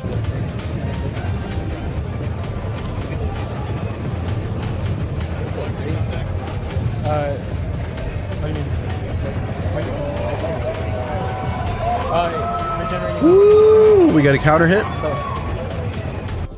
That was crazy. I didn't expect this to hit at all. The back turn 2 against the Kuma on the ground, getting up backwards. This right here. Boom. Smack him right on the nape of the neck. And look at the chunk on his health up here. Yummy. The white bar means you recover health. Yeah. And then when you hit that, you gain a lot back. I like a lot of that. Yeah. I forget. Yeah, and then this. Just listen. A lot of that white health back. And he wins. I had a random. I looked back later. It was a Lily cosplayer that was just saying like, yeah, Lily wins, woo. She was just spectating in the back or something. That was really funny. I love that. I'm glad to make my fellow Lily players happy. Character loyalty. Exactly. Character loyalty. I am very much a character loyalist. I'm not a tier whore. I don't enjoy just checking the tiers and being like, oh, I'll pick the best character. I pick who I think is cool, and I think Lily offers a lot of expression. A lot of the characters in this game have a lot more expression opportunities, even than they had in Tekken 7, but Lily especially is like very...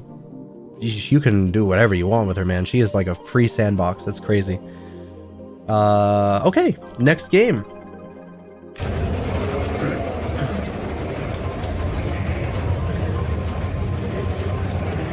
So as a reminder, I lost winners, right? I lost winners, so I dropped down into losers, and I then fought someone in losers, knocked them out. That bear killed from the tournament. They do not participate anymore because I won. I like killed them. That's an elimination, total elimination, not sending them to losers. No, that was like a kill right there. This next one, we'll see.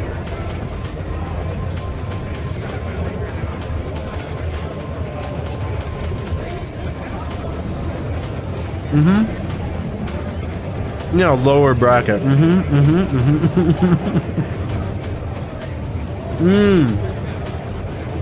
I remember this game. Yeah, this was fun. I like this one a lot. I feel like I asserted my dominance pretty good here.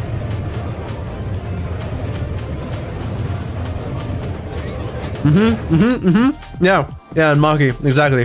Oh boy, Victor. You know, for those who tuned in to my last Texan stream, Maki here, I was fighting Maki's Victor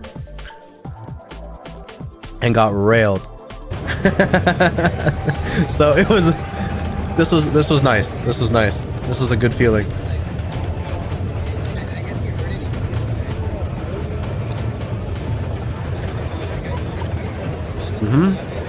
Dick jab to stop the armor. Yep. He thinks that's punishable, but it's not. I should see. Okay, my friend here is saying like, "Oh my." See, he says like, "Oh my," because that's such an obvious string that I should be looking out for. I just don't play against Victor enough. This, the 2-2-2-2-2 string, that right here where he pulls out the glizzy, boom. I should be ducking that every single time without fail, but I don't. Exactly, gotta duck. I know, I should be, but I don't.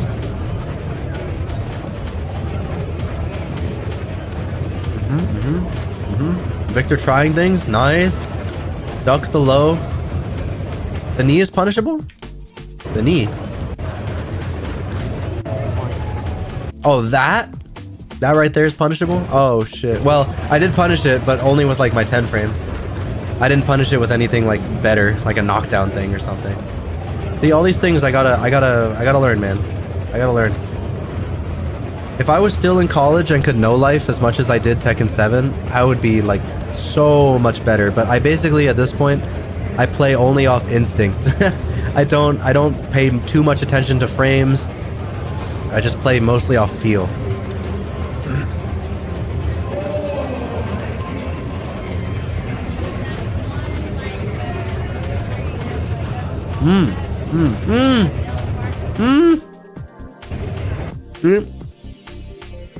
Tournament nerves. Why did I do this combo? What is that? What is that combo? No, that's no good. That's no good.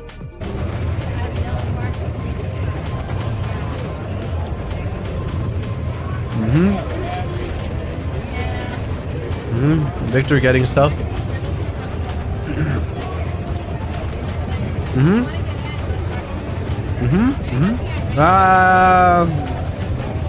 The side steps are so powerful. My little micro side steps that I love to do, that's like a habit of mine. They are actually very powerful at killing these people. Like it's actually so effective. You've never gotten into frame, you just go, oh, that's punishable by playing. Yeah, exactly. Oh, but then some random Tekken 8 bullshit. This shit happens way more in Tekken 8 than it did in Tekken 7. This like random, I don't know what to call it. Like boom, I get the splat. In Tekken 7, this would have like continued comboing, but because he's like falling forward, Lily just pushes right on through. I don't know. It's weird. It's weird. Now he gets a little combo on me. Whoa. Big boy move. He doesn't punish the hop kick. Oh. This was good. This was good right here. Boom. He's back turned. Take advantage of it. Every time someone's back turned, do like a nice, hefty, meaty, damaging string, yeah? Boom. His back is to me. Also, I'm sorry this looks so shit when I pause. I don't know why VLC player does this. It's always like really rough and pixely on pause. But yeah, I do like a 1, 2, 4. Boom, boom. Boosh. Right in the backside. He can't block any of that. Very clean. And watch what happens next.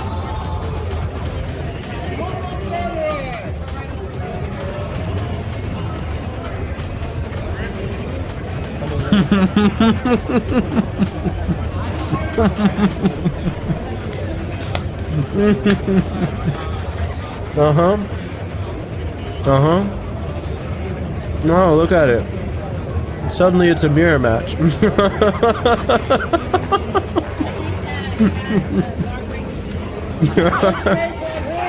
I admit, his Lily is a lot better than his Victor. To me, at least.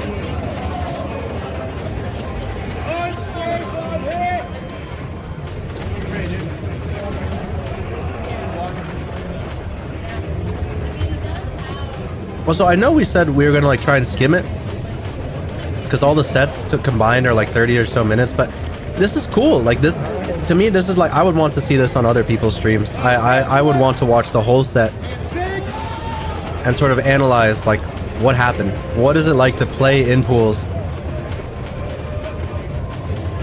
Every little step.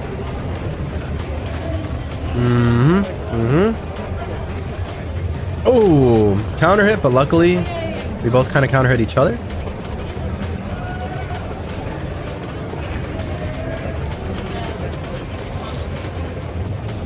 All right, looks like death. Looks like death, and it is death. Good combo from that Lily.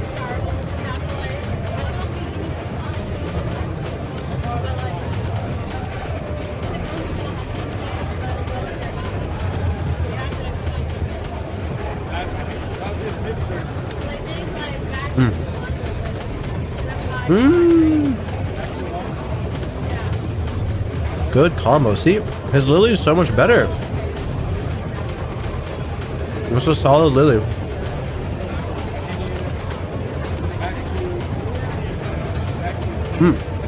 Armor move. Back turn mix up. He blocked mid. Oh, we switched sides because he kept flipping. Oh, there. Right here, I knew this low was coming. Right here, I knew this low was coming. You see what I'm doing here? I get up. And then watch. You see? You see that? You see how I just went into like my low stance?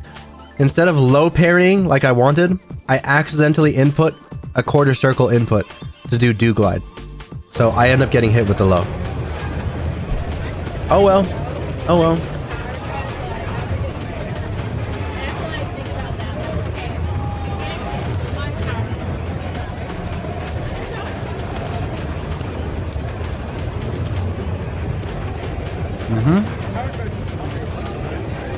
Good combo.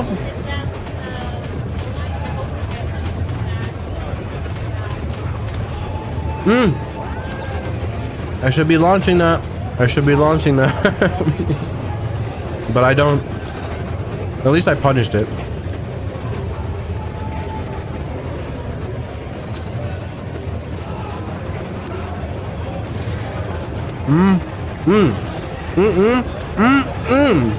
Good combo, Blue Horizon. I love using the armor move as the tornado in Lily's combos. It's so satisfying.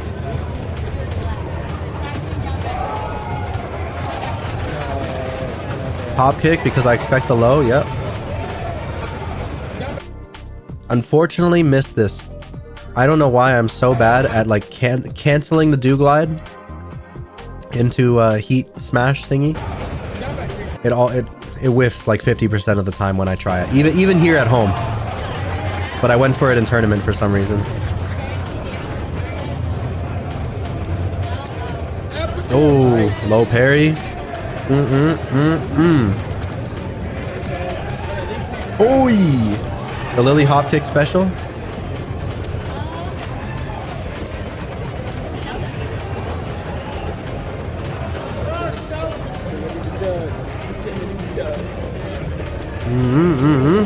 Just wait. Just patiently wait outside of her attack range, you know?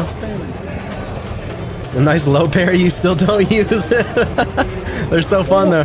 Oh! This was pretty cool. This is cool. Right here. That's the American hop kick right there. that's the American call out hop kick right there. To finish the set.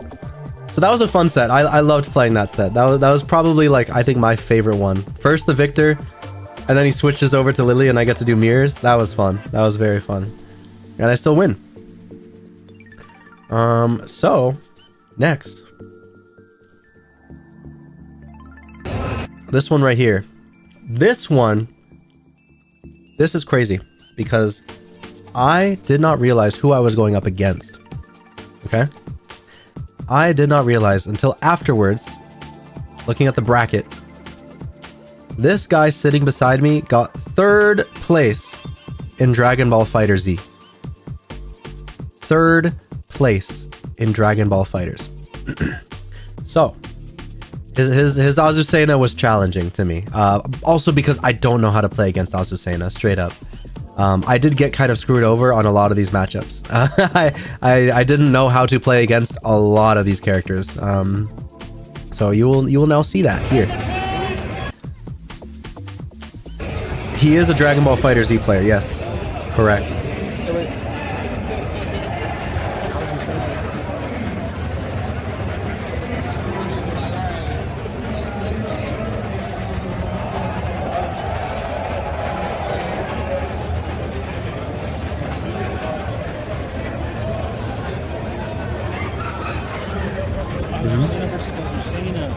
And we let our intros roll out because we got the unique interaction.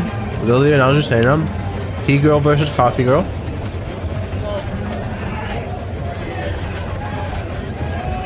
And the Azucena was decently solid.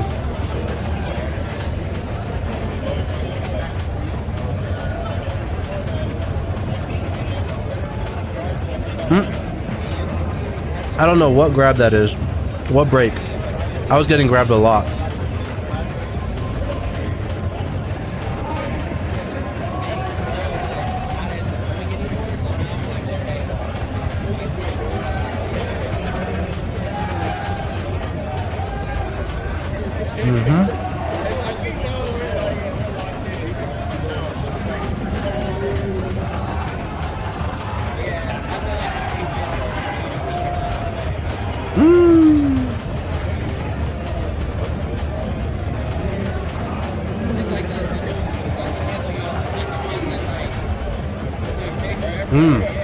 Good block and good punish from him.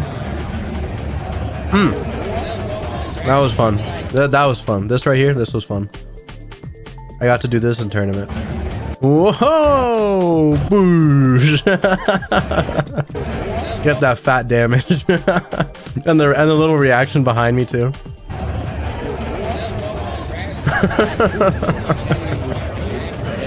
That was fun. Sometimes the party mode tricks do work in tournament. Sometimes.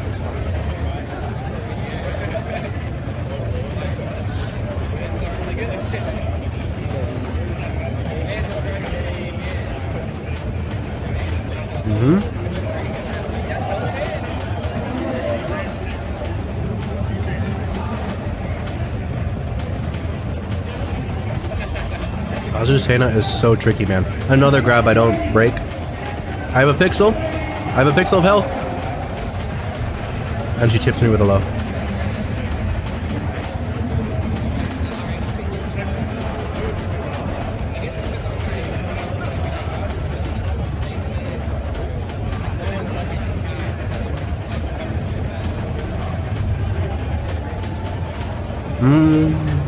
Big launcher.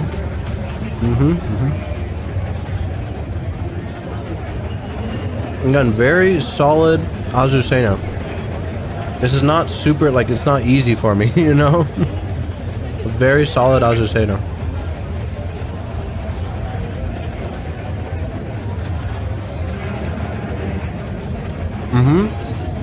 Side steps. She thinks that that's launch punishable. It is not. It's only like -10. Oddly enough. Or -11, I think now.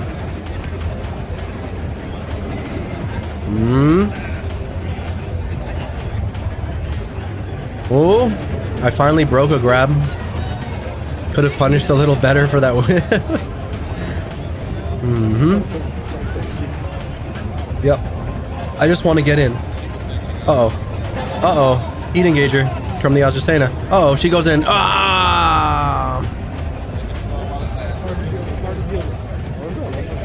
That's what Thick is. That's what Thick is saying. Hard to deal with. Hard to deal with.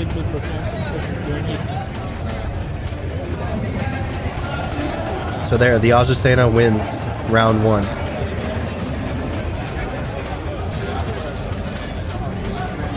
Yeah. Oh, white man stage.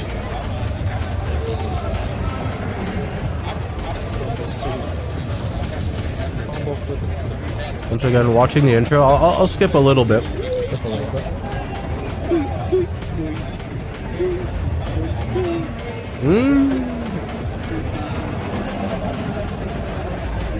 But definitely, this oh, beautiful. That felt so good. After losing the first time, getting a perfect off the rip, that felt so good. I distinctly remember feeling that in this moment. I was like, oh yes, yes. Good. A counter hit that was in my favor right here. Boom. Boom. Full combo. Yep.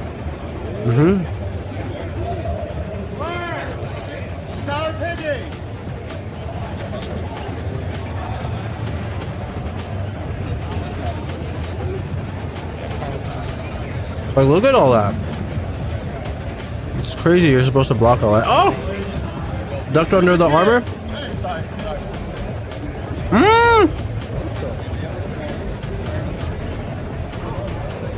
Wacky interaction. Oh, oh, oh, oh!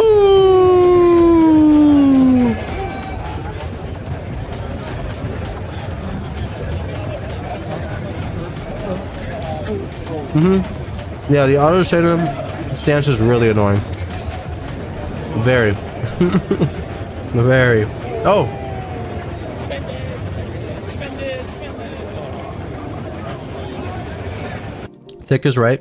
I should have spent that. If you look here, my meter, my heat meter up here in the top, like right up here, it's almost drained. So he's saying like, spend it, spend it, spend it. Like you might as well let it rip. Spend it, spend it, spend it, spend it. But I do not. I get hit instead. Oh my god. Yes, this is fine. This is dead, yeah. Oh, excellent.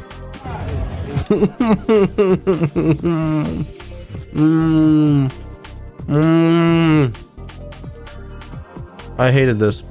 I hated this so much. I'm like, wow. It's dead, yeah. Wall combo time. What I do is my wall combo.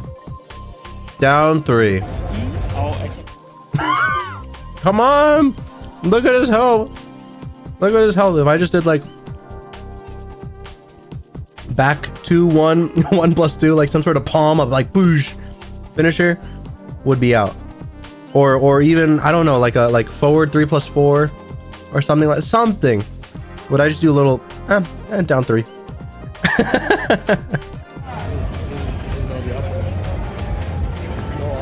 That is not true, friend of mine. I do know the optimal. I just couldn't do it in tournament. Oh, at least you got it. Yeah, dropulation.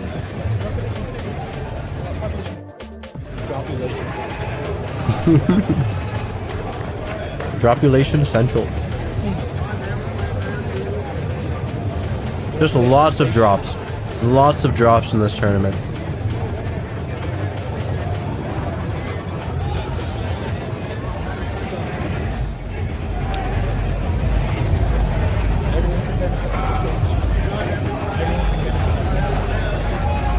I think Lily a little bit better.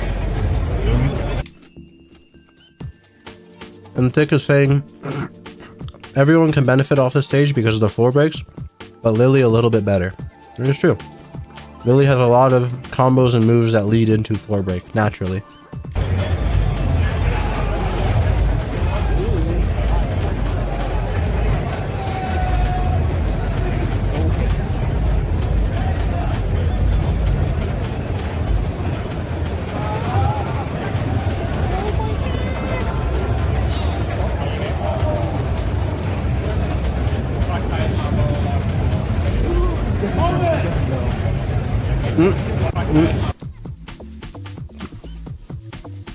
And you hear him there saying he doesn't know, he doesn't know.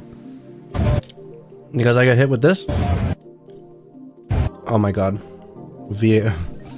VLC and it's pixelizing block. Oh my god. The blockiness when I pause is so annoying. Anyways. When I get hit by that move, I'm in like the leg up animation. I have the option there to hold back, to like just roll back if I hold back. But I didn't like know what that was. So I just end up going through the whole butt flop animation, leg flop animation. And she does a little low follow up. Like that's not guaranteed. I should be able to hold back and not get hit by this, but I didn't.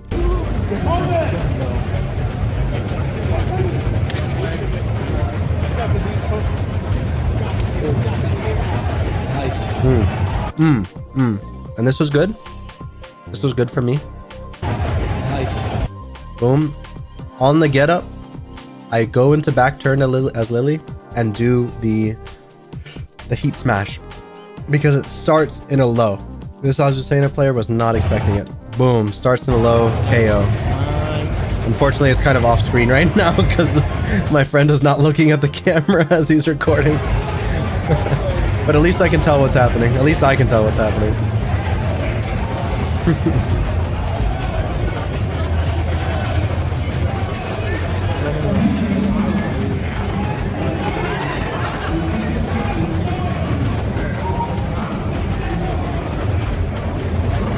Oof.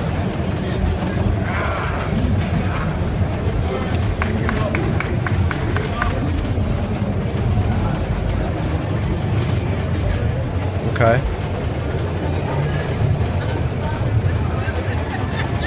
Oh, good Matterhorn, but the wall is right there.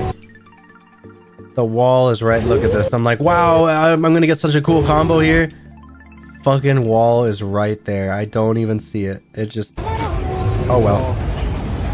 Oh well. It's a lot harder. In Tekken 7, I was really good at judging wall distance. Here in Tekken 8, there's something about it that I am like awful at judging wall distance. I don't know why. Maybe it's like a more dynamic game. So there's like a lot less of the same type of situations than there was in 7. But oh man, my wall distance judgment. Also the stages I guess are generally larger.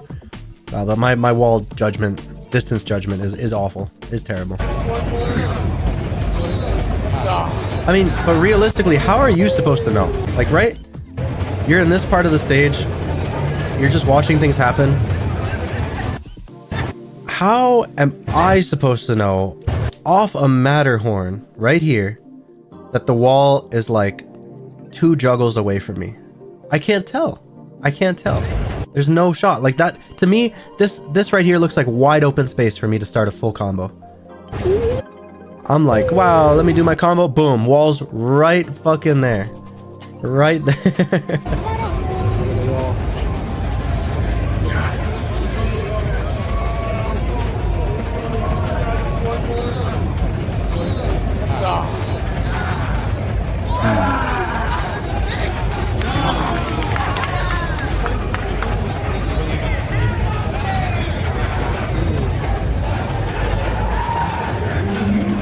I should be ducking that every time too. That I was just saying a kick that ends in a high. A lot of her stuff ends in a high, and I should be ducking it, but I'm not because it's a tournament and I don't know how to play against this character. Drop. See, my friend getting audibly upset. It's like, oh yeah, that's it. If he knows how to fucking combo.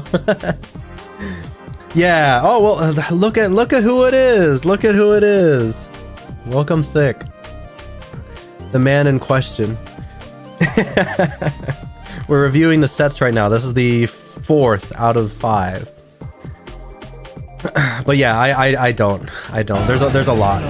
There's a lot that I don't know about these two characters that happen to be my final opponents.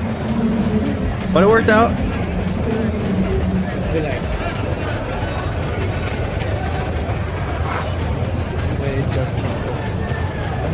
It's because good. Yeah. Good combo, Blue Horizon. Great. One stage.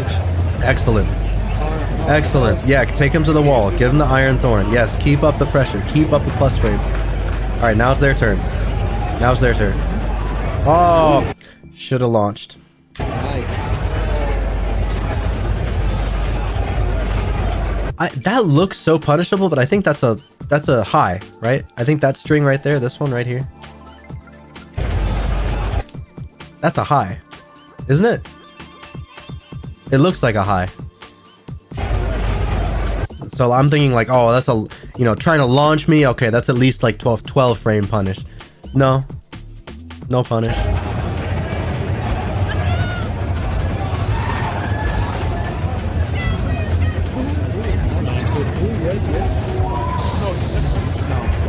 That's the heat smash rip.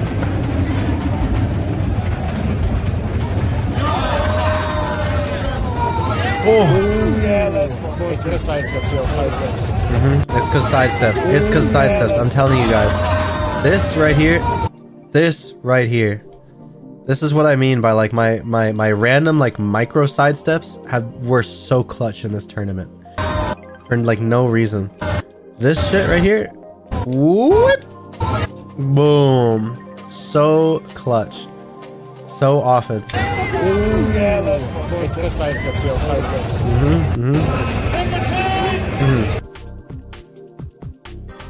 Anyways, that was the fourth. And last but finally not least, my fifth set. I'm actually very glad we managed to get through all of these on stream instead of me like skimming them and whatever. I like doing the whole review. I was telling my friends right before this set, actually before a lot of the other sets, I'm like, if I go up against I'm listing like the characters I'm really bad against. I was just saying I was one of them, but we came out on top. The main one, I was like, I'm not fucking knowing a thing, was Jun. I'm like, if I go up against a Jun, I am fucked. And then look who it is. Is that right? Random.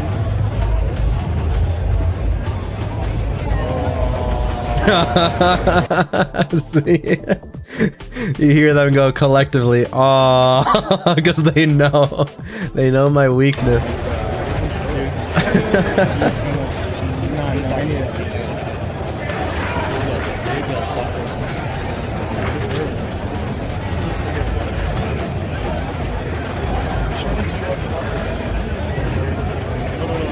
Juna's just so tricky. Crazy character.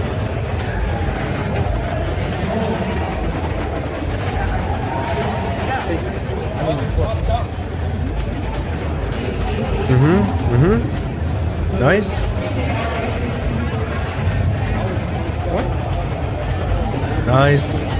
Nice. See? Solid round right there. Solid round.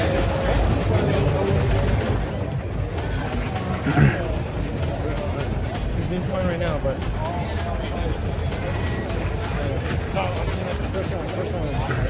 Yeah, exactly. First round. You can't trust how someone's gonna do off the first round. This shit is so cheap. I did not know about this at all. This setup. When she grabs you from this thing, do not get up backwards or else you get hit by a fucking launcher. It's a setup. This is a setup right here. And I got hit by it, I think, almost every time. So cheap. A full combo every time. Just for teching wrong. For holding the wrong button when getting up.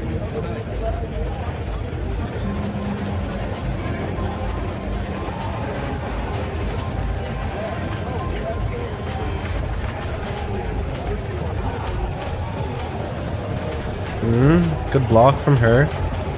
Okay, I tried doing something, but you know, Tekken 8.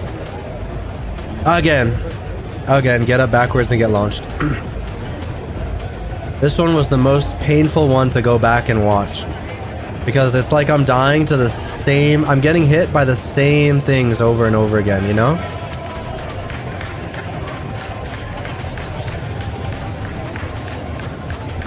Like, this Jun isn't even anything special. I just don't know. Exactly, he doesn't know. I don't know. I just don't know. That was improper spacing on the cartwheel flip there. I try going for like a little additional slide there. All right. Jun takes the first game. Go back to select stage. New stage.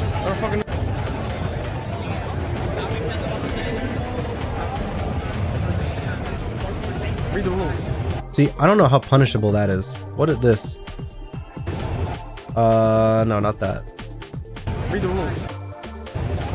That looked launched to me, right? But I can't even get a jab in here.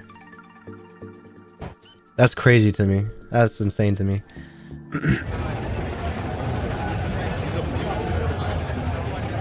Nothing. It's like safe. There's some sort of trick to it. There must be. Okay. Good. I see. Okay, this worked out anyways. That was a mistake though with the combo. Could have got more damage. Yada yada. Guaranteed. But oh well. That's all you get.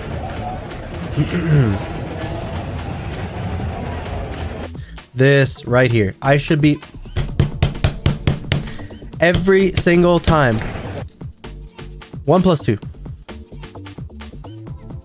1 + 2. Every single time she does this transition. She does it every time after the homing move. Every single time this person. 1 + 2 throw. It's really slow. Into the setup. It doesn't reward any of that. Cans, just throw it out there, you know, okay. Dead. Fine. I'm just so upset at my inability to adapt in the heat of the moment. Like, I don't learn in the moment. Like, I need to get... Look, again, same move, same grab. Same move, same grab. 1 + 2. Boom, the twirl, and I get up backwards. See, before I avoided it once by like just rolling or some shit like, or just staying on the ground, I just get like hit, right? As a follow-up, fine. But here, I revert. I go back to getting up backwards and I get launched for it right here. Boom. 3 times. Yep. 3 times, young man.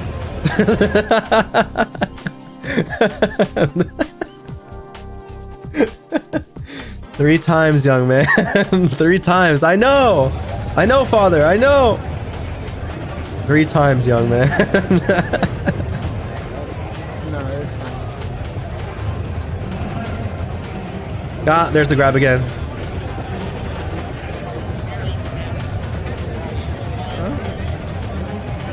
I don't know what the hell this is. Just shit tons of damage. Tons of damage. Again, with the grab. That's how it ends. Boom. Basically, the entire lesson of the whole thing is like, if I just hit 1 + 2 to break that grab, if I just saw it over and over and over, it would, like, this set would have gone at least much differently. Maybe not like a total like, oh, I could have won the whole thing, but it would have gone much differently. She would have struggled more.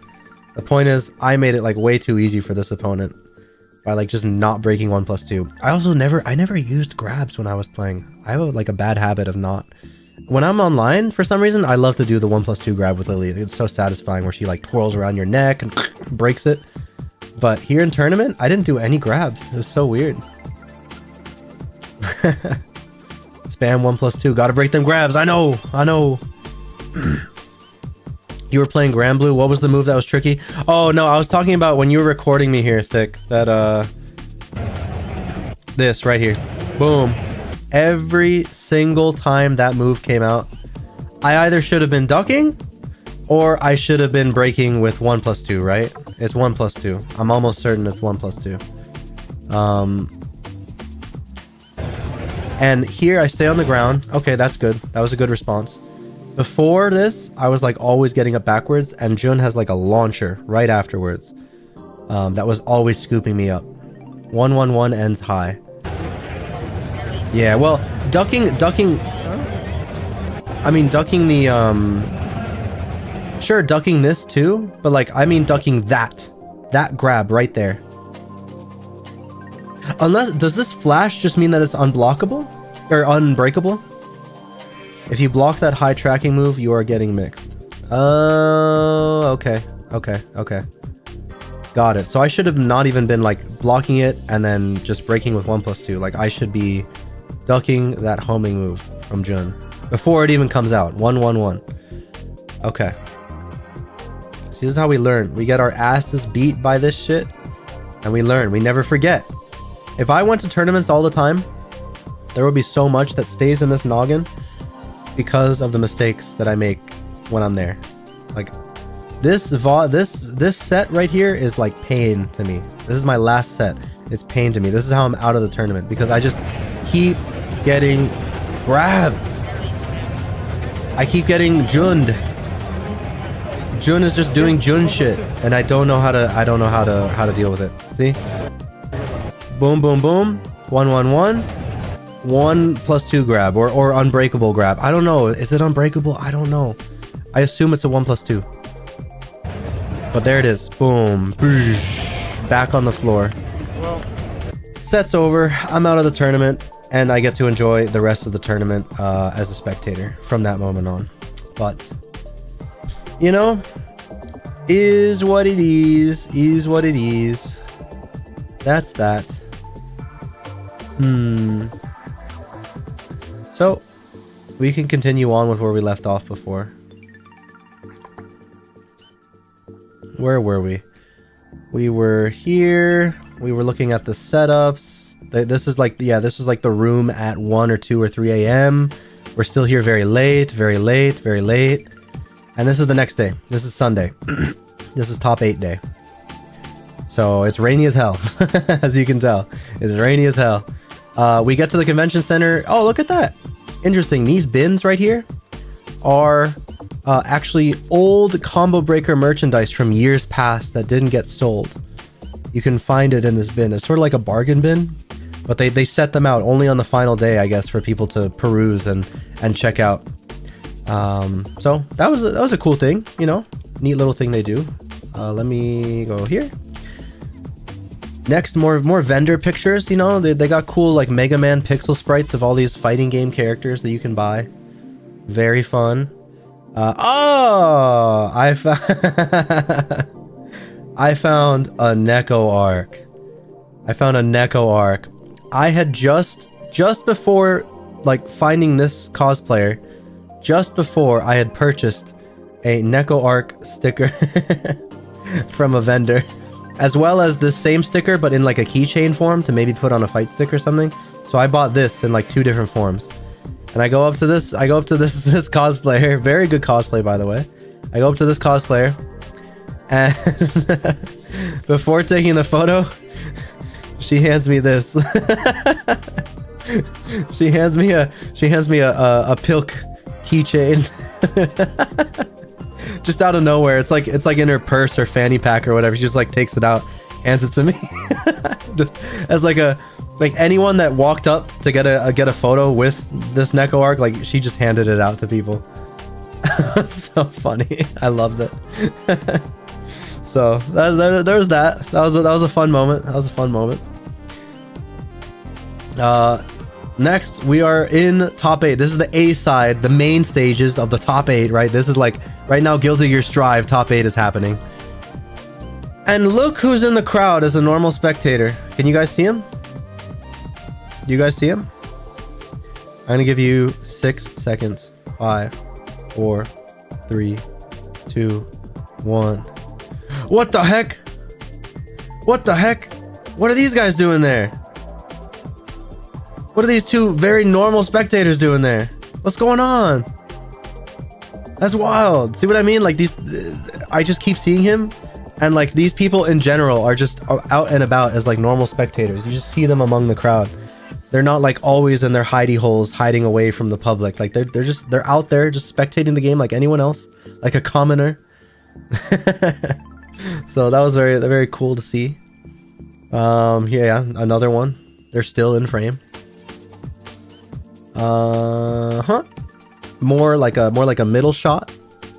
They ain't Hollywood like Smash. True, true, true. Yeah. I mean, they're just much more down to earth people in general. They make fighting games for arcades. They're about the arcade experience, you know.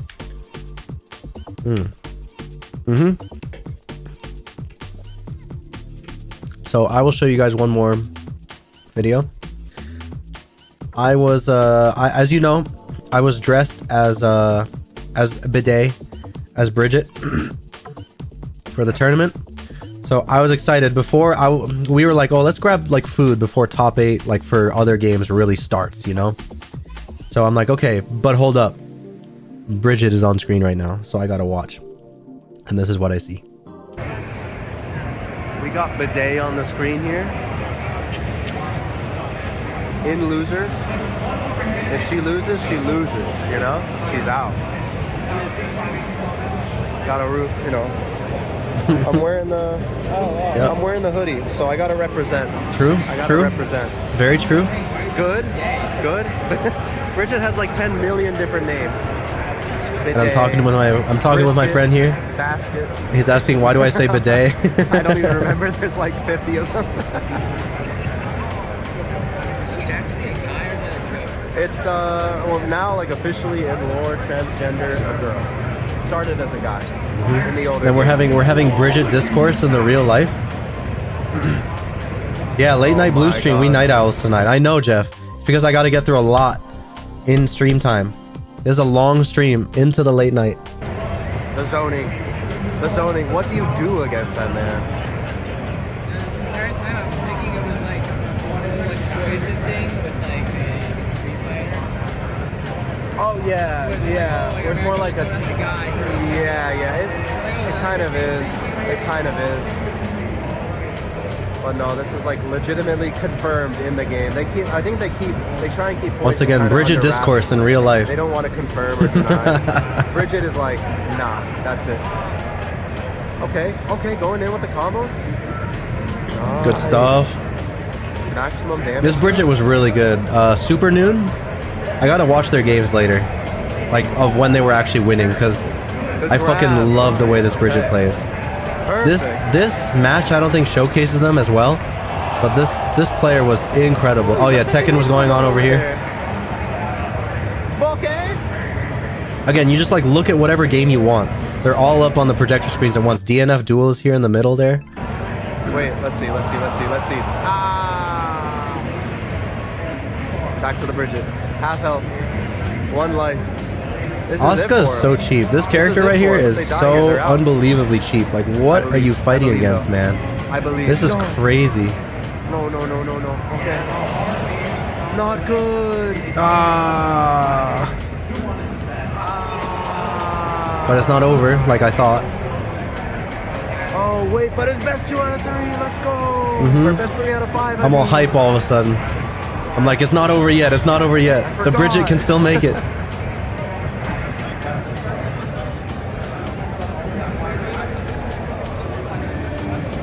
Hey, look, TK Breezy and Tasty Steve. True.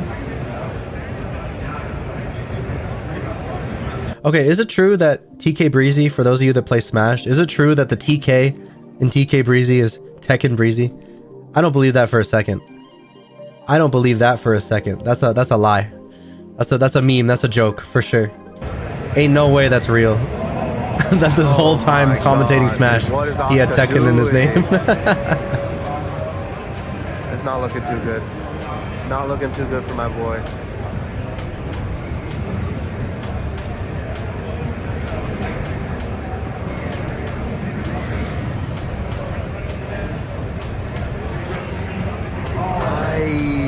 Bad DP. Oh my.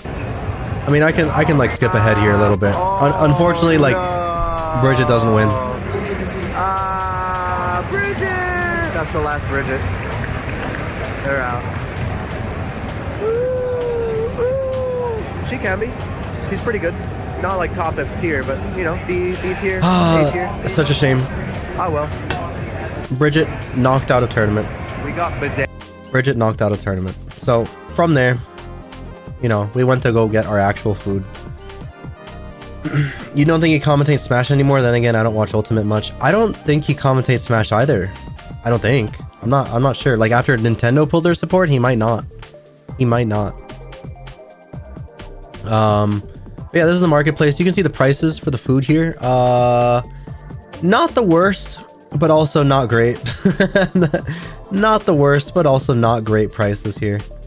I end up getting the fried chicken sandwich, hot honey pickle, unfortunately, on Hawaiian bun. So let's see, what does the meal look like? Oh, look at that. Oh, yummy, yummy. Look at all the. I should have gotten the meatball sub too. I should have tried it out. It all looks good. I mean, but it's hard to like mess up food like this, you know. There you go. We're like eating on the floor in a circle. I got like so much snackage right here. I got my fried chicken sandwich. I got 2 churros, like a cheese Danish, some jalapeno chips, kettle cooked chips, and Tropicana, what is it? Island Punch. So I can't finish this all in one sitting. So I eat the sandwich, I eat the churros, and I drink the Tropicana, but I save the Danish and the chips for later on when I'm like sitting in top 8 with my sake that I put away in my thermos. That's how you live it up good. This is where we're sitting, you know, spectating everything. You got Say Jam on screen, Cream City t-shirt in the background with some Grand Blue girl or something. I don't know who that is. Another photo, but more zoomed in. And then, you know, that was Guilty Gear over. You know, Guilty Gear ended, which should I have a Guilty Gear video, right? Is that this one? We got No, that's the Bridget one. Is it this one? Yeah, here. This was the Asuka that just defeated the Bridget versus Umisho, who a friend of mine, very much an Umisho fan, very into him. So let's see what they do.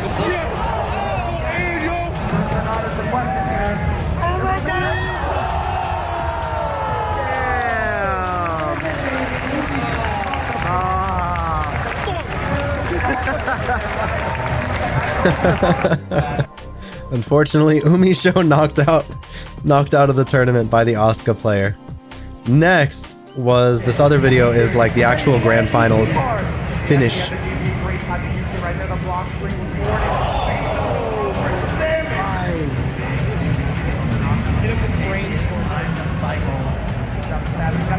not looking good. That's not looking good. That's not looking good. Scared of the bird.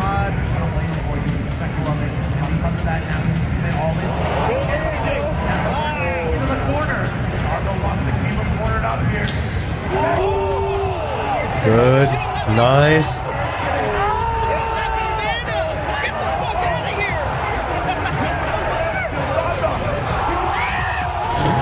Drops. He drops the combo.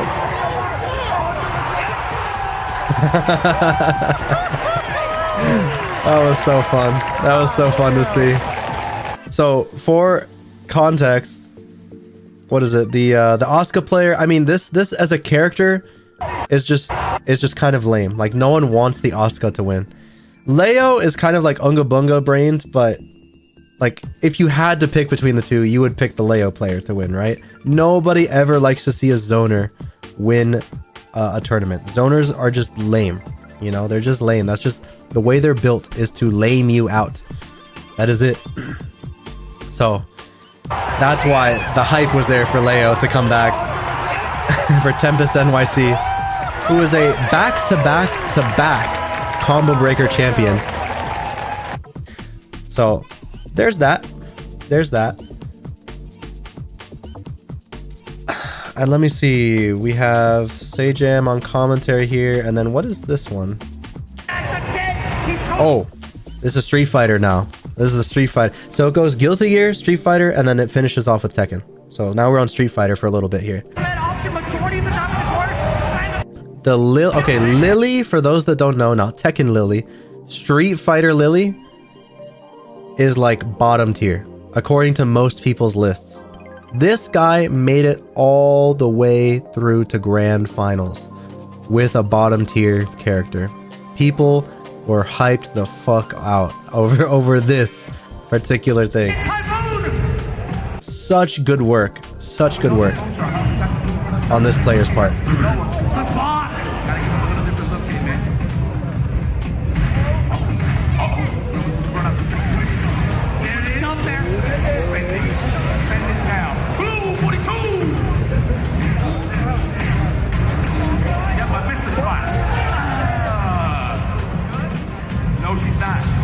Good tech. Oh. Oh, the snowball. Ah!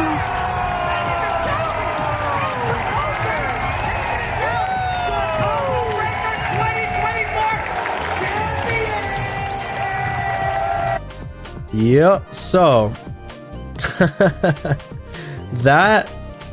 this player right here, the person playing the Lily, I think the story was, and maybe those that were there that also listened can correct me if I'm wrong, this Lily player was like in the red, like had to ask their friends for like extra rent, had to ask their friends for like money to like compete. Basically was like just had no money, in the red, and like just purely because their friend, I guess, believed in them. They're like, you know what, fine, I'll pay for your ticket, your flight, your hotel to this event because I believe in you. And he made it all the way. He's not a well-known like pro player as far as I'm aware, because he plays Lily, you know, it's the bottom tier, but made it all the way to first place at Combo Breaker, all the way through that entire like 1,400 person bracket, all the way through with the bottom tier. As like not a nobody. I don't think they're a nobody. You can't play like that and be a nobody, but as like a lesser known competitor. So that was wild. That was awesome. Next. Let's see. Oh, guess what we got next? Tekken. Yeah, Tekken time. Woo, Tekken. So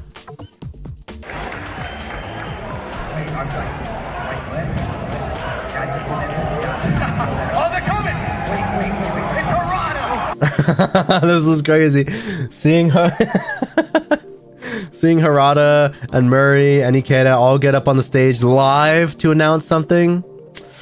Woo! I love it. Things I've been watching in live streams for years. I get to see real.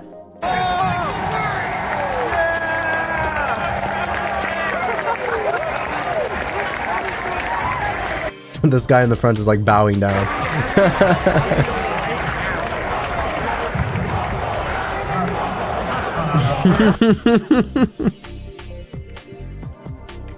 And the Waffle House chants from the left.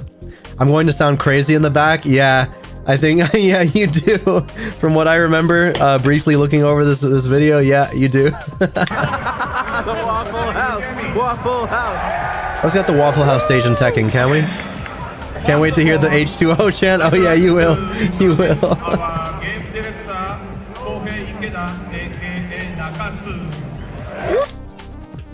So he's introducing the guy on the right, because even though he's the director of Tekken, whoops. Nakatsu, that's the name that I keep forgetting. Nakatsu. Unfortunately, I keep forgetting it. Hi everyone, my name is Nakatsu. I'm the director for Tekken 8. Nice to meet you. This is my first coming to Combo Breaker. It's a really great event. Yeah! Woo! Thank you for playing Tekken. Thank you everyone.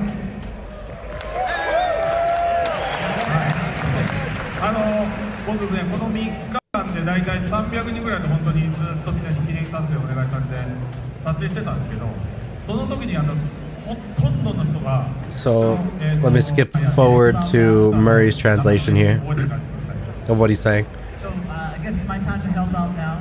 Rado was just talking about maybe several hundred people approached him for an autograph or especially photos. Several hundred people, yeah. But they all thought that Hanzo was the cameraman. It seemed like Sean. No. See, okay, like he's laughing about it, right? Like they're taking it, you know, funny. But the fact that the Tekken 8 Direct, like they know Harada, so people know Harada so well and Nakatsu so little that they thought that Nakatsu, the guy that's constantly at Harada's side for this event, is like his cameraman. Like they don't remember his name, they don't know who he is, but he's like the director of Tekken, you know? So that was like a little, it's funny in the moment, but it was like a little sad to hear. It's like, damn, no one knows this guy. Unfortunately, that made me feel even worse that I didn't like get his autograph or get a photo with him. I kind of also treated him like a little bit of I was just so like enthralled by meeting Harada that I did not get the opportunity to like, you know, take a photo with him or get his signature. Oh well, you know, Evo, I probably won't get that chance either because he'll have security around him, I'm sure. But yeah, it's just a funny moment on stage to hear. So he just wanted to introduce I directly him, thanked him for like his work on Tekken. But it's true, I did directly thank him. At least I got that opportunity. Need to mention it, you know? This too.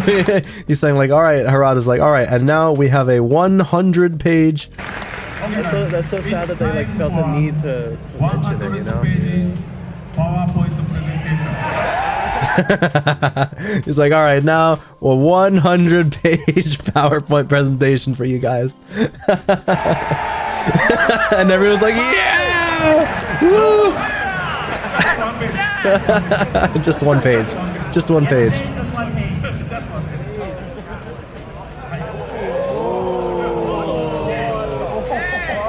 Okay, so everyone, this is just to let you know we're going to be doing a cool little campaign where if you show off all of your fan art and you send it to these links, tags, you have a chance to be shown during some of our streams for the Tekken World Tour.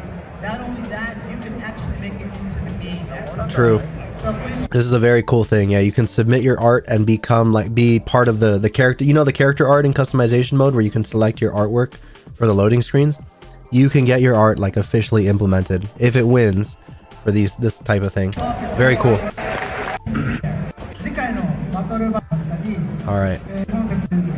Streams of various tournaments and people playing online. We're watching what you write to us online. And they're saying here like they're not satisfied with the current state of Tekken 8. Like they hear the complaints, they know it's just they gotta, you know, patches need to happen, iterations need to happen, just like any Tekken game. Well, so This is the first one that's not released in arcades first, so they didn't really have a chance to like test it thoroughly in real world settings before they released it. Which, considering that, the game is actually pretty well balanced. Considering this is like a raw balance that they did for launch, it's pretty alright. so please wait a little bit longer. Alright, maybe It could have been a lot worse. Maybe. So now, Exciting top 8 wins for us. And then we got the character reveal now. thank you very much.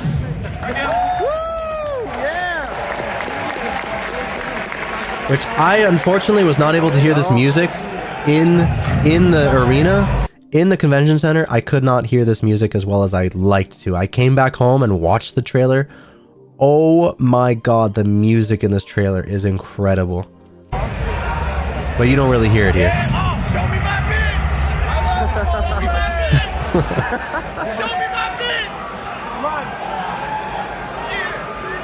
That's my prime minister. Yeah, that's my prime minister.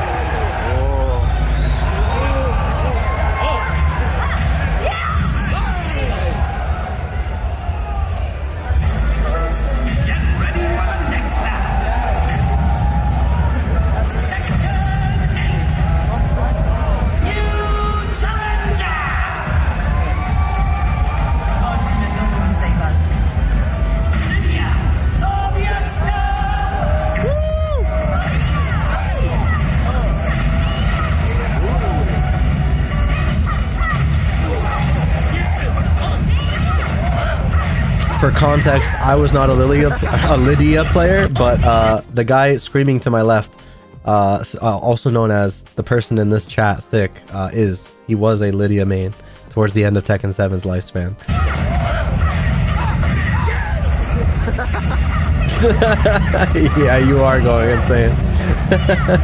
my god, the stage looks so much better than Tekken 7. Oh my. Damn. Oh, the stage looks so good, man. The stage looks incredible.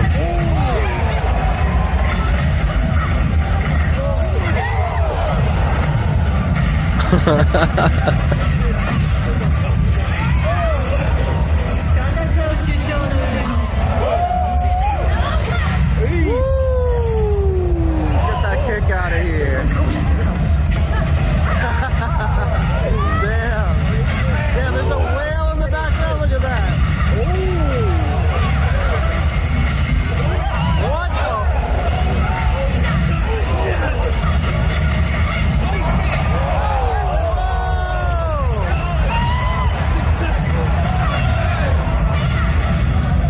My two wives together on screen. Yeah, so true.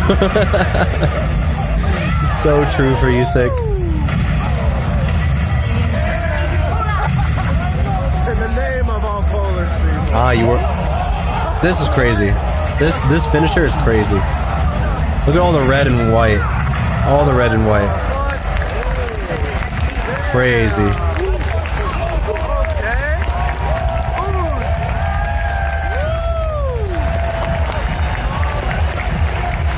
Good trailer. Good trailer.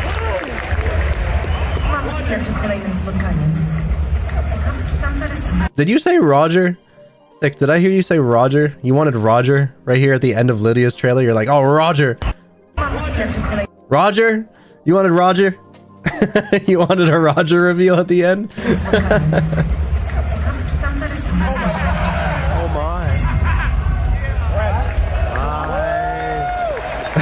All we need is Roger. Okay.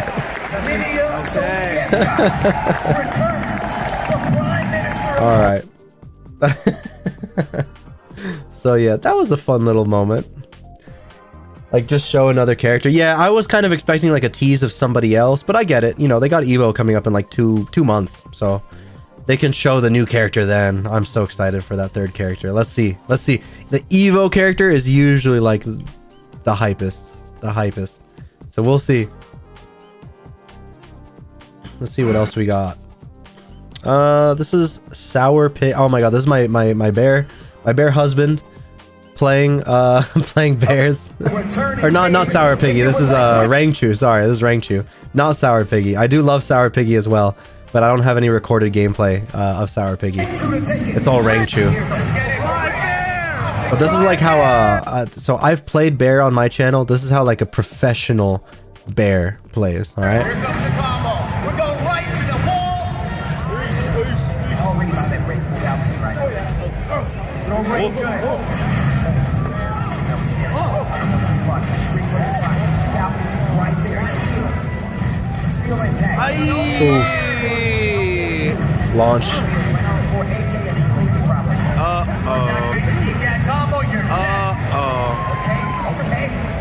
Hey, it's Jabali. Yeah, Jabali's just walking through the aisles. No problem. No biggie. If you guys don't know who Jabali is, he's the owner and founder of CEO, another major tournament in the United States. Also, you know, responsible for the popular Twitch emote, Jabated, where he's like looking up and smiling.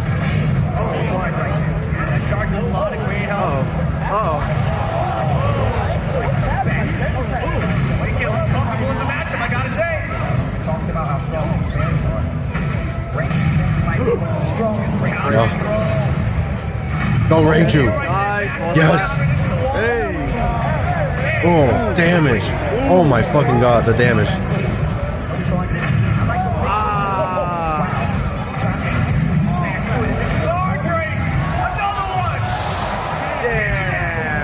Oh, not over though.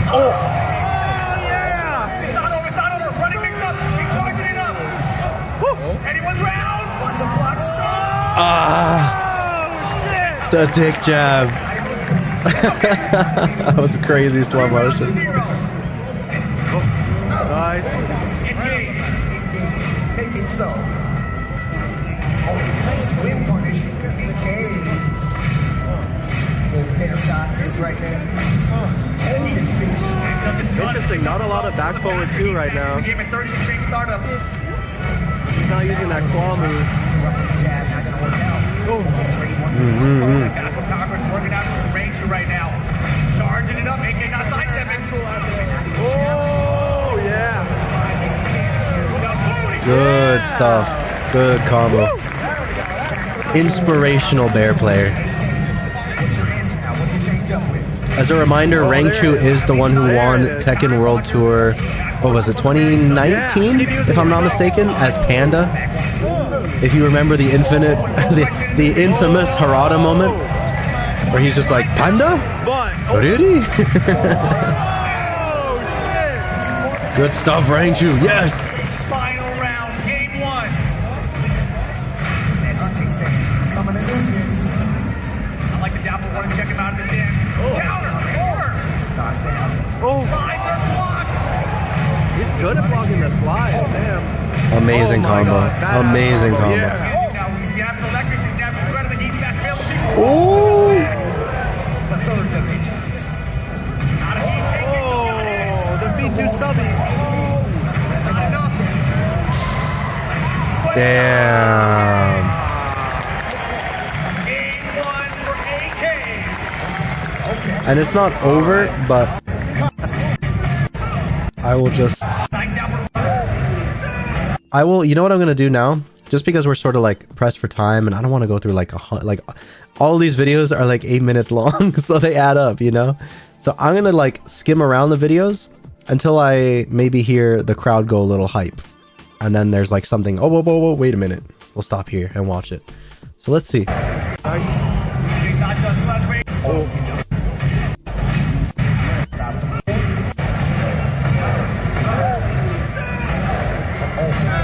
What was that? Oh, shit. That's crazy. That's crazy. Is this guaranteed? This, what was it? This into that. He does like the wall standing 4 or just a default 4 into the forward 1+2, rolls forward. And because he's in heat, I guess when he's in heat off the roll, he gets access to like this head jab thing that guard breaks, and he's able to get the fucking fish out. I guess guaranteed. I don't know if it's guaranteed or not, but this was crazy. There's so much bear tech, I just don't know.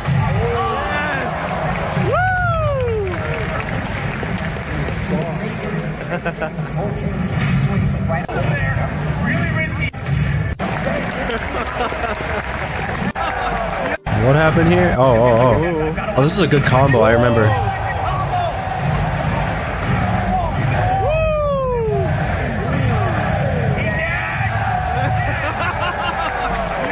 That was crazy. That combo was insane. What the? You need to be like a bear specialist to do shit like that. That's bear specialism right there. My goodness. It's real. I told y'all this was a banger. I told you. From the beginning.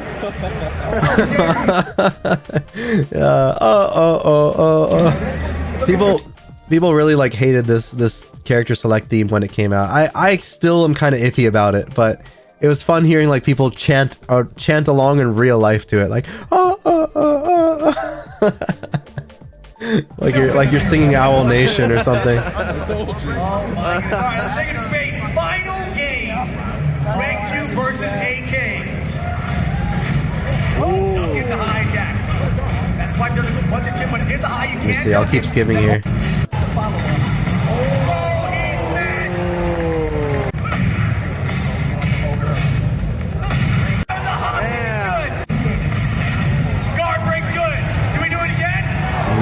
It is set point for AK.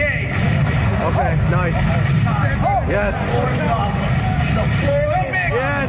It is guaranteed. Oh my god.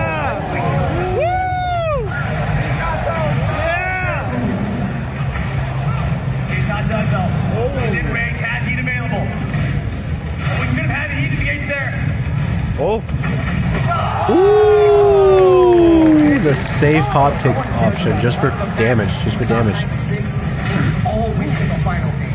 That's how it goes, man. He did not go to the final game. Yeah, but AK wants to shut it down here. He don't want to get that far. Oh, God. First chip, yeah. AK first and heat. Oh, nice. Hey. Damn. Holy hell of damage. Air combos. AK can still do this, though. Makes us a bit of trouble.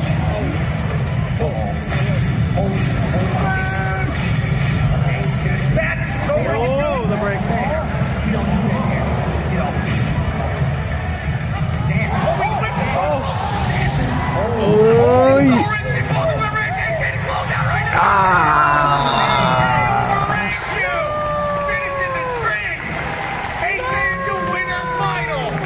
AK finishing the string. The zoom in at the end. Well, Rangchu was knocked out in that moment. Rangchu was knocked out. I'm not going to go through all this. This is the Eddie versus Bear. I'm not even going to watch it here. What is this? Oh. This is the Victor versus Shaheen. This is the Pakistani versus AK. This was actually... I remember this being... And this is like a 50-second video. This is quick. This was good.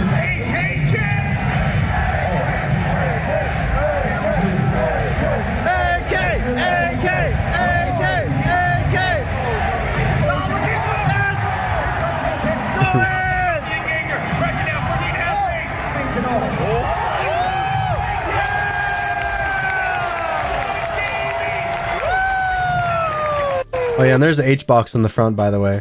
In the backwards ball cap, like this whole top 8, he's just sitting right here in front of us. So he'll appear very, very often in my videos here. H-box just chilling in the front. Drink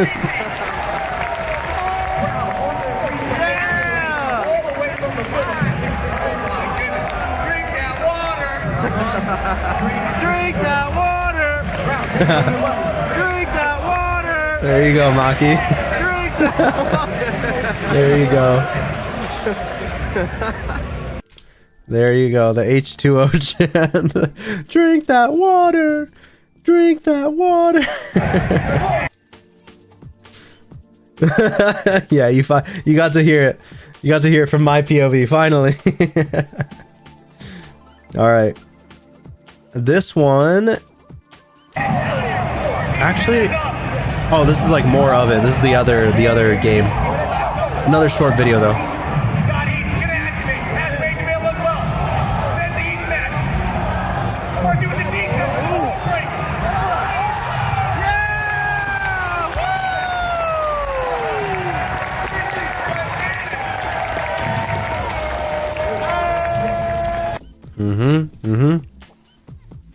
There is just something completely different. Whoops. Oh, did I have the crunch on for that? My bad. Well, whatever. I was just gonna say there's something completely different about like going to these things and just being in a room of thousands of people watching the same game on the same projector screen, the same opponents, you're like all rallied around this one little tiny moment. There's just something so crazy about it. Something like it's just kind of profound that I guess it's akin to going to see someone that you're really into at a concert for the first time. Yeah, this is what the bracket looked like, by the way, for Tekken. But it's just, I guess it is like a concert, really. It's like you can watch it offline as much as you want. You can listen to your favorite song offline as much as you want. But when you hear it performed live by the people that you like have watched or listened to or look up to or care about, you see it performed live in front of your very eyes. The microphone in my phone as well doesn't even do justice to the sound, the roar of the crowd. It goes deeper and farther than you can like imagine. It's like something that you just need to literally hear with your own ears to understand exactly what it sounds like. Man, it's something else. It's something else. But yes, the two Pakistanis knocked each other out. Well, one knocked out the other for losers final. So then it goes into grand final, which is AK versus Arslan Ash, which is an old rivalry. It's an old lore battle, let's say, because AK and Arslan Ash was the grand final at Evo Japan 2019, if I'm not mistaken, and Arslan Ash won back then. So this next game had a lot of like loriness to it. That's what made this one especially like just so hype. Let me see here. I can skim through it here.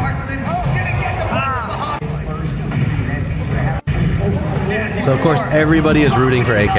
Everybody wants AK to win here.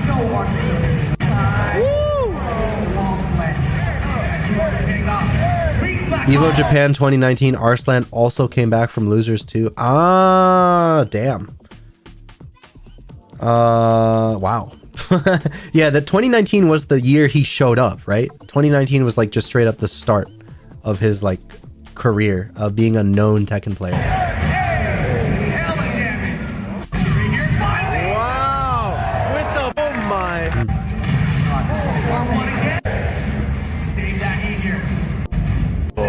Let's keep skimming here. Let's keep skimming.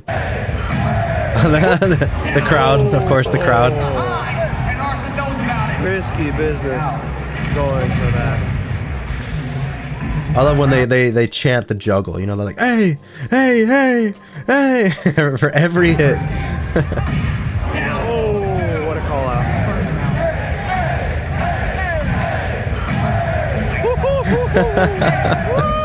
That was awesome. Oh.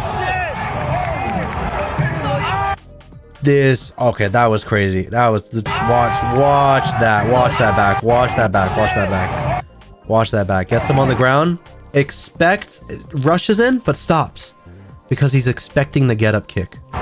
And look at what Arslan does. Get up kick, just out of range, down forward one punish to kill him. Good spacing, good reads. Watching this live, my friend really didn't want Arslan to win. Oh shit. I don't know who did besides like the Pakistanis. It's funny how like they started as the underdog. Like it was always hyped to see Pakistanis go up against South Koreans. And now it's like,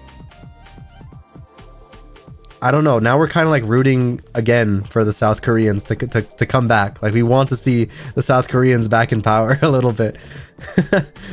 I mean, for anything where like some person or some side stays in power for too long, you want the other side to win, right? After too long, you don't always want one side to win. You want like, oh, this person's the underdog, let's root for them. Oh, now this person's the underdog, okay, let's go for them. It's that type of thing. Yeah, you gotta cheer for the underdog. Always happens. Always happens.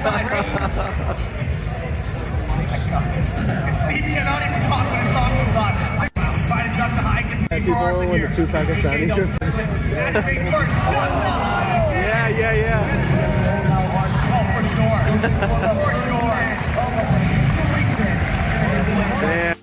Reset. A reset. And then let's see. This could be it. One game remains. Game 5. Yeah, this is it. Yeah, this is like the final one. This was cool. Go and watch the whole thing. There's a 5 minute little video here. 2-2 right now, grand finals. 2-2. Fallen destiny. Oh, Amy Rose, welcome. You don't really watch fighting tournaments, but it looks cool. Yeah. Just watch. Trust me. Watch this. This is amazing. Watch.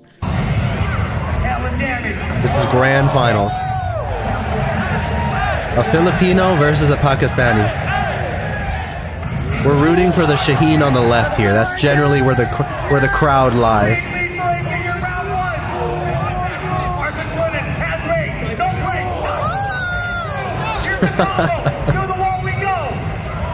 Oh my god, drop.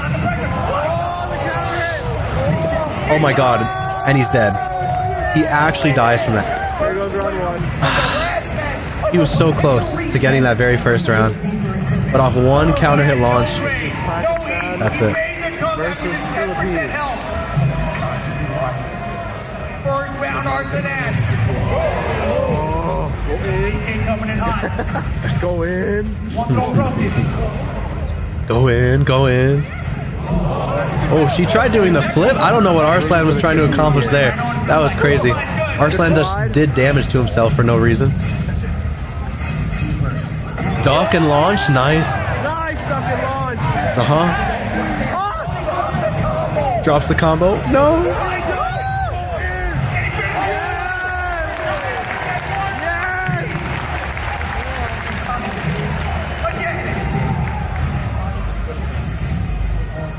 Oh my god.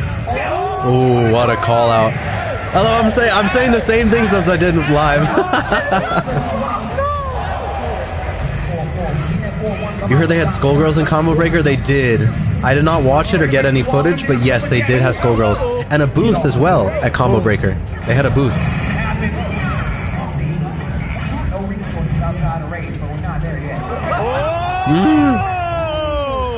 My friend Thick in this chat, he's really into Skullgirls. Very into Skullgirls. Ah! Yes! Yes! Hey, look, there's H-Box.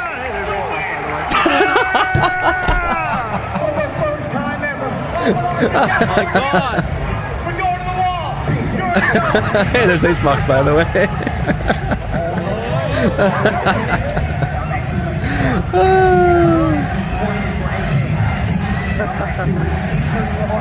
Oh, you play Skullgirls and main Umbrella. Nice, nice, nice. Ah! Final round here. Final round here. Ooh. Good grab to start it off. You're gonna subscribe? Oh, thank you, Amy. I appreciate that. Dude, the tension in the air at this point was crazy. Everyone was on the edge of their seats. Look, everyone gets up out of their seats before it's even finished.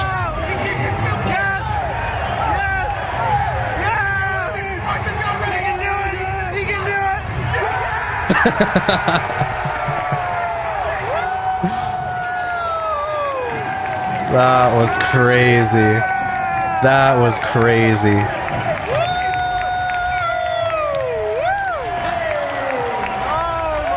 Unbelievable stuff.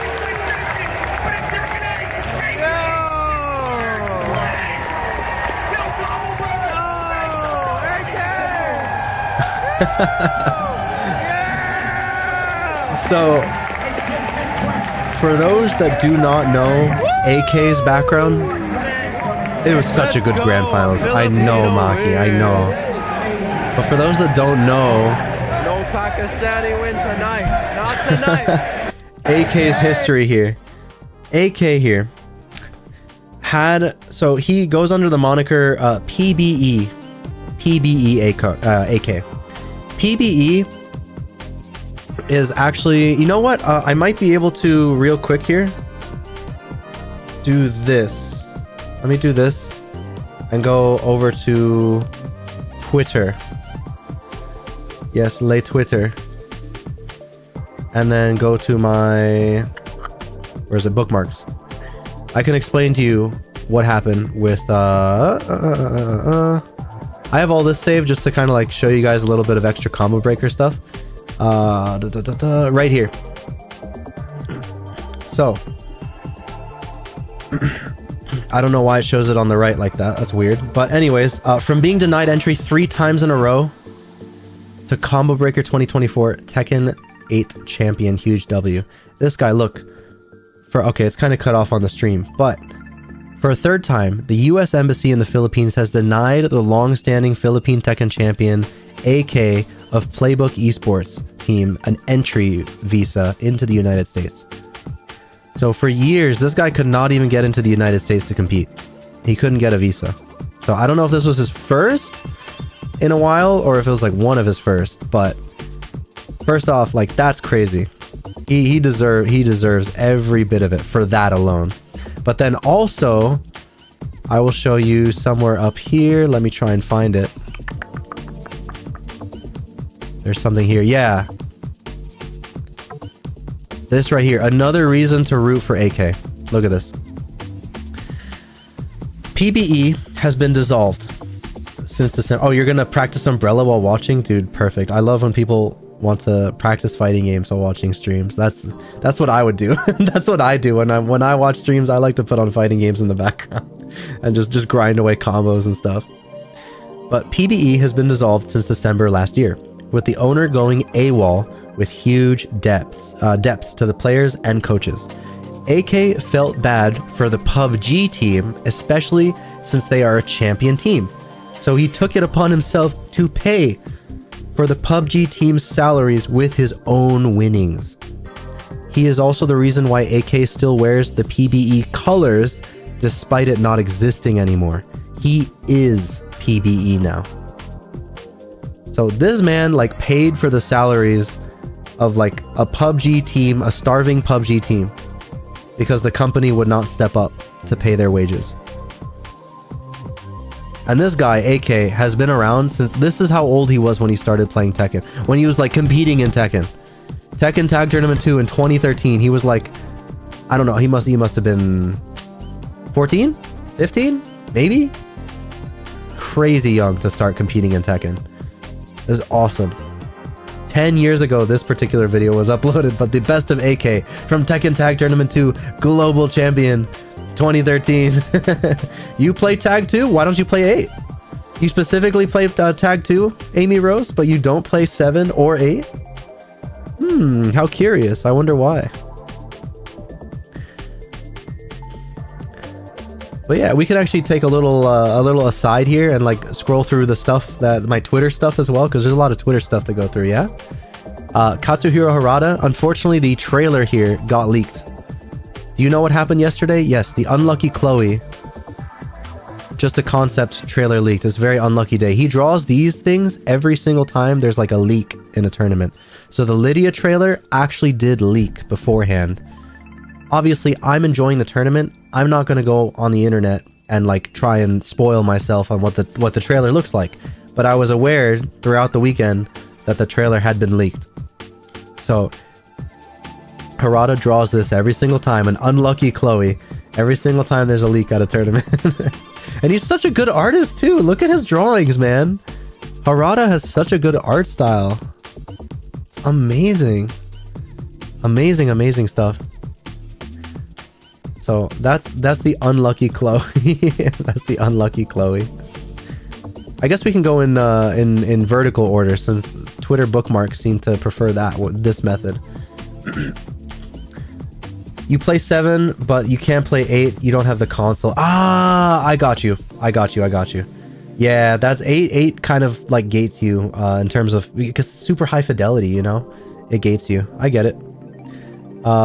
This was fun to read from. It has nothing to do with Combo Breaker, but this was just fun to read from Harada. Saying that Bridget is like his favorite Guilty Gear character when I'm the one taking the photo with him in the Bridget hoodie. Hey, he's got that respect, you know? He's got that respect. I love it.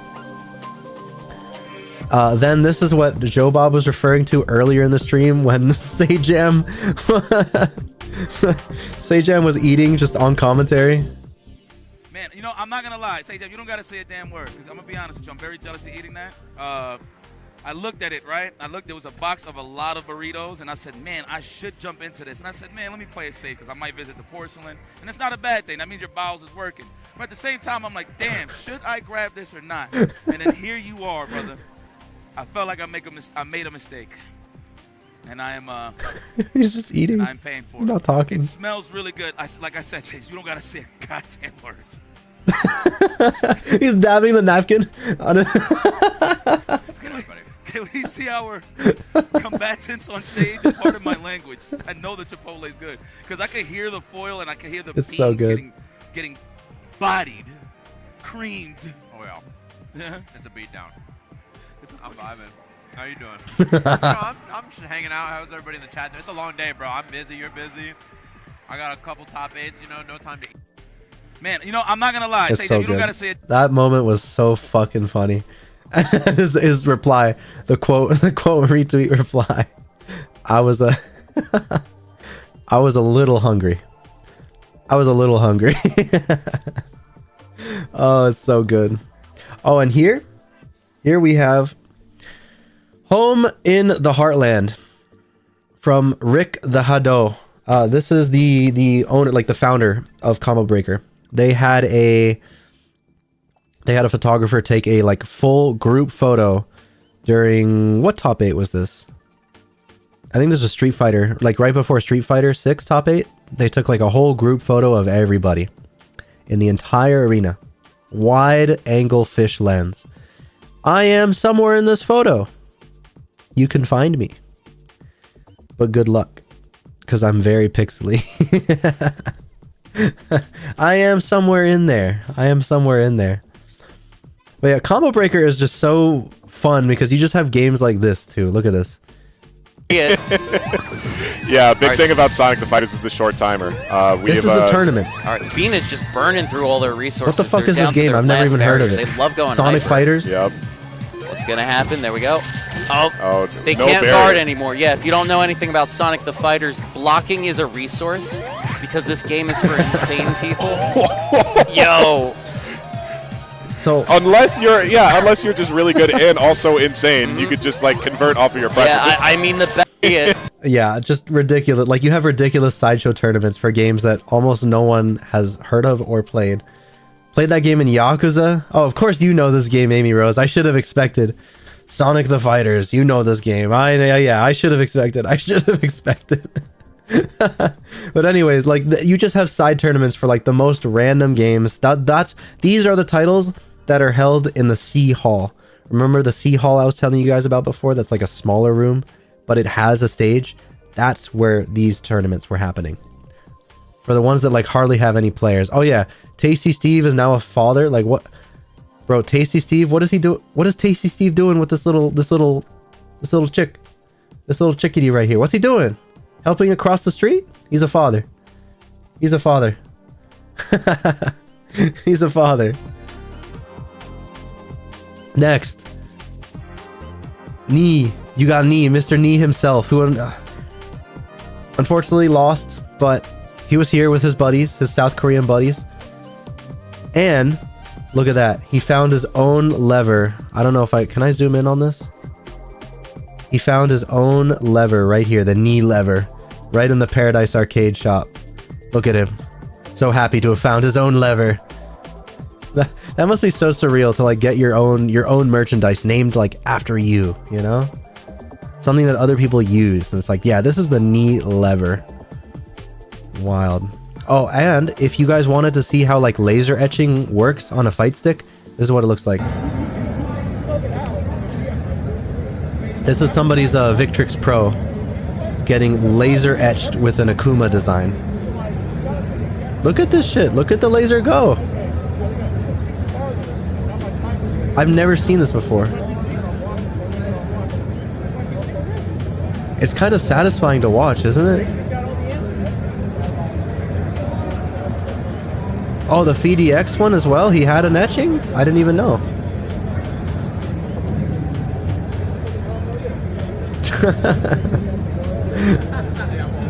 But yeah, this thing gets etched, man. That's how it works. That's how an etching works. It's a horizontal like going up, and then a vertical going the other way. That's how you etch your stick. I've never done it before. I don't know if I ever will, because I don't actually want an aluminum top stick. The problem with aluminum top sticks is that when you rest your wrist on them, especially in the winter, they're freaking cold. These aluminum topped sticks are very cold in the winter. So that's what you got to watch out for. Personally, I recommend you get an acrylic top stick. If you're getting a fight stick of any kind, get something with a plastic top. As soon as you get into something with metal, yes, it's very premium. Yes, it's very cool. But it's cold, man. It's cold. It's cold. It's cold. So just a warning. It's like taking a cold shower, but every time you just want to hop on Tekken, you know? You just get that, my wrists are freezing. No. You're going to practice your Mary and Skullgirls now while watching? Oh yeah, Mary just came out. I was mentioning that earlier. That's their newest character. Now that season 1 is done. Oh, this is so funny too. Arslan's reaction when this guy whipped out the PS1 controller. He whipped out the PS1. Actually, it has two bumpers, so I don't know if it's PS1 exactly. PS1 controllers only had an L1 and an R1. They did not have an L2 and an R2. But it's some sort of PS1-like controller.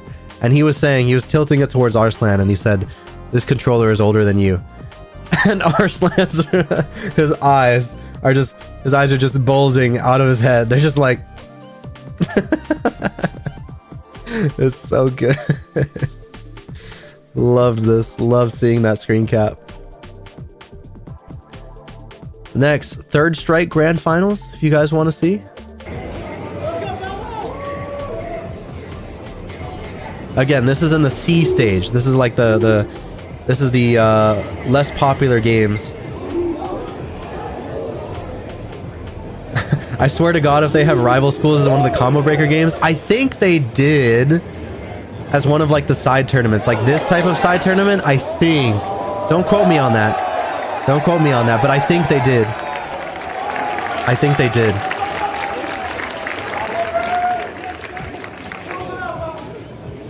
I can actually skip ahead a little bit. Oh, and maybe I skipped ahead a little too much. Hold up.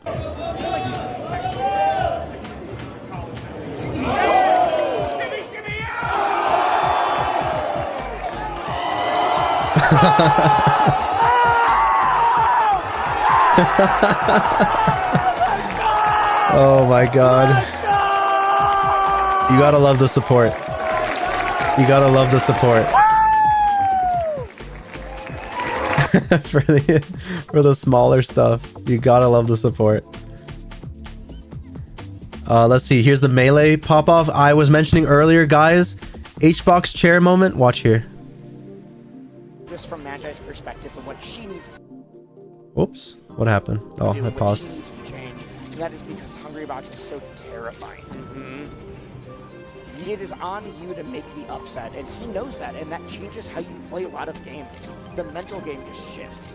Yeah, the adaptation has been entirely and there it is.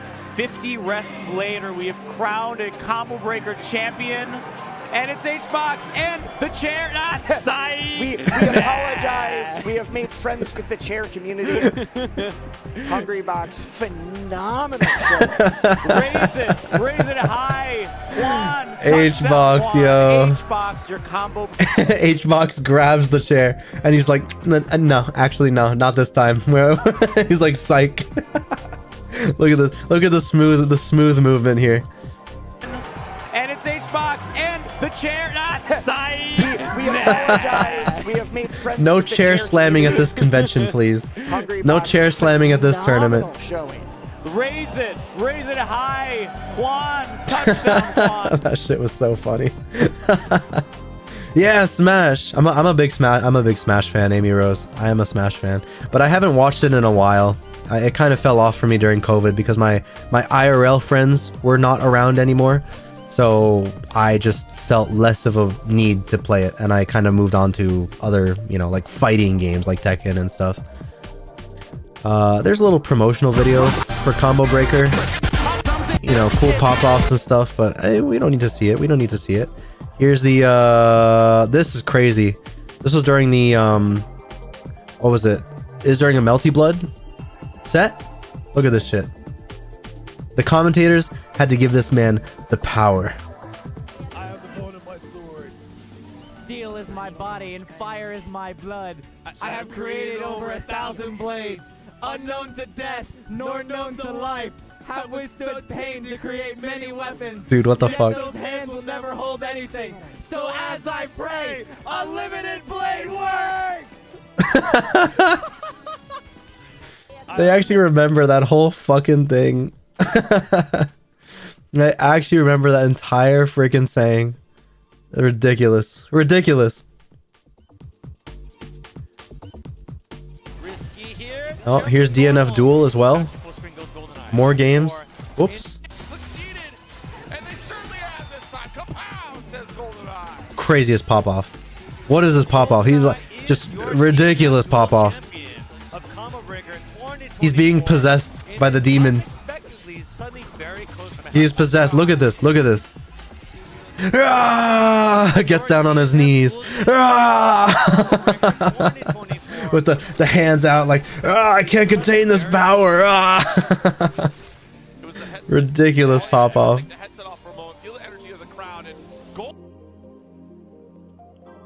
Let's see. This is the third strike. We already saw that. This is Soul Calibur 2. She's out. She squared it up. Soul Calibur 2. Command grab into break. Next One more's hit could gonna kill. do it. KNR takes it with a 3R bracket reset. Once again in the Sea Hall. Once again in the Sea Hall. He's got to feel cathartic, you know. He got that run Oh, yeah, back. you got what's so cool about run back from Frosty about Foul Combo Sticks in Breaker is just the variety of games on Celebrates with display. his friends, but It's not an Evo where you have like 9 games and that's it, right? It's not that. Like it is a celebration of all fighting games. So you have side tournaments for everything. Everything. This was a funny cosplay right here. My dude done gone off work and came to Chicago to go O2. I always respect the grind. He's wearing the construction outfit with the freaking sign O2 ahead. O2 ahead. It's so good.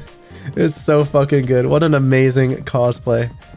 If it's even a cosplay, I don't know. Does he actually do construction? Who knows? Who knows? That shit was too funny. I love it. Oh man, you're grinding away there, huh, Amy? Grinding away. Cool.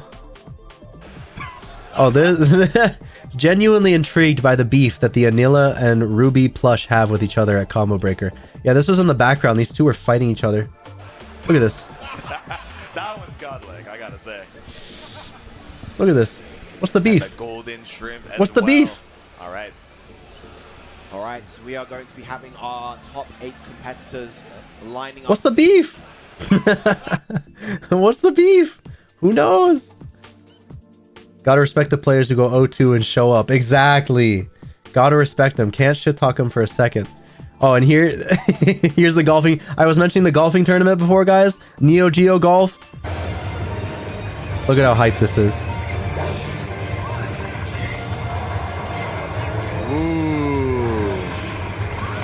Look at how hype. You hear that? You hear how hyped that was? I want to play this game so badly on stream. It looks so fun.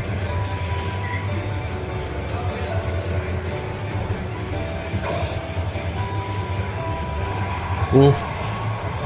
Ooh, rolls down though. Yeah, they're playing golf on stage. That's what I'm saying. It's beautiful. It's beautiful. How could you not love this? It's beautiful. They're competing in Neo Turf Masters.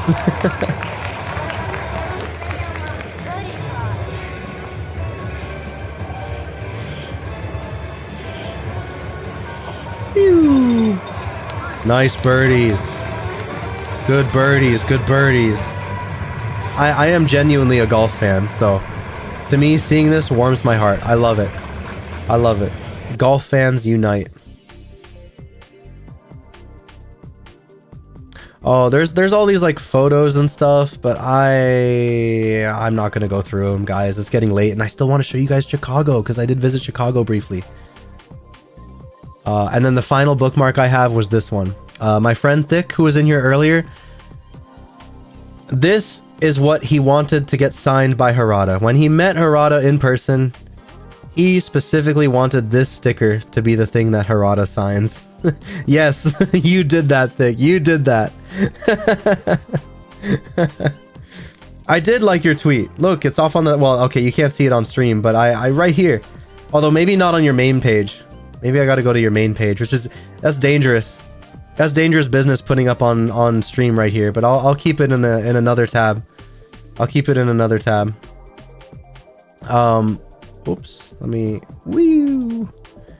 So yeah, this was here, and the artist said, "Harada signed my stupid sticker." I'm so happy. So, yeah, that was Thick's doing right here. This was Thick's doing right here. Congratulations, Thick, for having a signed Hop on Tekken 8 sticker from Harada. What was his reaction again when you like asked him to sign it? He was just confused, right? He was just like, what? He's like, huh? Okay. He had no idea what he was looking at. It took him a second, I'm sure, to figure out what the heck he was looking at. Oh man. But yeah, that is the last tweet there. That is the last tweet that I have in my bookmarks. He laughed and showed the Tekken 8 director. Oh, that's even better than I thought. So he got it. Okay, he got it. He wasn't like totally clueless or confused. It's so good. It's so good. It's so good. All right. So let us continue here for a second with let's see, we finished that. Which is this video? Whether it's your first time or your last Oh, man, this is the make some noise one, I think. time you've been here before, if you had a good time, make sure all the big boy hears it. Make some noise!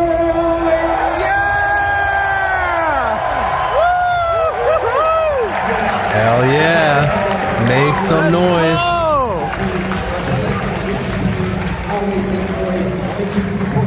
Lovely. Lovely.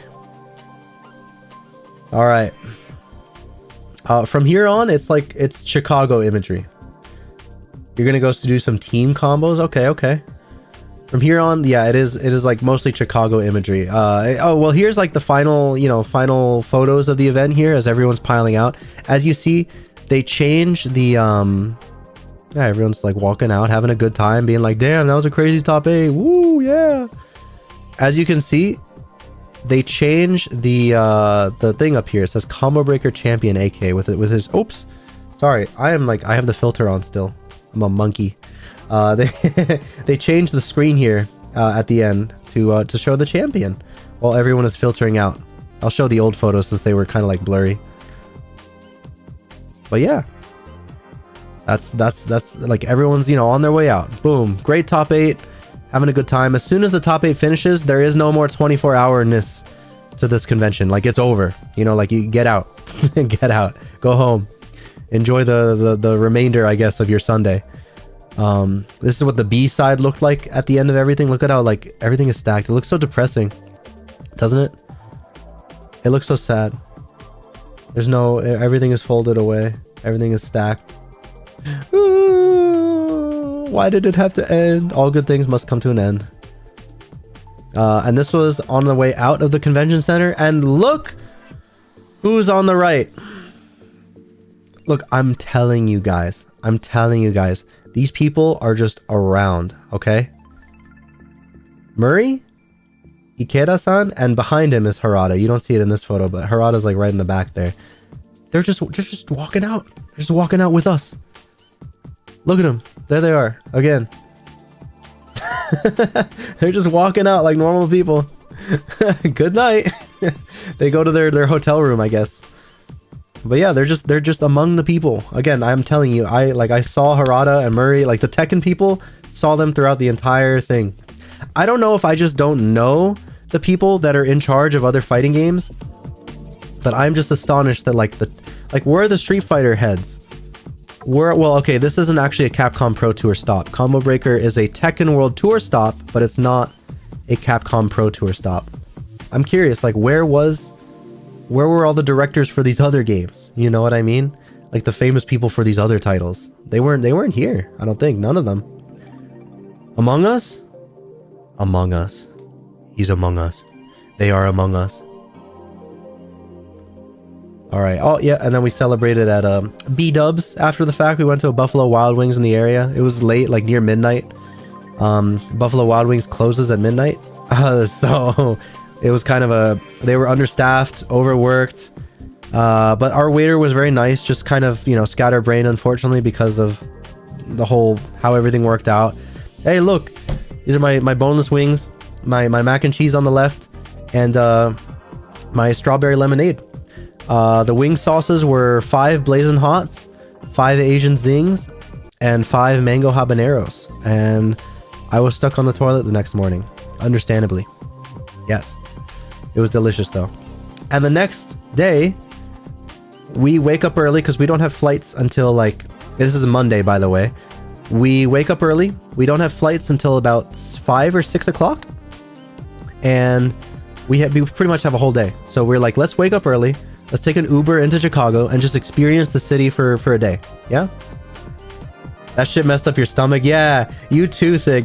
That's true. You too. You were in the toilet for a while, and you had the leftover ones too. I only had like the one night, but you had like that night's and leftovers as well. So you had a lot. You had a lot. But yeah, this is us on our way to Chicago. Very cool. Look, Chicago, Chicago. I have never been to the Midwest before this point. Never mind Chicago. I'd never been into the city. But look at how cool it looks. Damn. It has its own distinct flavor that is different from New York City. I really wasn't expecting it. I genuinely was not expecting it to look so different. And feel so different, especially feel so different. But, you know, there it is, Chicago. They have these like overhanging. You only get these in New York if you go out into like Brooklyn and stuff, but you don't get these going straight through the city. Chicago is like a multi-layered city. You'll see it actually in some pics later. I'll explain it then. You're actually Aussie in real life? Oh, no wonder you're up at this hour. I shouldn't even be up, man. I gotta get up for work in 5 hours, but I'm just so passionate about like talking about everything that happened this weekend because it was so. I just had such a blast. I had such a blast that I want to mention it all. I don't want to split this up into like a two-parter stream or something. I just want to talk about it all. Once we're done here with all the Chicago stuff, my flight, you know, we're good to go. Yeah, we're out. I promise this will not be, you know, over. This will definitely not be over the 6-hour mark. Okay. Okay. But dude, that's awesome to hear that someone is from Australia. I love the Aussie accent, actually. Aussie accents are my favorite. I like the Aussie accent. But yeah, I also realized that Gotham is more based on Chicago than it is New York. I didn't know before until this trip, but I see it now. Like this is very like Gotham City, and you'll see in other photos. Like look at this architecture. Look at this stuff. This is very like Gotham City. Look at this shit. Look at all this Gothic architecture right here. It's all over the place. And when you're in New York, it's all like red brick apartment buildings. But these buildings are like fascinating. They're so uniquely shaped. They're huge. They take up entire city blocks. They're like blocky. Lots of windows dotted across the whole thing.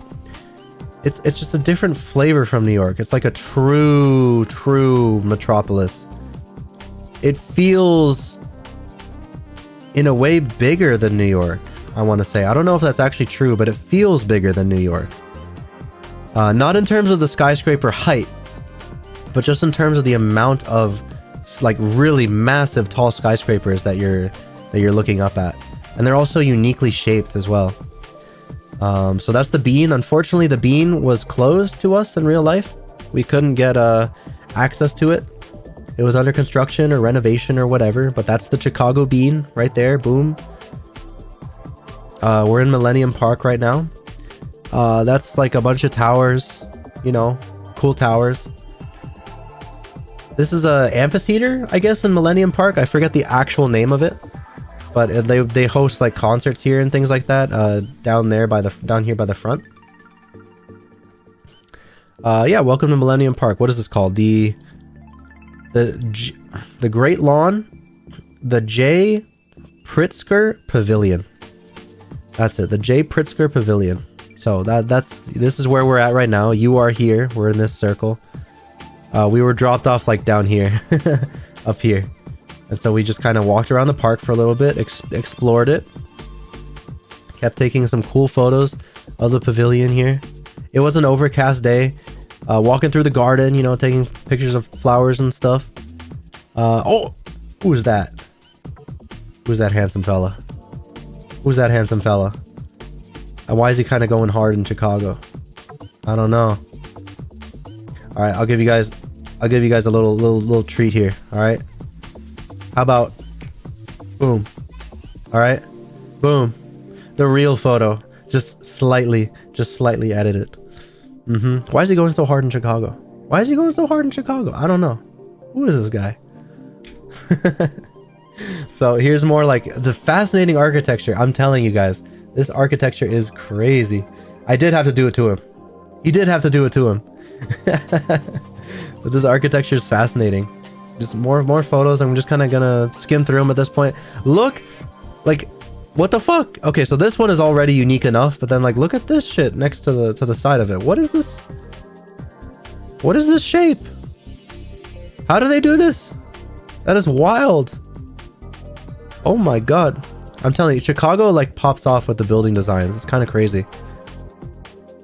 And I say that as someone who's been to New York and for a time lived in New York, not in the city, but you know, nearby, for many years. Like, it's just, Chicago's cool, man. Chicago's very cool. Look at this, more architecture photos. Pavilions, tall stone granite structures, gold metal bars. This was super weird to see, and this is what's like so unique about Chicago. Chicago, you know what? Think of it like Midgar. Okay, you have like this underground expressway area for people to get across things real quick. You have an underground expressway. The top side is like where the shops and the normal pedestrians and usual traffic go. But I guess if you're trying to get somewhere more express and fast, you go down here into like the lower lane. And it's a multi-storied city. New York can't do this shit because it's like built, it's a swamp, you know, it's like a peninsula, it's right on the water, it's sinking, right? New York is always sinking, so you can't really build underneath it. But Chicago here, they got like a multi-layered thing going. It's crazy. That was nuts to see. It's so weird to me. Here's a Fox, their local Fox news station, I guess. They got a building for it. Again, look at the architecture. Carbide and carbon building. Look at this, like the design of this building. Look at the color scheme going all the way up. Oh my goodness. It's so pretty and so like grand. This was crazy. I thought this was a subway entrance, all right? I thought this was an entrance to a subway. But look at this. What is that? What is that? Legitimately, there are like people stumbling around down here. Literal zombies are down here. There's no lighting. Like, what? Who would ever go down these stairs for anything? Where are the lights? It is so unsafe. It's unridiculous. Unridiculous. Oh my god, I can't talk. It's ridiculous. Like, what is this entryway? I know it's supposed to be your entrance to the underground area, but like, good lord, give us some lighting at least. What the hell? What is this? It's so scary. What is that? Oh, there was like a group. There was like a gang down there, just like walking around, stumbling around. They were definitely like the way they were walking, it was like they were high on something, man. It was scary. That shit was scary. One of my friends wanted to go down there for like a funny photo op, and I'm like, I don't think you want to. He started going down the stairs step by step by step, and then like looked around, saw the guys that were kind of stumbling around, and suddenly like was like, oh no, okay, I'm going back up. He wanted to take a silly photo, but that was not worth a silly photo, okay? This is not worth a silly photo. So, more architecture photos. Cool Chicago. Yeah, not worth at all, Maki. 100% not worth. More cool Chicago architecture photos. Here, once again, very weird. Like, this is an alleyway, but because we're on like the top floor, you can look down into this alleyway. It's so weird. The multi-layeredness of Chicago is very weird to me. Very odd. You agreed too, Amy. Yeah, I think if you would have to be clinically insane to think that that's worth the photo op. You would have to be like, you're the type of person to do like TikTok challenges that are like dancing on your apartment balcony. That's the kind of person you gotta be, like dancing on the outside of your apartment balcony when you're 10 stories up. Yeah, like some people died doing on TikTok that I saw. They literally just fell off their balcony and died. You got to be that type of person to do those and feel that that's worth it for a funny image. Ooh, more Chicago imagery. Wow. Again, such a cool city. Such a cool city. The problem is it felt like there wasn't a lot, like when you Googled things to do in Chicago, it doesn't give you as many things, it feels like, as like a New York or a Miami or a Boston or a Philly or like a lot of the things to do in Chicago are just like, oh, go to the shopping district, go to a museum, you can ride the river through the city. It just doesn't feel like there's a ton as much to do. Maybe you know, people from Chicago can tell me otherwise, but it didn't feel like it had as much to do, even though it's a sprawling metropolis and it looks awesome. I love it. It just felt like to do there wasn't as much as other cities. But you know, a city is a city. It's got a lot. You just got to look in the right places. Maybe the articles that I was reading were not correct or didn't show all the information. Here we have Trump Tower, baby. Wow, Trump Tower, just in the middle of fucking Chicago, like on the main river. It's one of the biggest buildings in Chicago. It's a fucking Trump Tower. Unbelievable. Unfucking believable. Look at that. Look at that. It's a gorgeous building. It's just, why has that got to be there, huh? Why is this got to be there? It's even worse later on when you see how like good the view looks down the river, and then you just have like this name right here. You'll see. But wow, all this cool stuff. This is the lake facing side of the river, out into the open lake. Very cool. Lots of ferries, lots of boardwalks. Man, and you have like this walkway that goes like down here. You have a walkway here to get down. Very cool. It's awesome. And look, people partying in their little party boat down here. Their little mini yacht. You can even kayak along the river, apparently, is what I noticed. But yeah, cool like river crossing. Look at this. I like this photo that I took a lot. A good angle. Here, I'll zoom out a little bit so you can see the actual edges. But good composition. I didn't have time to like delete all of these, so you might see like as you saw, these are just kind of like repeats of themselves. But I was very pressed for time setting up this stream. It's a lot, as you can tell by the fact that this is a 5-hour and 15-minute stream so far. There's a lot to go over that happened this weekend, that I took photos of this weekend, that I want to talk about from this weekend. And yeah.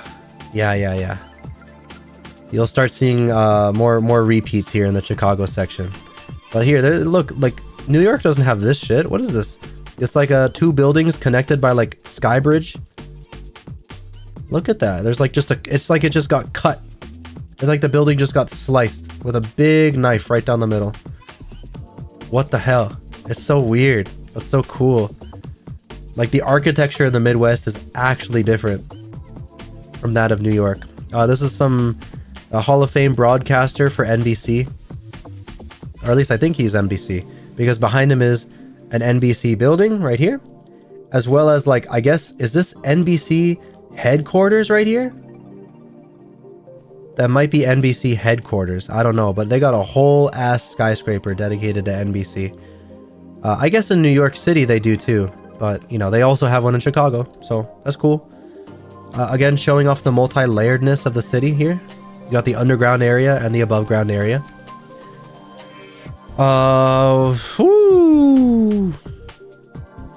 Gyat! You have a Dia de los Muertos sculpture here. Very cool. Very pretty. This is the Miracle Mile. This is like the shopping district. With a bunch of... It's a lot of like clothing shopping district type of things, right? It's not like a general shopping district. It's mainly clothing and fashion. This is the Starbucks Reserve Roast. The Starbucks Reserve Roast. It's a multi-story Starbucks building. And look at the... Well, okay, the line here... I don't think the line in... Here the line isn't bad. Here the line is kind of like going in. Later on though, the line goes like out, way out here, like around the block. Like it's huge. To get in this place, it takes a long time. But they make specialty Starbucks, like, you know, reserve roasts here. Specialty cups for you to try. So it's a nice little dining area. Much better than your average Starbucks. This is a special place. Cool photo of the flowers in the front. What else? Ah! Chicago is also weird because they got revolving doors. Like everywhere is a revolving door. You know what? Let me put this away for a second and let me Google. Why does Chicago have revolving doors? Yeah, this. Revolving doors were designed to relieve the immense pressure caused by air rushing through high-rise buildings, referred to as stack effect pressure, while at the same time allowing large numbers of people to pass in and out. Okay, so it was actually a weather thing. It's like a wind pressure preventative measure for every single store here to have revolving doors. Like everywhere in Chicago has revolving doors. It's like a Chicago thing. They do it. Only in Chicago, Jeff. Yes, only in Chicago they do this shit. Everywhere. Everywhere. New York does not. They have revolving doors, but it's not like as nearly as frequent as I was seeing here. Crazy. Crazy. Also more unique architecture. Like, look at this. This building looks old, right? But like, what is this?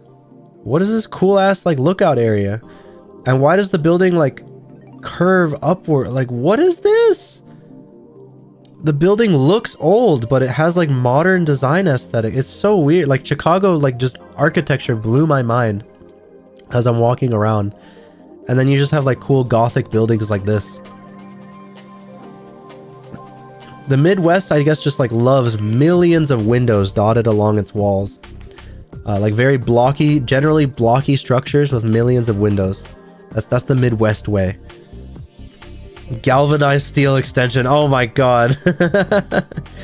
Galvanized steel. Where I keep hearing that in that freaking that guy who keeps making like the this is how so and so can live comfortably in a New York City apartment. Here's how we'll transform it. He makes these fucking meme videos of how to turn like coffin-sized apartments into proper living areas. Use galvanized steel. Galvanized steel. That's so funny. Yeah, more cool photos of Chicago. As you can tell, it's overcast. And we're near the Water Tower Place. This is a mall right here, the Water Tower Place. Cool, like stone castle-like buildings in Chicago as well. And this is another iconic building, but I forget the name of it, honestly. This was just sitting there in the middle. Like, what is this? What is this thin structure up here? What the hell is this? Huh? What is this? It's crazy. It's like a freaking high keep castle, like, but it's like a lighthouse towards the top. What is this? What is this? It's so weird. It's just sitting there, like, and it's like so small. It's not big, but it's so finely decorated and small. I don't get it. Chicago is wild. Water Tower Place. This is the mall. Yeah, this is the entrance to the mall. You get this this cool like water effect. You see all these like the water flows down the steps here. And for every single like hole, the water like filters in. Like it looks like a bunch of glass, you know? It's wild. Like look at that. It's so cool. It filters down through these circular holes and just makes this effect with the water. It's cool. It's cool. Again, cool architecture. And now we're in the mall. Yay! We found a Lego store in the mall with Chicago structures outside. Very cool. I mean, you guys know I'm a big Lego fan, so I was very happy to like go inside and realize that this is a fucking massive Lego store. I mean, not like the biggest in the world, but it's big, you know? So you got the loop coaster here. I am tempted to get this. When I was 10 years old, when I was a younger blue, I'm a sucker for like actual moving, like functional roller coaster sets. Because I built one like in our grandpa's basement when I was like 9 or 10 years old. It was like a Connect set, like the Rippin' Rockin' roller coaster or something like that. It was awesome. That roller coaster was taller than me at the time. And I put it together myself. So this set right here, this loop coaster, reminds me of that. This thing is like, it must be so fun to just have like running and just watch it go over and over and over again. I would buy this, but the price tag though. Oof. And the size. Never mind the size. I don't have room for this thing, unfortunately, in my current living situation. I cannot. But that's a cool Lego, you know, for the future. 6-7 years from now, maybe. We'll see. More photos of Legos. You know, I'm peeping everything. I would get Animal Crossing Legos because I fucking love Animal Crossing. It's one of my favorite franchises, but I don't vibe with any of the sets in particular. Not gonna lie. None of the sets I particularly vibe with. So, unfortunate. I heard they're making Lego Zelda now. They're in the process of making that. So that'll be exciting. Maybe they'll make something Zelda like I want to buy. But all of these Nintendo Legos, I haven't wanted to buy them. Because I don't see much I don't know. I don't have much of an interest in the sets themselves for some reason. Look, they have Sonic Legos, Minecraft Legos. This right here is my section, okay? I grew up on this shit. Even when I was a kid, yeah, it says Technic is like, well, that says A+, 9+. Wow, they reduced the age of Technic. Are you kidding me? Are you kidding me? When I was a kid, Technic said like 16+. Huh? Dude, Technic. Okay, this says 18+. This one is 18+. All right, so some of them still are like older age, designed for older ages, but dude, I fucking love Technic. Technic is my shit. I grew up on Technic. I built this all the time. Freaking tight. I would like to build. I mean, and you know what? Actually, I do have some, not Technics per se, but look at what they had on the shelves right here, on full display.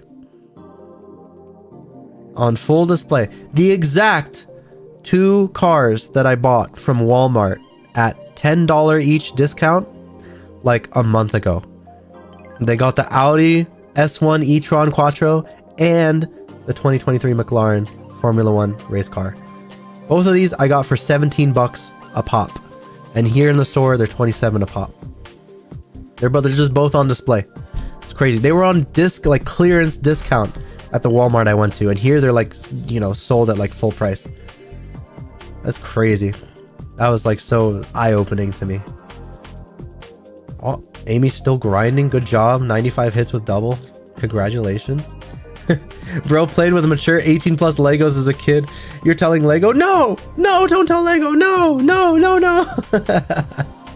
No. They'll ban me from their stores. I won't be able to buy cool Legos like these anymore. These are like nice aesthetic Legos. Look at the Alpine Lodge. How cool. They have miniature creator sets that are like meant to be, they're kind of like the architecture sets, but they're like miniature creator versions. I was tempted to get this one. Not gonna lie, it's $15. I was tempted to get this one, but I didn't. I'm like, I don't need yet another Japanese thing on my shelf, okay? I'm already struggling with shelf space as is. I don't need more. I don't need more. But it's cool, you know, it's a little mini set. Lego Japan. Yeah, that's me. That's me. Whenever I'm like a Lego, what is this? Beijing, Lego London, Lego Moped, a Vespa, Lego London bus, Oh, Lego Japan. Oh, must buy. That's me. Lego Japan. even Lego New York, I'm like less interested. I would rather get the architecture set. The architecture sets are cool. But yeah, more Legos. Look at all the Legos. Look at all the Legos, dude. Look at all the Legos. So much Lego. Look at how big the store is too. This is like this, And then that, they have the, like, look, they have the dragon. They have the Lego dragon, like, going throughout the store. Here, see? The serpent. Look at him. Look at him. Look at him. He's all throughout the store. Crazy. Such a cool store. Huge. Massive. Massive. For my taste, massive. Maybe not the biggest in the world, but to me, pretty massive. So that was fun to visit. I didn't buy anything. Lego dragon jump scare. Look at him. Yeah, we had a Gamers World. Gamers World. You know, a bunch of cards. Kind of looty cards, actually. Not gonna lie. Trading cards, Sonic posters, One Piece posters, Naruto posters. They actually had like tradable like plaques of baseball players and basketball players. They had, I don't know, just all sorts of shit. They had a Megumin wall scroll over here. They have backpacks. Lots of things. More like these are trading card sleeves, I believe. These are sleeves.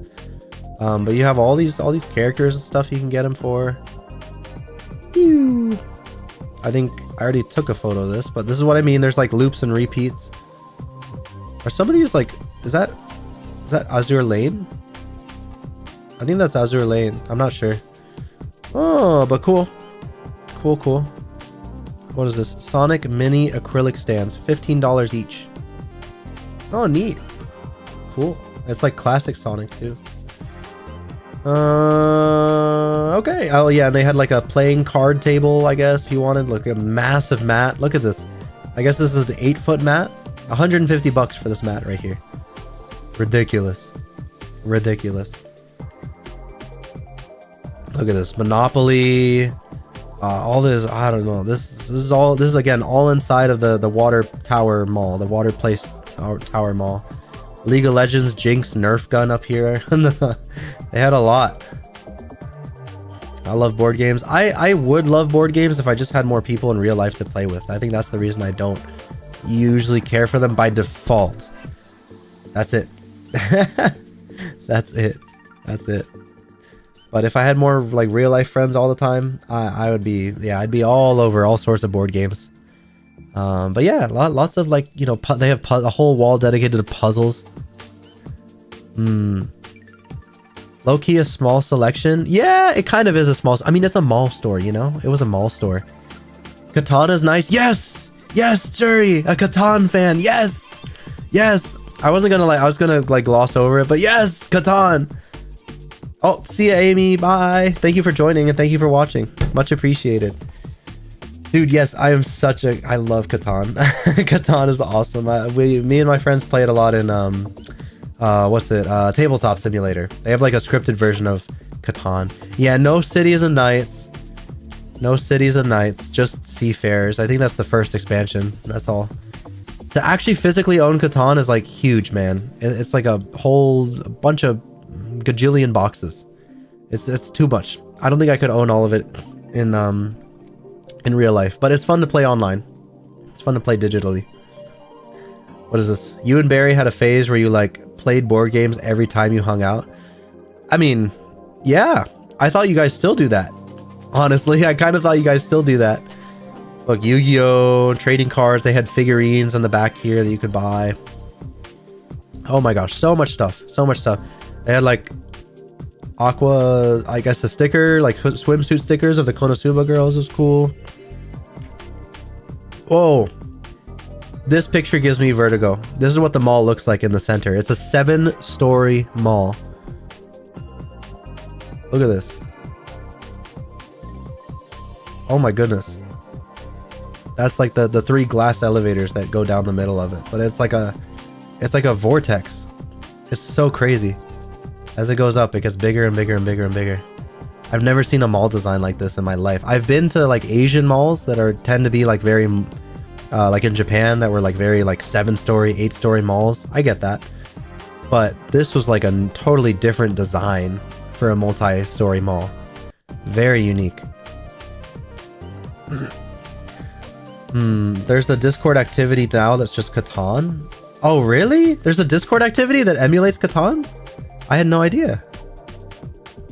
We have like 3 to 4 games you've yet to play because you have less time to hang out. Aw, that happens, man. You know, we're all adults. We all get older. It be like that. It's called Settlers. It's just called Settlers, not Settlers of Catan, just Settlers. Oh, wow. Let me take some water.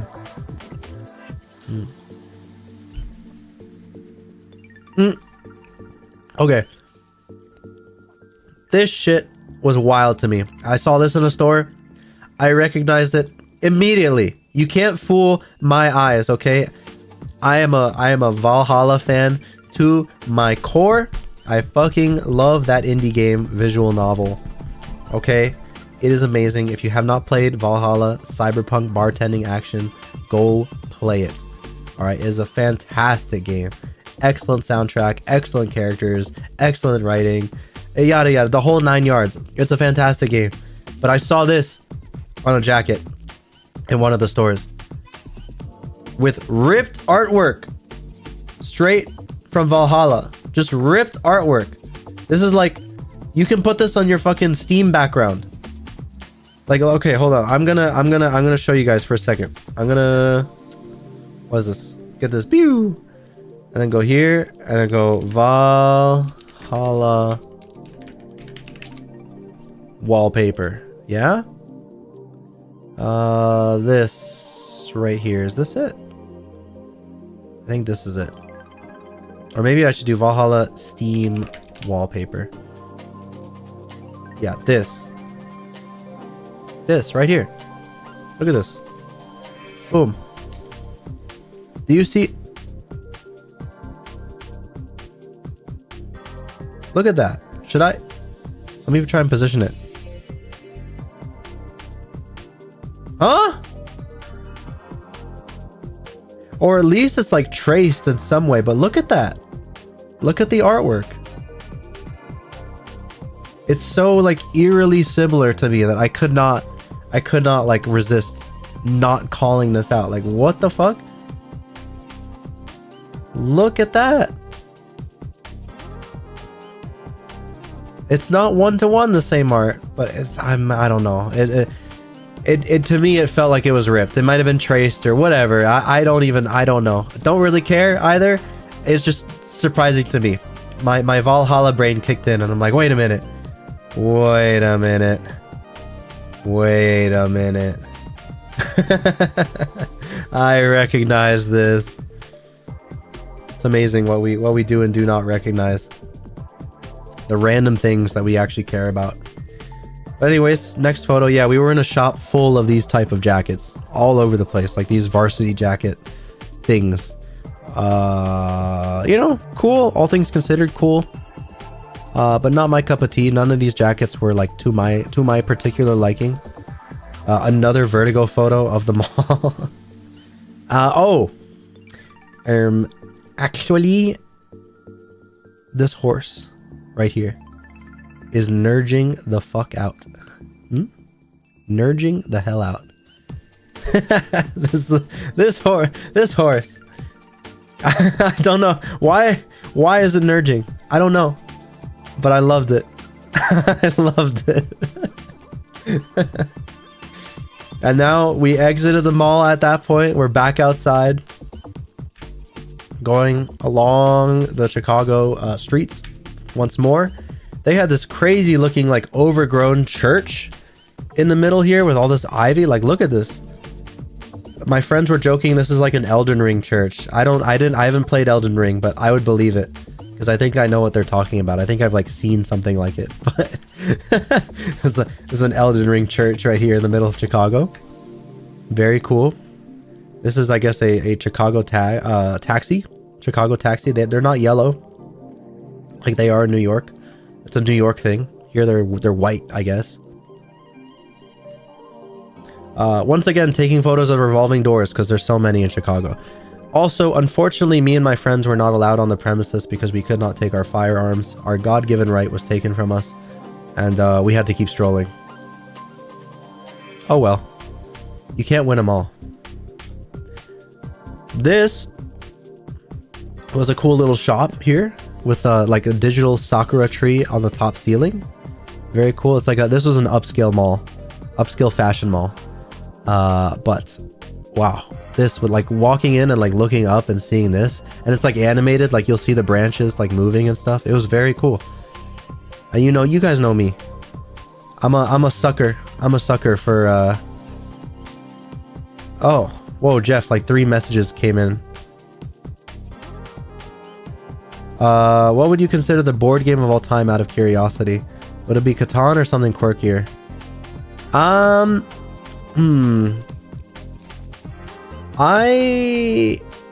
Is it Catan? I don't know. Nowadays, I can't, to me, now my favorite board game, like straight up, I gotta say, is just Mahjong. I consider it a board game because you use like but I don't know, it's like a table.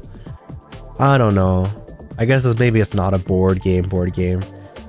But yes, apart from that, I guess it would be Catan. That's like the thing I have the most fond memories playing with my friends a lot. A lot of Catan. Yeah, you wrote that last one like 10 minutes ago. Don't know why it took so long to show up. Yeah, I don't. If I'm like bending the rules of what a board game is a little bit, Mahjong is my favorite, straight up. But Catan is definitely up there too. Catan is up there too. I tend to enjoy a lot of card games. Like I enjoy when I learned recently about like Rummy. That seems like a really fun game to play with friends.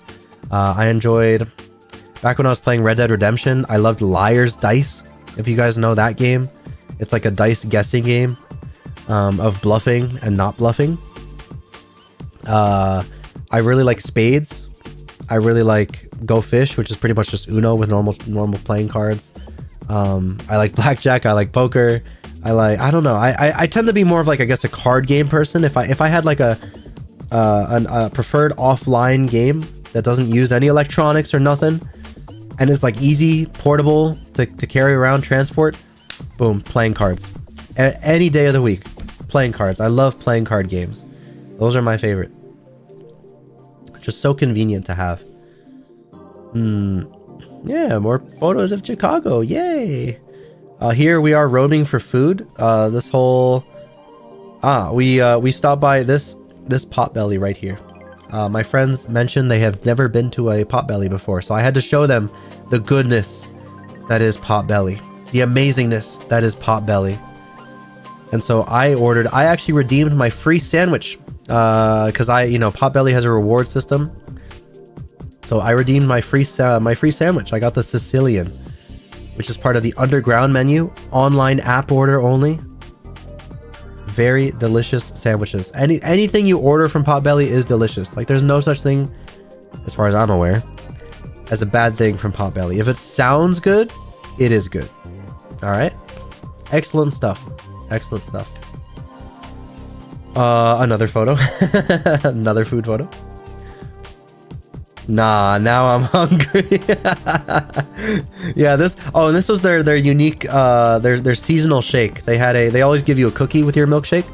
But I got the cinnamon churro shake. They have a cinnamon churro shake that's only in season like right now. So I tried that out. But oh man, this was such a good meal. Oh yeah. I'm gonna make you real hungry, Jeff. I'm gonna make you real hungry. Oh, this was wild. We were walking the street. There's like a whole Ralph Lauren like corner, like just a corner like dedicated to Ralph Lauren. It's not just their fashion line or whatever. They have a bar, a Ralph Lauren bar and grill. What? They have a Ralph Lauren coffee? Huh? Like what's going on here, guys? What's going on? I don't know. I don't know. It was wild to me. So I had to take a photo. I've never seen a Ralph Lauren bar and grill in RL, in real life. True. This is what it's like to walk the streets of Chicago, down the Miracle Mile, the fashion district. You know, we keep walking among the crowd. They have their own like Rockefeller Plaza style, like look down. You can get photos in front of these statues, and if you like position it right, you know, it looks like you're in the center of it all and whatever. They have that going on here in Chicago too. Yes, this is what I mean by you have this gorgeous view of the river that goes through Chicago, or at least one of the rivers, and you just have Trump Tower here. Like, why? I don't know. It's there, obscuring an otherwise beautiful view. This is genuinely gorgeous though, this river and everything. I was remembering while walking through Chicago, doesn't Watch Dogs 1 take place in Chicago? Like, it's not often a featured city in many games. Doesn't feel like it. But the only one, like the first one that came to mind when I'm like, what takes place in Chicago besides like Batman? It's Watch Dogs 1. Very cool city. Very cool city. We also, after the Potbelly, went to and by the way, they loved Potbelly. I'm glad. They had a great time at Potbelly, my friends. It's good, delicious, good stuff. The first Watch Dogs was absolute kino. What does that mean? Cinema? Cinema? I've been meaning to at some point stream Watch Dogs 1 with the new mods that have come out. Like, there's been a huge overhaul mod that's like a bunch of quality of life things. Because I never finished it, but I enjoyed my time with it back when it came out, even though it didn't run too well on my laptop at the time. Whatever, it was still a fun game. It was cool. So I'd love to play it like modern day, quality of life improvements. Oh my gosh, my nose is getting all stuffy. You can hear it probably. I'm talking this long. I've been talking for, oh my god, it actually is almost nearing the 6 hour mark. Good lord!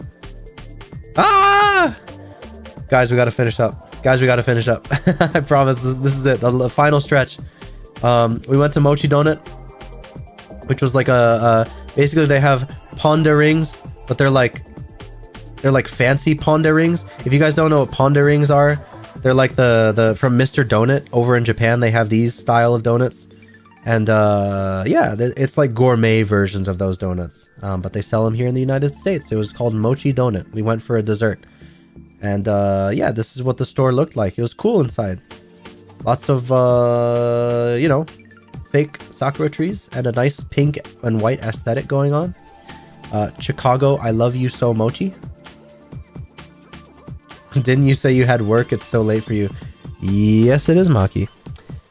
Yes, it is. I have work in... Well, I gotta get up in 4 hours. Blue making great decisions, and I still gotta like get groceries for tomorrow before my dad gets back from his vacation. I got stuff to do. Yeah, this is wild.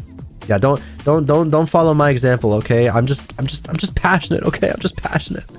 But anyways, that was it for Chicago, okay? That's it. This is it. We're nearing the end, guys. Guys, this is it. All of the media I wanted to show you. I think that's it. Let me double check that there's no more like videos that I am forgetting from after that. It's yeah, none of that. Oh yeah, I can show you guys well, we'll get to it. Tomorrow's stream gonna be wild. EP Blue Deus Ex. Yeah, probably right. You're probably right. Oh, but I'm so excited to just get back into like normal stream routine. Not have to like prepare for this type of stream with like a bunch of media and everything. This was high effort for me to put all this together. So, oh man, tonight I have been lightheaded. I have had a slightly upset stomach. I have a dry mouth no matter how much water I seem to drink. But I wanted to do this. This has been very fun. I want to like show you guys the magic of the weekend. And hopefully you guys can go to you know, you could go to your you know, go to your locals. Go to, even if you don't play fighting games, just go to these events to hang out with people and like learn a fighting game or two. They're all generally very accepting You know, they're just like they're willing to just play you and teach you, unless they're an asshole, which chances are they aren't. But you know, want an adventure, and yes, even watching you only your second modder while you're making an eBay listing. Oh, poor genius, welcome, long time no see. Making an eBay listing, good lord. I have like probably 30 things I gotta make eBay listings for myself after cleaning out my room and realizing like what needs to go and all that. So I gotta work on that too myself. Yeah, you're good being on top of that. I'm not on top of it. There's so much stuff I'm not on top of right now because of stream. But forget me, okay? Forget me. I'll live. It won't matter 5 years from now. Forget me. I'm just here to just show you guys the journey. Show you guys the journey. And maybe, you know, maybe next year, I don't think I'm going to go to Combo Breaker again next year. But like if you guys, anyone in chat or whatever wants to go meet up, like I don't mind. It could be fun. It's a very fun event, extremely fun event. Even if you're not into fighting games, again, you can have fun. We had someone in our friend group that was not into fighting games and he had a blast. So, you know, that's an option. That's a thing. Here's me coming home in the O'Hare Airport, the Chicago O'Hare Airport. They have this cool walkway thing going on with the rainbow lights up top. Look at this hallway, man. This is so cool. This looks like it could take... This is like a John Wick episode. Or a John Wick movie. Like John Wick Part 6 would take place right here. It's so cool. Look at this. Look at this design. This is when you're going like underneath the terminals. I guess you're crossing the tarmac, but like underneath the tarmac to get to the other terminal. So yeah. Yay, Chicago O'Hare Airport. And yeah, airplane photos. Oh my gosh. Our flight was delayed. You see this? You see the sky opening up? Our flight was delayed for 2.5 hours. 2.5 hours because of weather. 2.5 hours. I expected to be able to get home, be able to take public transport home for cheap and efficient, whatever.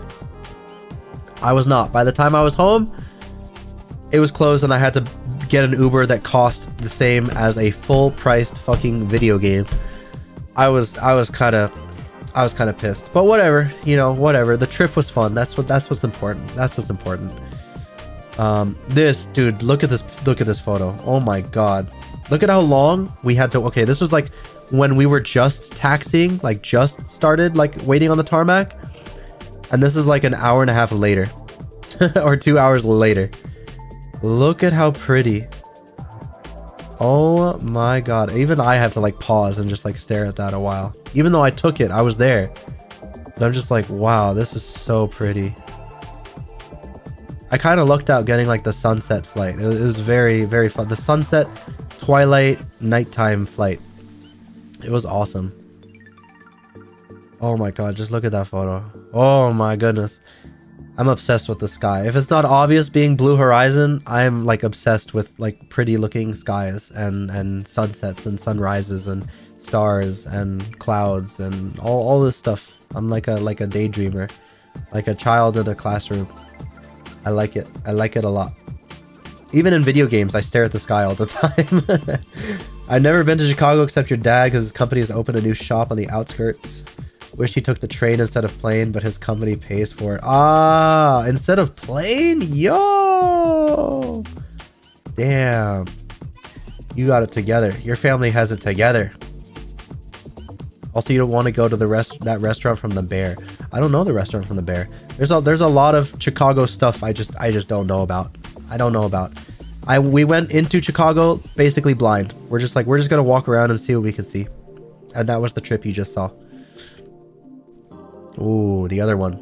I took two. This one's even darker. Moodier. It was temporarily. He was there to train the new guy. Oh, I see. Oh. Man. And then yay, there we are. We're up in the sky. We're flying. And look at the photos in the air too. I kept taking photos in the air because it's just... I love being in an airplane for like a non-morning flight, like an evening flight in the airplane is so cool to me.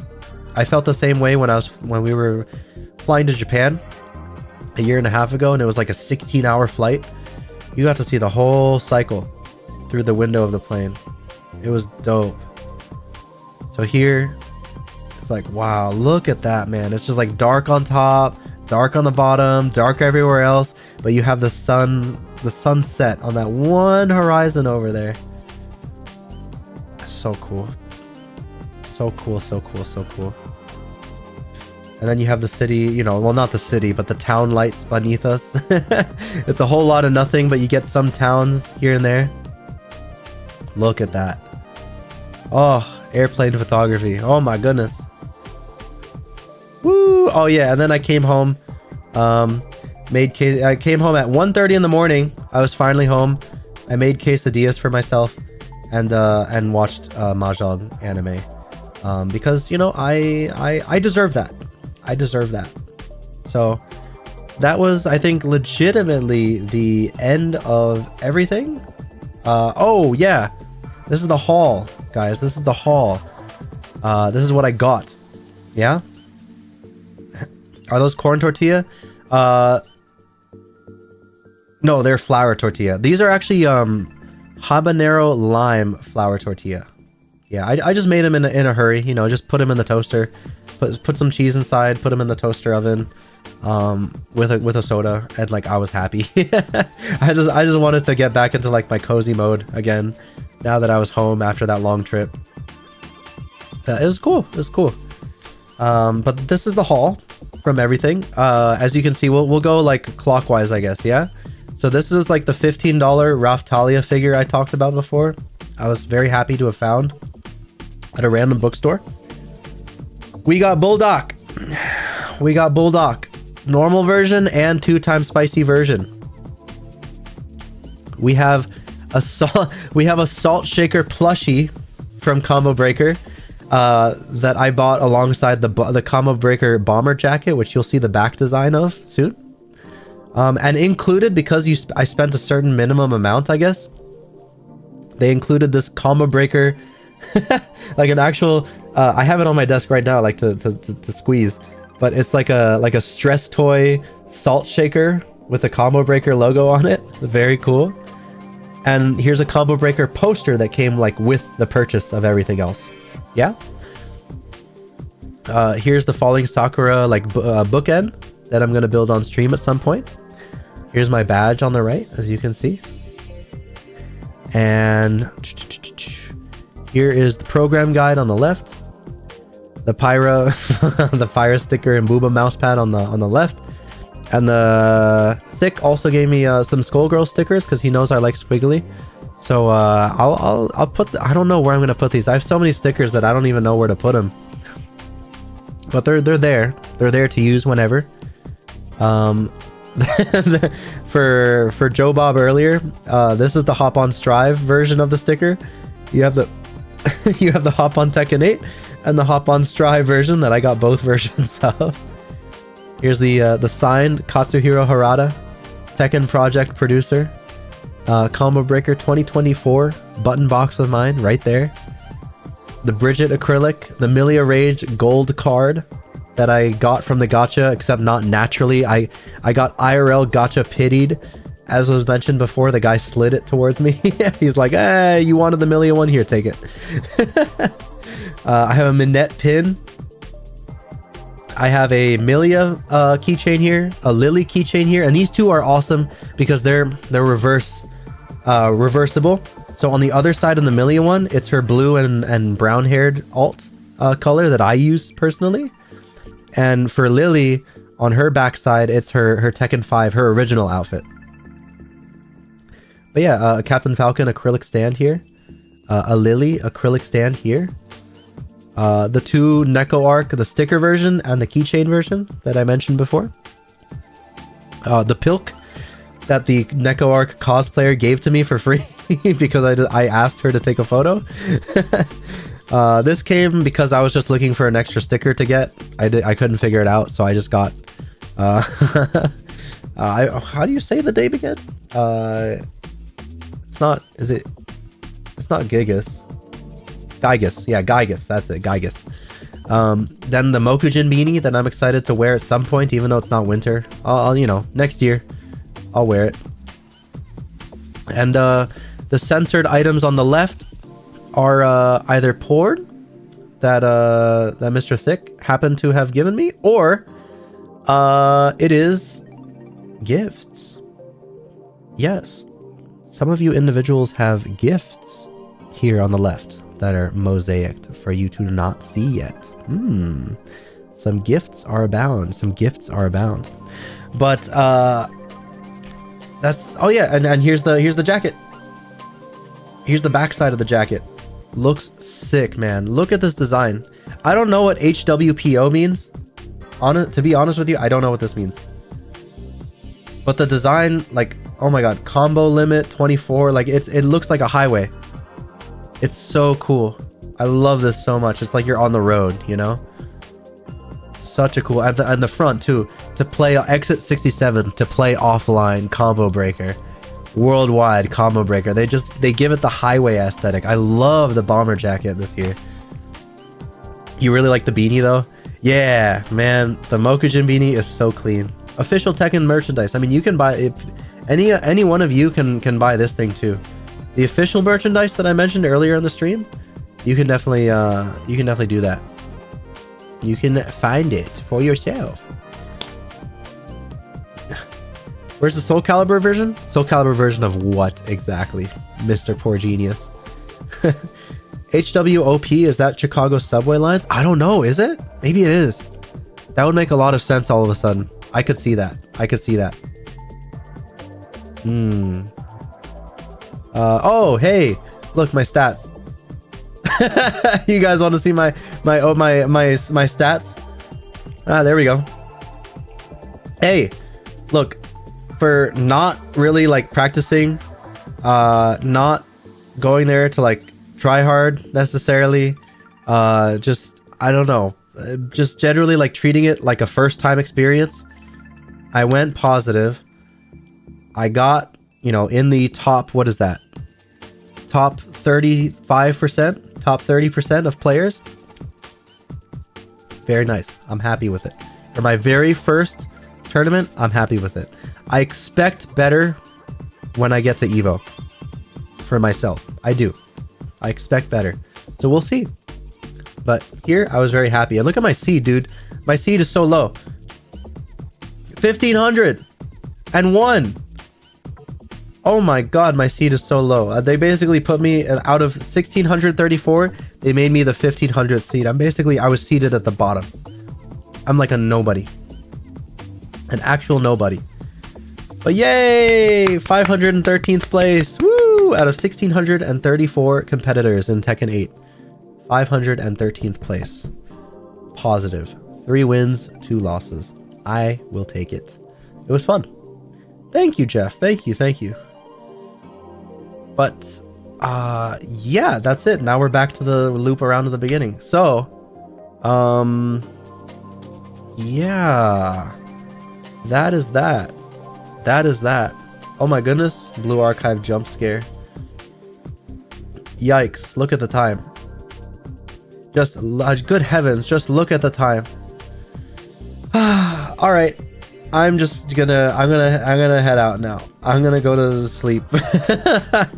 Oh man, that was such a long. It actually did hit the 6-hour mark. Oh my god, it actually hit the 6-hour mark. That's crazy. This is my longest stream I've ever done, by the way. Even the Half-Life one from like back in November was like a 5-hour stream, and that was like my longest one yet. This is my new longest stream. Woo! All right, guys, everybody, thank you so much for listening or chatting, interacting, just whatever whatever you did tonight. You're here to listen along and just you know, vicariously live through combo breaker moments alongside me. Thank you very much for being here. And I'm sorry, it's such an ungodly hour. Oh my god. Oh my god. All right, guys, have a great night. Peace out. Bye bye.